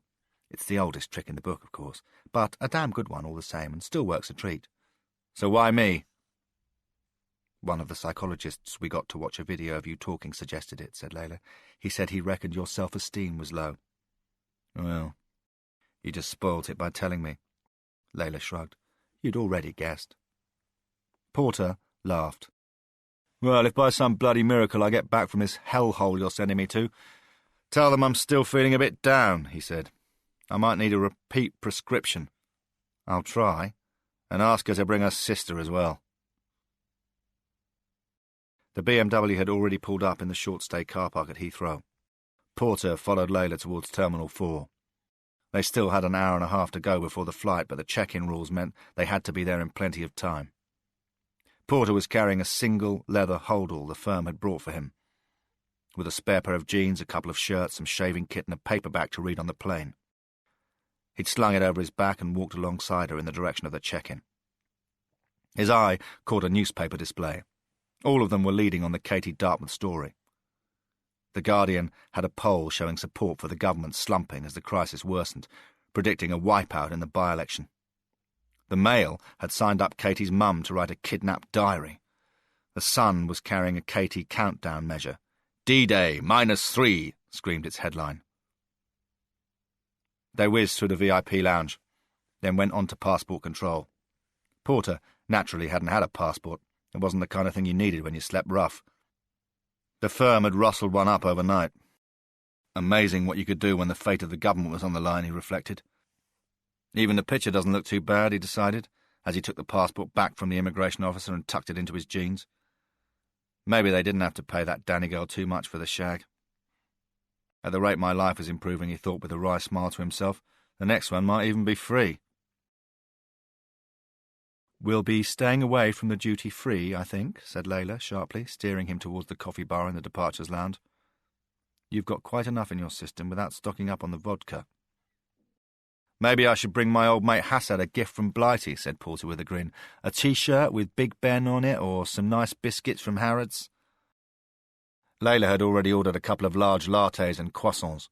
Porter had grabbed some cereal and toast in his bedroom, but his hunger was still far from satiated, and he wolfed down the croissant in a couple of bites. I somehow imagine the Society of Muslim Brothers doesn't break out the Johnny Walker when they get together for a meeting, said Layla. I could grab a bottle just in case, said Porter. Don't even think about it. Maybe get them all pissed, then sneak out with the girl while they're sleeping it off. Layla just rolled her eyes. You eating that? Said Porter, pointing towards her croissant. There'll be food on the plane, I suppose, she replied with a shake of her head. He grabbed the croissant and ate that in 2 bites as well. Looking around, Porter couldn't tell where the rest of the flunkies the firm had ordered to accompany them on the flight might be, but he felt certain they wouldn't be far away. They were flying on an A320, which in economy class had 6 seats in each row, 3 on either side of the aisle, making 16 additional officers once you took out the 2 seats occupied by Porter and Layla. Quite a party, he thought to himself. They would all be in plain clothes. They would slip quietly into the background. The firm was good at that. It could tap an endless supply of grey men who shuffled unobtrusively into the shadows, only to appear as if from nowhere when they were needed. I need the loo, said Porter, standing up. Layla looked at him sharply. Don't worry, growled Porter. I'm not doing a runner. I might need my head examining, but I actually want to get out there. Just don't be long. Porter walked in the direction of the toilets. He glanced towards the duty-free and couldn't help but notice the vast display of whiskies, vodka and gin stacked high in the shop window. Bloody cheap, he reflected bitterly to himself. Johnny Walker at 12 quid a bottle. They're practically giving the stuff away. No, he told himself as he carried on walking. Nothing to drink. Not yet, anyway. The firm had given him 100 quid along with his luggage. To head up to Heathrow without any money in your pocket was just one more thing that might make him appear suspicious. He had another 500 in Lebanese pounds, and Ben Stanton would have plenty more if he needed it. Just beyond the duty-free shop there was a row of gift and clothes stores. Porter slipped inside one and told the girl at the desk to give him a pair of jeans, a white shirt, some socks, pants and a pair of trainers size 9. When she asked what label, he told her he didn't care. And no, he didn't mind what colour the jeans were, whether they were straight or boot-cut, nor did he want to try them on. Within a couple of minutes, she had returned with a bulging bag. Porter counted out the money, thanked her, and left. Swiftly, he walked the last few yards to the gents, then, locking himself into one of the cubicles, Porter quickly undressed. It was a cramped space, but he was soon naked. He ran his hands across his body, making absolutely certain there wasn't any kind of tracking device planted anywhere on him. When he was sure, he took the new clothes from the bag, dressed himself, washed his face, and walked quickly back towards the coffee bar where Layla was waiting for him. Glancing up at the departures board, he could see there was still 40 minutes until their flight, but passengers were already being asked to make their way to Gate 26. "What the hell have you done?" said Layla, looking up at him. "Changed," said Porter gruffly. Layla shook her head. The expression on her face that of a nursery school teacher faced with a particularly unruly pupil. "You didn't like the clothes we bought you?" she said. "Christ, we're taking you to Beirut. We're not going to Milan for a bloody fashion shoot." Porter leant over the table. She'd ordered herself a chocolate muffin while he was gone, and he grabbed a piece, putting it into his mouth. "Like I said in the car, I may have had a bit too much to drink over the past few years, but my brain's not completely gone, not yet anyway. I have to be absolutely certain you lot haven't planted any tracking devices on me, because if you put a tracker on me, then sure as hell Hassad is going to find it. You can slip one into my clothes easily enough, even into the heel of a shoe or just the button of a shirt. The only way I can be certain I'm clean is to be wearing clothes I just bought in the shop right here, because if Hassad does find anything, he's going to kill me on the spot, and frankly, I wouldn't blame the bastard." "Christ, John, don't you trust us?" Porter shook his head firmly from side to side. "I trust only myself." The flight was only about half full, and that was including the seats the firm had booked. Not many people flying to Beirut, thought Porter as he walked along the aisles to the toilets at the back of the plane. And who the hell can blame them? No business to be done. Half the hotels are shut, and unless you're dressed in a burqa or a headscarf, the chances are some nutter will kidnap you and phone home asking for £1,000,000 or he'll chop your head off. The A320 had been in the air for 3 hours now, and so far the flight had been pretty smooth. It was the first time Porter had been on a plane in nearly 15 years, and they'd come on a bit since the charter flight to Spain he had taken with Diana and a 3-year-old Sandy on the last family holiday they'd gone on before his drinking meant they no longer had any money for luxuries like that. The wings didn't scream with pain every time the pilot changed direction. The seats were comfier. You could plug 40 or more channels of music into your ear, and there was a neat little screen hanging on the ceiling that tracked the progress of the plane over Europe and told you how far you were from your destination. They were just passing over Sicily, Porter noted, and heading out into the Mediterranean. The pilot was banking left to steer them away from Egypt and towards Israel and the Lebanon. Not long now before they started their descent into Beirut. He looked towards the drinks trolley. The stewardess, a pert little blonde, who introduced herself as Chloe while serving Porter his microwave breakfast, had already been through the cabin, offering people a drink, but it was still only mid-morning, and there weren't many takers. Layla had told her sharply that they didn't need anything, and Porter had had to settle for finishing her breakfast instead. There was a row of tiny airline bottles: whiskey, vodka, gin, rum, several different types of beer, quarter bottles of red and white wine. Porter could hardly remember the last time he'd seen so much booze in one place, and all of it free as well. He grabbed 2 vodkas, 1 gin, and a double-sized serving of Johnny Walker, and slipped them inside his jacket. There's only one place they manufacture the kind of courage a man needs to face what I'm about to put myself through, he told himself. A brewery. He grabbed another vodka bottle and twisted its cap. It came loose in his hand, and he put it to his lips. He could feel the warm glass against his skin, and then the steady, strong liquid start to trickle down into his throat. Porter had never found a drink he didn't like the taste of. He'd drink paint stripper if that was all he could find, but vodka was his favourite. A real drinker's drink. Maybe that was why the Russians loved it so much. Vodka didn't mess around with flavours or aromas. There was no nonsense about grains or vintages. It was the closest you could get to pure alcohol without visiting a hospital. And it got you fired up with a minimum of fuss and the maximum efficiency. "What the hell are you doing?" snapped Layla. Porter spun round. She was standing right next to him, her dark eyes alive with anger. Already her right hand had grabbed for the vodka bottle. She was trying to take it from him, but had only succeeded in spilling half of its contents down his shirt. "What the fuck do you think I'm doing?" growled Porter, admiring the pretty cloud formations out of the window. "I'm having a bloody drink." "Put it down," said Layla, her tone rising sharply. Porter held on to the bottle. There were only a few drops left in it, but he wasn't about to let them go. "Put it down," said Layla again, even more loudly this time. Porter could hear the roaring of the plane's engines in his ears. It had just hit a patch of turbulence, and the A320 bounced sharply, then plunged downwards. Porter steadied himself against the plane wall with his left hand. Ahead of him, he could see that the pilot had switched on the seatbelt signs. "I know you're practically an alcoholic," said Layla, trying to keep her grip as the plane rolled and swerved through the sky, "but you've had a couple of days without a drink, and you're starting to clean up." "I needed a drink," snapped Porter. "What the hell for?" shouted Layla. "We're pinning everything on you. We're paying you 250 grand. The last thing we need is a fucking wino crawling off this plane too drunk to even remember his own name. One drink, that's all I bloody needed." "It's always one drink, then one more," said Layla. "You were a sodding tramp. We've taken you in, given you a chance, but we damn well expect to be repaid.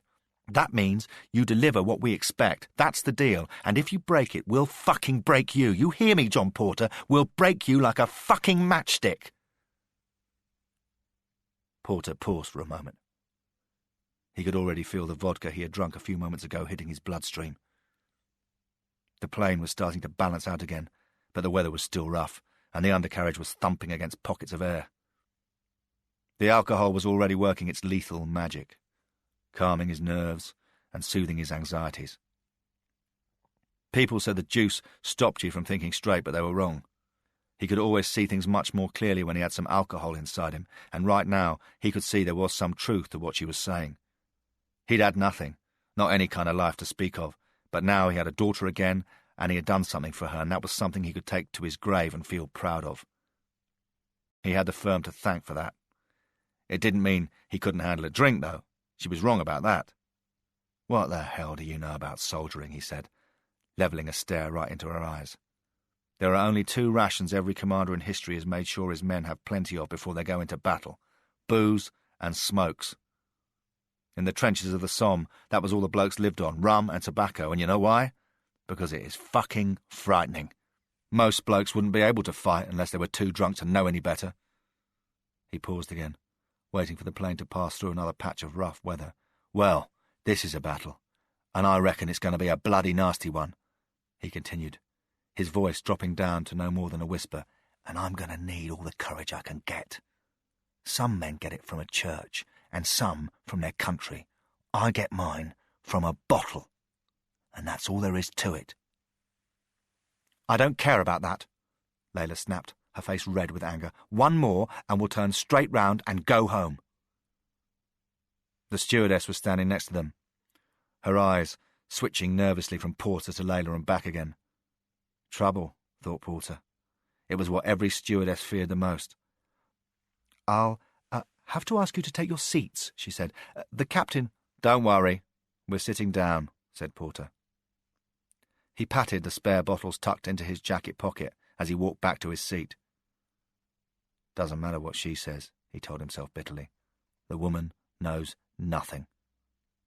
"Just stay where you are," said Layla sourly, making sure his seatbelt was fastened. The stewardess was walking quickly away from them, relieved that the trouble had passed. Porter grabbed for some peanuts, pulled open the packet, and threw them into his mouth in a couple of handfuls, chewing on them angrily. The turbulence had passed, and the clouds had split open, and suddenly Porter was looking out of the window at the clear blue sea leading up to the Lebanese coastline.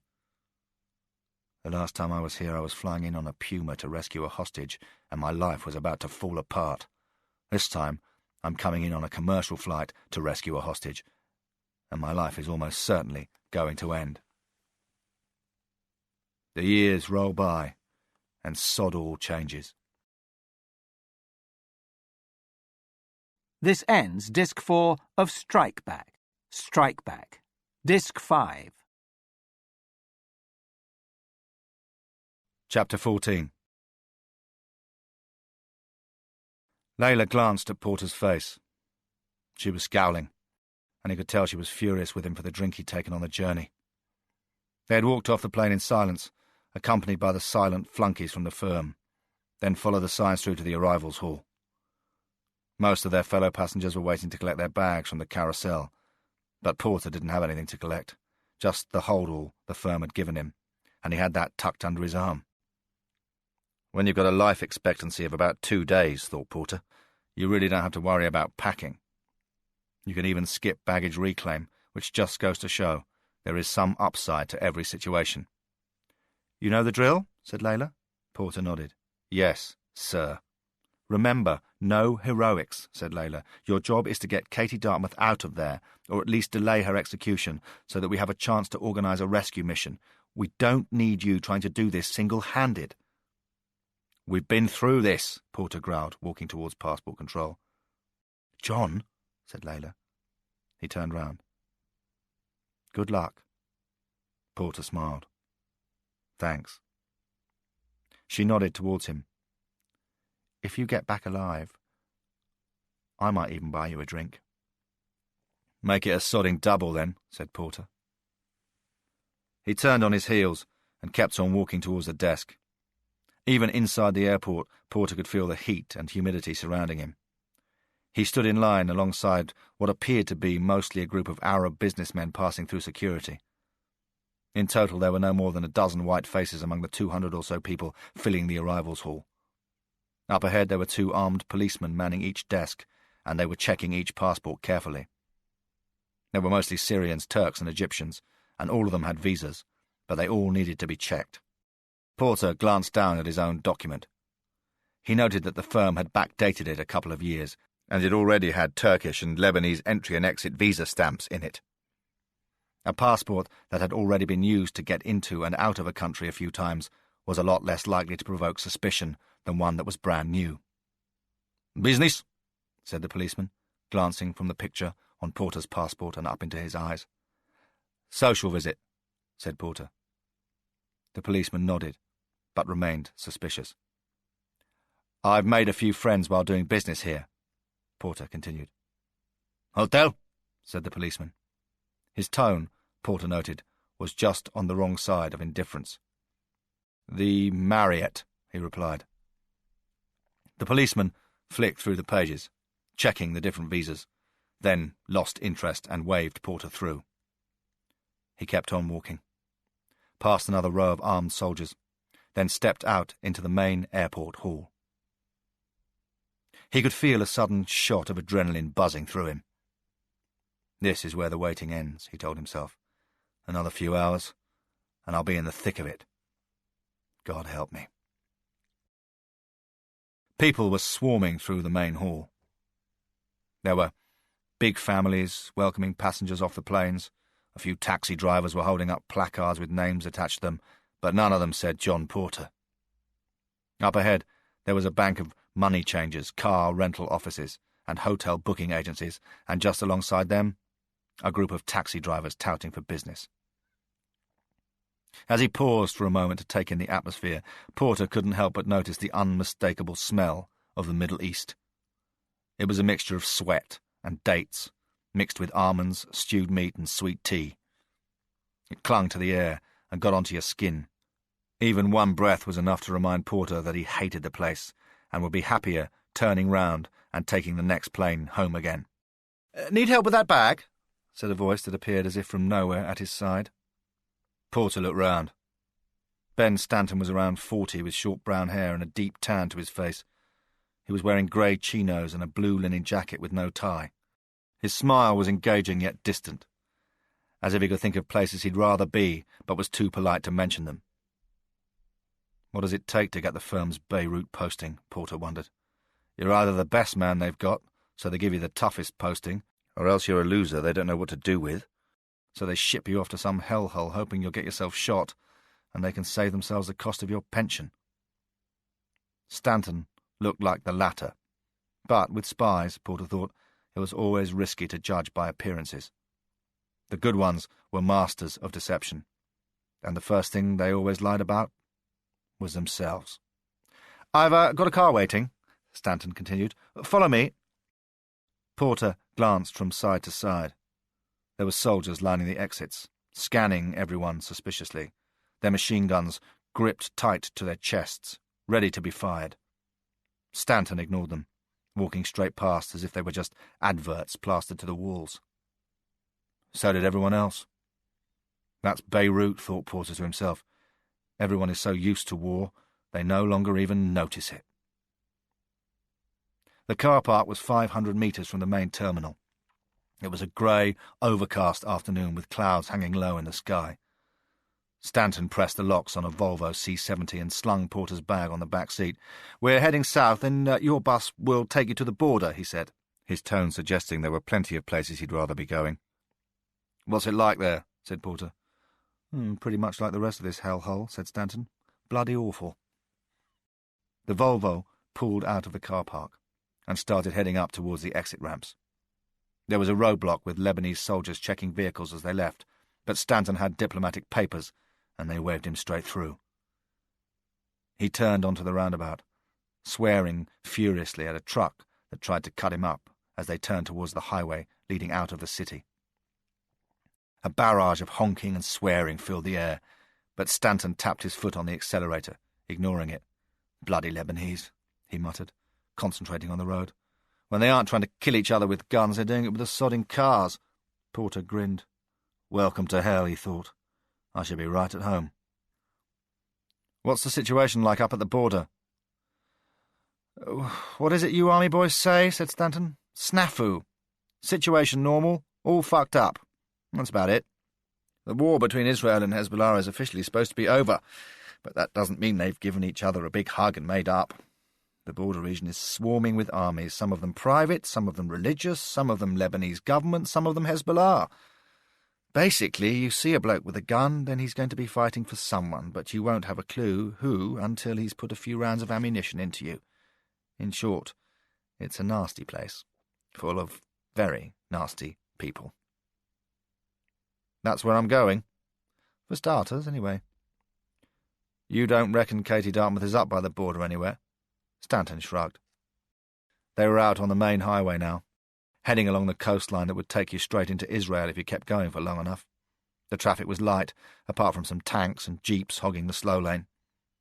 There was some sign of damage to the road, places where shelling or Israeli bombers had knocked chunks out of the concrete, but nothing bad enough to stop the flow of vehicles.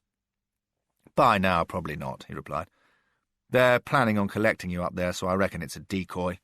Hezbollah might be nutters, but they are as cunning as sewer rats. They wouldn't have survived as long as they have in this hellhole if they weren't. They're picking you up by the Syrian border, so they have to figure we'll think she's somewhere around there, which means she probably isn't." "And you haven't a clue where she is?" Stanton shook his head. "We don't have great contacts out here. Iraq has been a bloody disaster for the British in the Middle East. They all hate us now, rather than just 90% of the buggers like before. We've been told to spend whatever money is necessary, and we put the word out on the street that there's some easy cash to be earned by tipping us off about where they've stashed her. No takers. Not a bloody sausage," said Stanton. "Usually in these situations there's somebody who wants to move to Geneva with a few $100,000 tucked away in his bank account and will turn snitch. They are Arabs, after all. They're not famous for swapping their grandmothers for a new camel for nothing. They tell us where the body is, and we make a discreet payment into a bank account. That's the way it works. This time around, nothing. Why not?" For a moment Stanton looked genuinely puzzled, as if he had asked himself that question, but had yet to figure out a proper answer. "You know what? I think they believe they've got us on the run," he answered eventually. "This whole show is being run out of Tehran. The Iranians are desperate to get their hands on the oil fields of southern Iraq, and they know the British can't hang in there much longer. The trouble is, everyone else wants a piece of that action as well. The oil is the only thing worth having in Iraq. The Kuwaitis are stirring things up, hoping to install their own strong men in the south. If they get their way, they'll operate through the locals for a decade or two, then one day you'll wake up and find Basra is a part of Greater Kuwait. They are smart boys, the emirs, and they play the long game, which is, of course, the only game worth playing in this god-forsaken part of the world. Then there is the Sunni up in the middle. That's Saddam's old mob, and they need to secure the oil fields as well, since if they don't get their grubby hands on the oil, the only other alternative is date farming, and there isn't much money in that. Stanton paused, honking furiously at an ancient BMW that was backfiring badly in front of him. So you see, the mullahs in Tehran can't hang around. They need the British out now so they can get control of the place. They took Katie Dartmouth as just another piece of the campaign, but they aren't stupid. They read the papers and watch TV, and they can see what an impact it's all made back in Britain. So they are going to play this one hard and get the maximum leverage out of it if they can. They can see there is a real chance of concessions, and even if there isn't, the British position in Basra will still be weakened. And that's what this is all about. He glanced over at Porter. I don't mean to be negative and all that. Chin up, etc., etc. He chuckled to himself. But you've got more chance of shagging the Ayatollah's sister than you have of getting Katie Dartmouth out of that hellhole. Come Saturday night, I reckon the pretty head is going to be rolling off the elegant shoulders, and all of it live on TV. And what happens then? Fucked if I know. I reckon our beloved leader will be in even deeper trouble than he is already, and the boys out in Basra can start emailing their wives and girlfriends to expect them back for Christmas. Thanks for the encouragement, growled Porter. Stanton laughed. When you're stationed in Beirut, you learn to be a realist. The Volvo swung left, down a slip road that took them into Sidon. It wasn't much of a place, Porter noted. It was mid-afternoon now, and the skies were still grey and overcast, with just a few rays of sunshine breaking through a mile or so out to sea. Although it nestled into a snug cove on the Mediterranean shoreline, there was nothing picturesque or charming about the town. No point trying to get this place into one of the travel supplements in the Sunday papers, thought Porter. Too many armies had marched through it for that. The main bay was dotted with a few fishing boats and a couple of large cargo vessels, but you could also see the damage to the quayside, where the shells must have landed. Many of the traditional houses had been destroyed, their place taken by hastily built concrete shacks. Some of the roads had been broken up into rubble by the shelling, and nobody yet had the money or inclination to fix them. Maybe they don't reckon there's any point, thought Porter. The next war will be along in a minute. There's no point in making things easier for the Israeli tanks. The bus station was just beyond the main square. About 5 buses, each one painted a pale green, were parked next to it. Stanton pulled up the Volvo, next to them, killing the engine. The Jesuine bus leaves in 10 minutes, he said. Then again, punctuality isn't rated as very important around here. It'll probably leave when they've got all the chickens they're taking with them to sit down nicely. Porter slung his bag over his shoulder as he stepped out of the car. He paused, smelling the stiff breeze blowing in from the nearby shore, its salt flavour mixed with the fried oils, nuts and spices from the row of 6 food stands lining the edge of the bus station. It was good to smell the med one more time, he told himself. He wanted to savour as many experiences as possible. When you were almost certainly going to die in the next 24 hours, then you saw the world with a fresh eye. It was like being a kid again. Everything seemed funny, interesting, challenging. The desire to embrace the world was all the more intense for the knowledge that you were about to leave it. "I'm hungry," said Porter. He walked over to the food stands and got Stanton to order a couple of snacks, tiny chicken and lamb meatballs mixed with chickpeas and a spicy sauce and served wrapped up in a pita bread with a bottle of iced tea to wash it all down. Porter ate them in a couple of bites, then asked for another. "Any advice?" he said. Stanton hesitated before replying. He was scanning Porter's face, looking, Porter reckoned, for traces of fear. But he wasn't going to find any. He'd been scared before in his life. Going into combat had turned his stomach into jelly the same way it did for all the men. Taking a beating out on the streets had been just as bad. But he wasn't scared now. "Turn in your resignation," said Stanton. "Take a holiday? Phone in sick?" Porter smiled, but remained silent. He walked slowly towards the bus. A couple of women were climbing on board, buying their tickets, talking to each other. Porter handed across a Lebanese £10 note, collected his ticket, then nodded towards Stanton.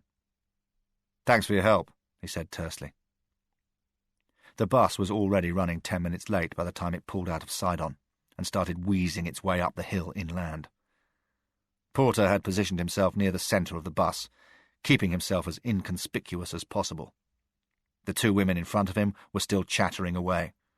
There were obviously a lot of unfaithful husbands and disloyal daughters in Sidon to catch up on, thought Porter. There were a few old men, a couple of families and several schoolchildren scattered around the vehicle. Some of them were talking, but mostly, just like Porter, they were looking out of the window and keeping themselves to themselves. The journey took just over an hour, twisting along the only main road that led up into the mountains that ran along the spine of the coast, then down again into the valleys and plains below. There were some farms, you could see, stretched along the side of the road, growing dates, oranges, lemons, and chickpeas, with the occasional herd of goats chewing the grasslands between the orchards and the fields. But the evidence of war was everywhere. Farms that had been abandoned were slowly being taken over by weeds, trees, and scrub. Barns and houses that had been broken up by RPGs and mortar fire, roads that had been smashed to rubble, and the occasional burnt-out husk of a tank, or the familiar dugouts used to shelter a machine-gun crew, littered the side of the road. That's what soldiers leave behind, thought Porter to himself. Lots of shattered communities and broken lives. Not much of an advertisement for the trade. Jesuin wasn't the last stop on the route, but it was where Porter was getting off. He climbed from the bus and out onto the tarmac of the bus station, glancing quickly around. The clouds were heavier now. It was just after 5 in the afternoon, and although sunset was still some way ahead, the light was already growing murky. Sidon may not have been much of a place, thought Porter, but compared with Jesuin, it was Biarritz. There were just 3 buses waiting at the station, and the tarmac was pitted with holes.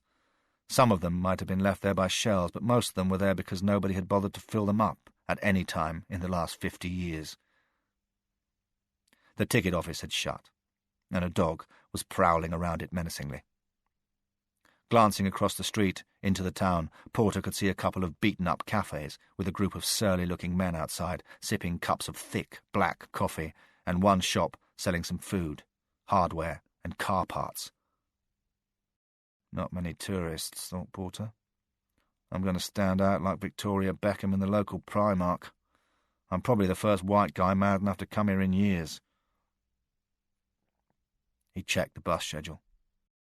The Sidon bus had rolled into town 10 minutes late, but he still had 20 minutes to spare before the next bus headed out to Anjar. Taking the sights, he thought to himself with a grim smile. Walking across to the shop, he took a bottle of water from the cooler cabinet, chose a couple of bars of chocolate, and handed across a Lebanese £20 note to pay for them. He didn't say anything, and although the woman serving could see he wasn't local, she didn't seem to care. A small boy was emptying out his pockets, seeing if he had enough coins to buy a packet of sweets. He glanced suspiciously at Porter, then looked away.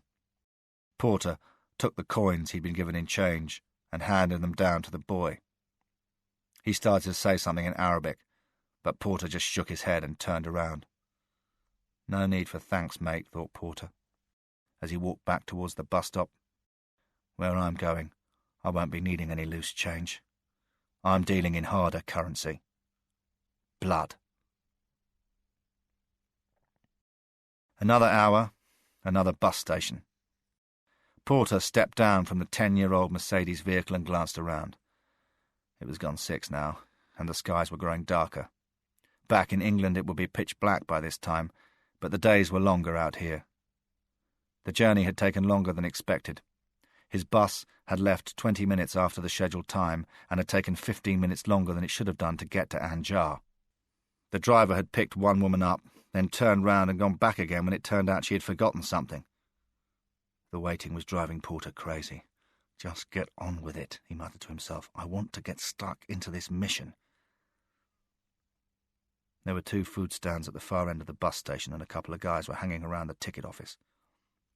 One of them, Porter noted, very obviously had some kind of gun tucked inside his leather jacket. They glanced at Porter, but neither seemed very interested.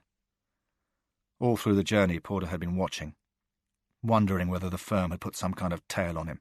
It was, he well knew, their most obvious move. After all, he was going to lead them straight to Katie Dartmouth's kidnappers. Follow him, and they'd find her. All they would have to do then was rustle up a crack unit from Hereford to go and get her out. The only risk was, if the tail was spotted, Porter would be killed on the spot. Then they would have nothing. If there was a tail, he had to spot it before Hassad did. As much as he scanned the bus and the streets for evidence of anyone keeping tabs on him, he felt certain he hadn't seen the same face twice throughout the whole journey. He hadn't seen anyone acting suspiciously. There was nobody lurking in the shadows, and no passing of the watch from one person to another, not that he could see anyway. Either they are not here, or else they are bloody good. He started walking towards the bar. It was just a single room, built into a ragged concrete structure on the street directly opposite the bus station. There were a couple of cars parked alongside and a few plastic tables and chairs. About a dozen guys were sitting around outside drinking coffee and tea, and there were heaps of dog ends at their feet. Sandwiched close to the Lebanese, Syrian and Israeli borders, it was hardly surprising Anjar didn't exist as anything more than a brutally fought-over dot on a map. Why the hell would anyone want to live here? Porter wondered. There was nothing to tie you to the place except for war, poverty, and anger. Crossing the road, he paused before the entrance to the bar. It had no name, just a dirty brown awning that would provide some shade when the sun was shining. Still, there was no mistaking the place. Anjar only had about 4 proper streets, and 2 of those appeared to have been abandoned. It had a couple of shops, but this was the only cafe or bar. Porter started to step inside, yet for a brief moment he could feel himself hesitating. This is the line, he thought to himself. On one side, there's this world, on the other, a different one. Probably the next world, if that happens to exist. Cross it, and there's no going back. Sod it, he told himself with a grim smile. There's nothing to go back to. And the next world probably isn't so bad. There's bound to be a place where a bloke can doss down for the night. Who knows? You might even be able to get a drink. The only trouble is, I wouldn't ever see Sandy again. The guy at the counter looked around 30, with a black T-shirt and blue jeans hanging loose over his white trainers. There were a few men inside the bar.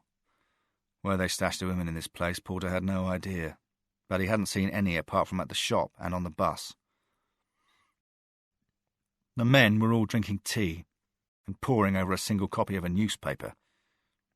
There was some kind of discussion going on, but whether it was about sport or politics or business, Porter couldn't tell. He nodded towards the barman. There were some beer bottles in the cooler, and Porter felt tempted. A beer was just exactly what he needed right now. Lebanon was a Muslim country, but it wasn't dry like some of them. Still, the locals hardly ever drank, and ordering a beer would only attract attention to himself, and that was the very last thing he wanted. "A coffee," he said in English. He learned a few words of Arabic back in the regiment, but he didn't want to try them out now. The barman looked at him, his expression puzzled. "Not many English guys up here," thought Porter. "The only foreigners you ever got around this place were probably Israelis, and they didn't usually get out of their fighter jets to say hello." "You speak English?" said Porter. The man nodded. "A little," he said. "You want coffee?" "That's why I asked for it," said Porter. The man went to the machine behind the bar. "Where you from?" Porter took the small, white china cup that had just been placed on the counter and flicked away 2 flies that were sitting on the sugar bowl next to it. He pushed a couple of Lebanese £1 coins across the bar. For a moment he thought about lying. The British weren't popular in Lebanon, they never had been, and they'd got a lot less so since the Iraq War kicked off. He didn't need to get into any kind of argument with the locals. He could pretend to be Australian or a Kiwi. The trouble was they would probably recognise the accent. And who knows, they probably hate the Aussies as well. "England," he said. A couple of the men from the group around the newspaper looked at him. One of them had narrow eyes and a thick scar that ran down the side of his cheek and into his neck. He spat the half-smoked cigarette from his mouth and ground it beneath the heel of his boot. You don't need a translator to figure out what he's saying, thought Porter. He's tooling up for a fight, and the next thing he wants to put underneath that boot is my face. "You hear about the English girl?" said the barman. "The one who got kidnapped?" Christ, thought Porter, it's even a big story out here. "Something," he replied tersely. "What they think of that back in London," said the barman with a smile. "Maybe they get their soldiers out of our country now," said the man with the scar, standing up and walking over to the bar. "We're not in your country," said Porter. "The Arab nation is one nation," said the man. His scar quivered slightly as he spoke, as if it was the wound talking. "You occupy one land, you occupy all our lands." Shit, thought Porter. The last thing I need here is a barroom brawl. "I'm sure you're right," he said firmly. "I don't really know anything about it. I'm just getting a coffee while I wait for the next bus." "What are you doing here?" said the man with the scar. He had edged a foot closer to Porter, and he could smell the cheap cologne and the nicotine clinging to his skin. "There are no foreigners up here." Porter paused for just a fraction of a second. "Family business," he said. "A Lebanese family in London. They need some land sorted out. I've no interest in politics." He walked past the man, sitting down at a plastic table at the far end of the bar. Taking 2 sugars from the bowl, he stirred them into the thick black coffee, then discreetly took out the tiny bottle of Johnny Walker he had taken from the plane and poured half of it into the cup. He sipped on the small cup and could instantly feel the rich mixture of caffeine, sugar, and alcohol all hitting his bloodstream at the same time. He could feel his head start to spin and his eyes were getting dizzy, but the whiskey worked its magic, the way it always did, and he could feel his head start to clear and his spirits reviving. The guy with the scar had gone back to his group of mates, but he was still looking occasionally across at him, a glint of anger in his eyes. "If only you knew what I was really here for," thought Porter with a grim smile. "You'd kill me on the spot." He glanced at the clock. 6:20. Hassad hadn't given the firm any precise time for the pickup, but they expected him to be getting to the bar around 5:30, so they should have scheduled the collection for shortly after that. Maybe it's a set-up, thought Porter. Maybe they are just going to leave me, and then let that bloke with a scar cut my throat open as soon as it gets dark. A man walked up to the bar. Late 40s, Porter noted, with a linen jacket, a bald head, and one of those Saddam Hussein moustaches that men wore throughout the Middle East. "Is that my contact?" wondered Porter. For a moment, he could feel his muscles tensing with anticipation, but the guy just ordered some chilled water and a tea and went to sit outside by himself. Porter emptied the rest of the Johnny Walker bottle into his coffee cup and knocked it back in one gulp. Much more of this, and I'll be looking for somewhere to spend the night. 6:40. Porter took out the book the firm had packed into his bag. Pretty good, he decided after a few pages, but it was difficult to concentrate on reading anything. One of Scarface's friends had left the bar, but the rest of them were still arguing over the contents of that day's paper. The barman had switched on the radio, and as the news came through, Porter caught the name of Katie Dartmouth. But the presenter was talking so fast in Arabic he couldn't begin to translate what he was saying. Who knows, thought Porter. Maybe the bastards have already killed her. "Mahmoud Yia," said a voice behind him. The instant he heard the word, Porter could feel his heart thump against the wall of his chest. This is where it all kicks off, he realized grimly. Porter looked up. There were 2 men standing right next to him. The taller of the 2 was almost 6 foot, slim, with slick-back hair, around 30, with a hardened face and the muscles of a man who'd been in plenty of fights. The shorter man was about 5'8", with thin, dark hair, a face that was running to fat even though he couldn't even have reached his mid-20s yet. A pair of sunglasses were wrapped around his eyes, and there was a gold chain glinting through the black hairs on his chest that were visible through his open-necked shirt. This is it, thought Porter. He drained the last few dregs of his whiskey-soaked coffee and stood up. Time for the kick-off. "Let's go," he said quietly. The 2 men remained silent. They turned on their heels, heading towards the door. Scarface and the barman were watching as he left, their jaws dropping slightly, but neither of them moved from the spot. Do they know these goons? Wondered Porter. Do I? A black Toyota 4x4 was parked outside on the tarmac. It looked new to Porter. The smaller man opened the back door, revealing the dark leather seats and blackened-out windows inside. Porter was about to climb in when the taller man touched his arm. "Wait," he said. His tone was low and controlled, with a slight accent, but Porter could tell his English was good. "Here," he added. There was a strip of black cloth in his hand. Porter knew instantly what it was. A blindfold. "Okay," he said. He turned to face the car. The taller man stood behind him, and his height gave him at least 3 inches over Porter. He was stretching the cloth in his hand, then laid the strip across Porter's face. The skin on his fingers was rough, like a builder's, but his touch was as soft as a little girl's, and Porter could feel himself growing nauseated by the sense of the man's flesh touching his. He wrapped the blindfold around once, twice, 3 times, so that the top half of Porter's face was completely covered. The light totally vanished, and Porter could see nothing. A hand pushed him down into the back seat of the Toyota, and as he sunk back into the leather, he could hear the ignition turn and feel the surge of power as the car started to move out into the street. The blackness was total. Porter knew this was inevitable. If they were going to the place they had hidden Katie Dartmouth, then they had to be certain he had no idea where they had taken him. If he knew where she was, they would have to kill him. Of that, there could be no doubt. Even if they were planning to kill him, and he suspected they would still go through the blindfold routine. If they didn't, he'd know he was a dead man, and they'd surely save up that piece of information for later. A condemned man is always a nuisance. He knows he has nothing to lose, and that makes him dangerous, so whatever the plan, the blindfold was unavoidable. "Where are we going?" he said. Silence. He could hear only the hum of the engine and the rumble of the tyres against the rough tarmac. "How long will it take?" said Porter. Again, silence. He could feel the Toyota turning first left, then right. Whether they were travelling north, south, east, or west, he no longer had any idea. No doubt, that was the intention. "I said, how long will it take?"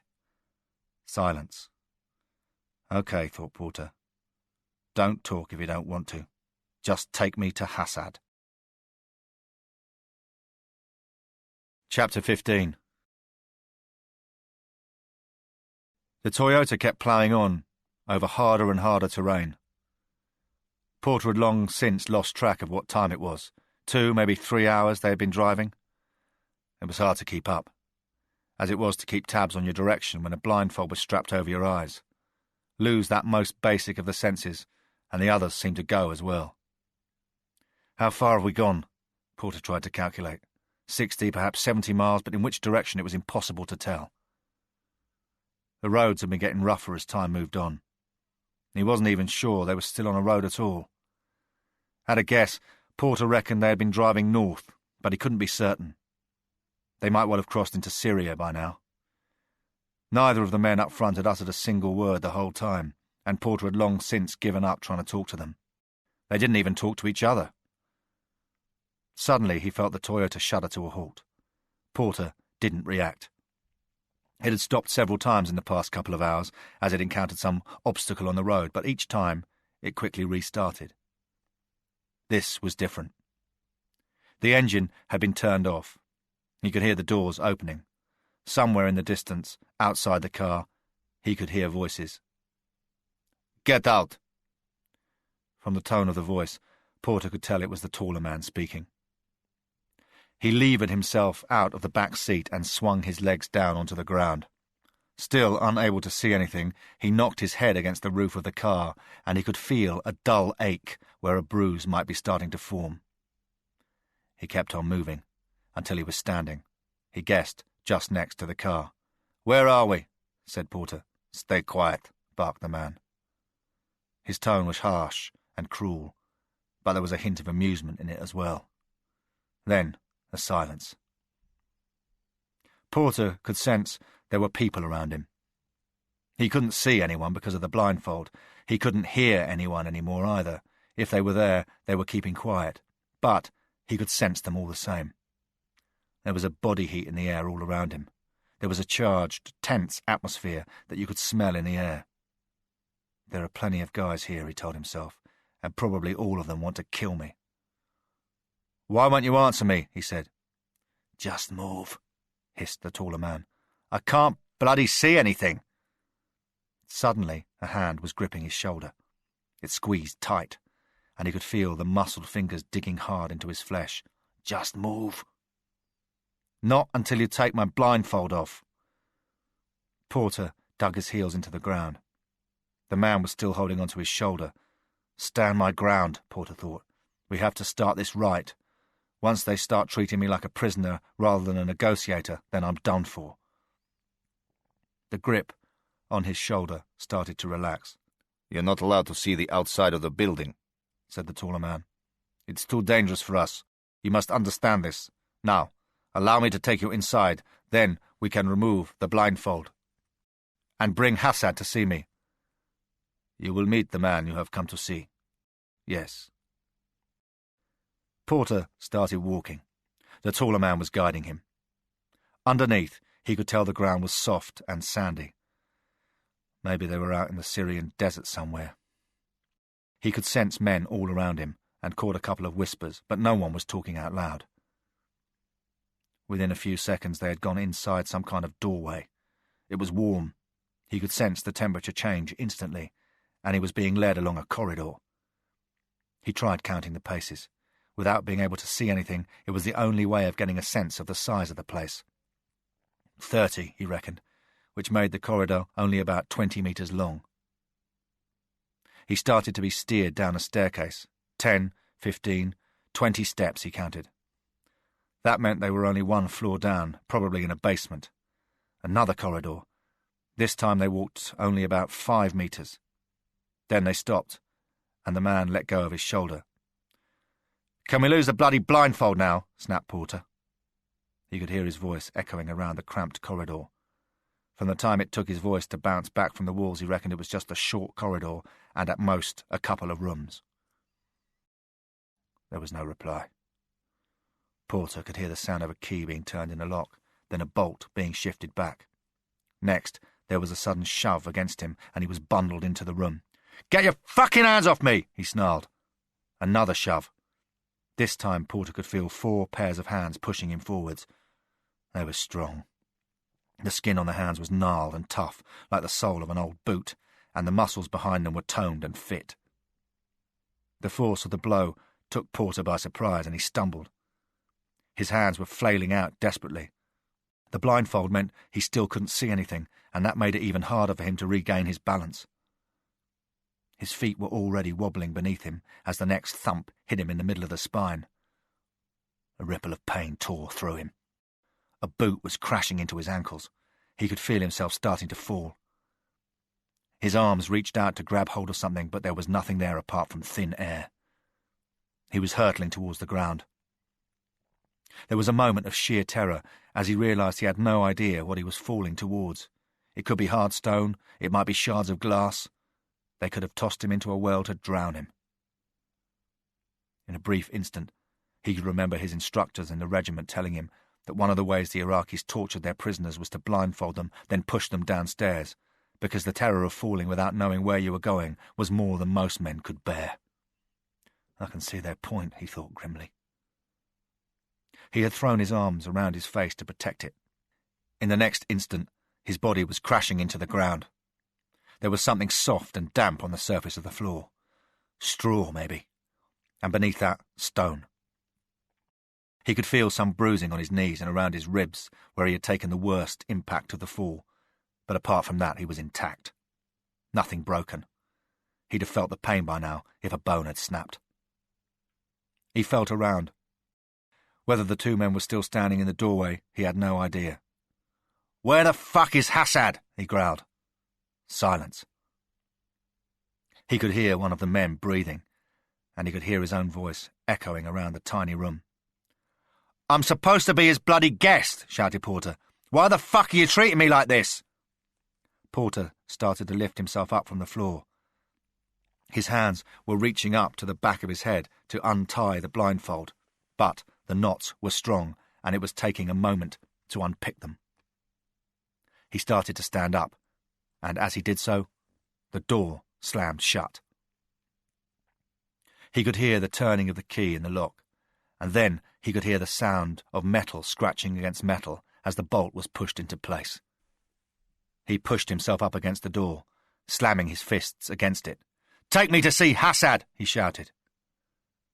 The words echoed around the room, taunting him like 100 different mocking voices. But the only response was the tread of 4 sets of boots walking away along the corridor.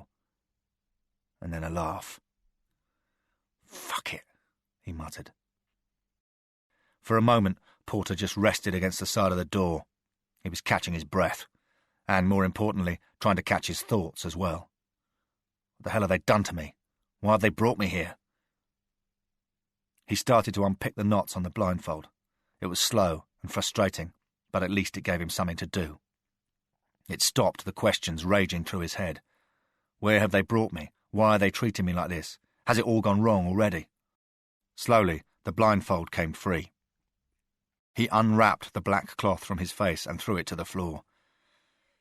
"Shit," he said. "Maybe I was better off not being able to see anything." The cell measured 10 feet by 15. Up by the doorway, there was enough room for Porter to stand up, but the ceiling sloped away fast, so that by the other end it was no more than 4 feet high. There was a slit window at the far end of the room, measuring no more than a foot across to a depth of 6 inches. It looked out onto a wall and had bars across it. Outside it was dark already, but the moon was shining, and a few weak glimmers of light were managing to trickle through the tiny window. It took Porter a few seconds to adjust his eyes. For what, he wondered. There was some straw tossed across the rough stone floor, but it must have been here for at least a year, Porter reckoned, because it was damp and sodden with dirt. He knelt down to where he had fallen from the doorway. There was some smeared blood on the floor, but he could tell it wasn't his. It was caked crimson and dry, so it must have been at least a day or 2 old. Next to it, there was a human tooth, with some dried blood caked around its torn root, which looked as if it had fallen from a man's mouth during a beating. Porter kicked it away with the toe of his boot, then explored the rest of the cell. There was some writing on the wall, but all of it was in Arabic. Some of the letters looked like they had been scratched into the walls with a man's fingernails. In one corner was the only object of any sort in the room, a metal bucket with a vile, putrid smell rising out of it. The bucket was half filled with water, and there was a human turd floating on its scummy surface. So much for the legendary Arab hospitality, thought Porter bitterly. He leant back against the wall. He felt exhausted. As he looked into the darkness, he tried to take stock of what had just happened. He had thought for the last couple of days about what he would do when he got here, about how he would handle the kidnappers, and how he would handle Hassad. But he hadn't expected to be thrown straight into prison. Whatever was about to happen next, it wasn't going to be good. There was no point in kidding himself about that. Maybe I've miscalculated, he thought. Who knows who we killed on that mission all those years ago? 12 or more Hezbollah guys had been taken out on that job. We weren't even counting. It could have been somebody's father or brother. They might well have been looking for revenge all this time. After all, nobody clings on to a grudge like an Arab, and nobody is ever more determined to take their vengeance in blood. Maybe Hassad just said I could come out here so that he could kill me. Who could blame him? There's unfinished business between us, and he probably knows it. Perhaps this is how it ends. A short, brutal fight in a dark cell, and then a knife to the throat. Porter sat down on the straw, resting his back against the wall. The clouds had obscured the moon, and the cell was plunged into near total darkness. Up above, Porter could hear a couple of vehicles move around, and then he heard a couple of shouts. One of the commands appeared to be in English, but Porter reckoned he must have misheard. Soon it fell completely silent. He had no idea what time it was. The firm hadn't supplied him with a watch, and it was years since he'd owned one himself. But he guessed it must be at least midnight. Friday morning already, he told himself. Tomorrow night Katie Dartmouth will have been executed, and they can toss her into whatever grave they have already dug for me. Peering into the darkness, Porter decided that he didn't mind dying that much, just so long as it was quick and painless. If he was being honest with himself, he died a long time ago. The moment that Hassad had come back from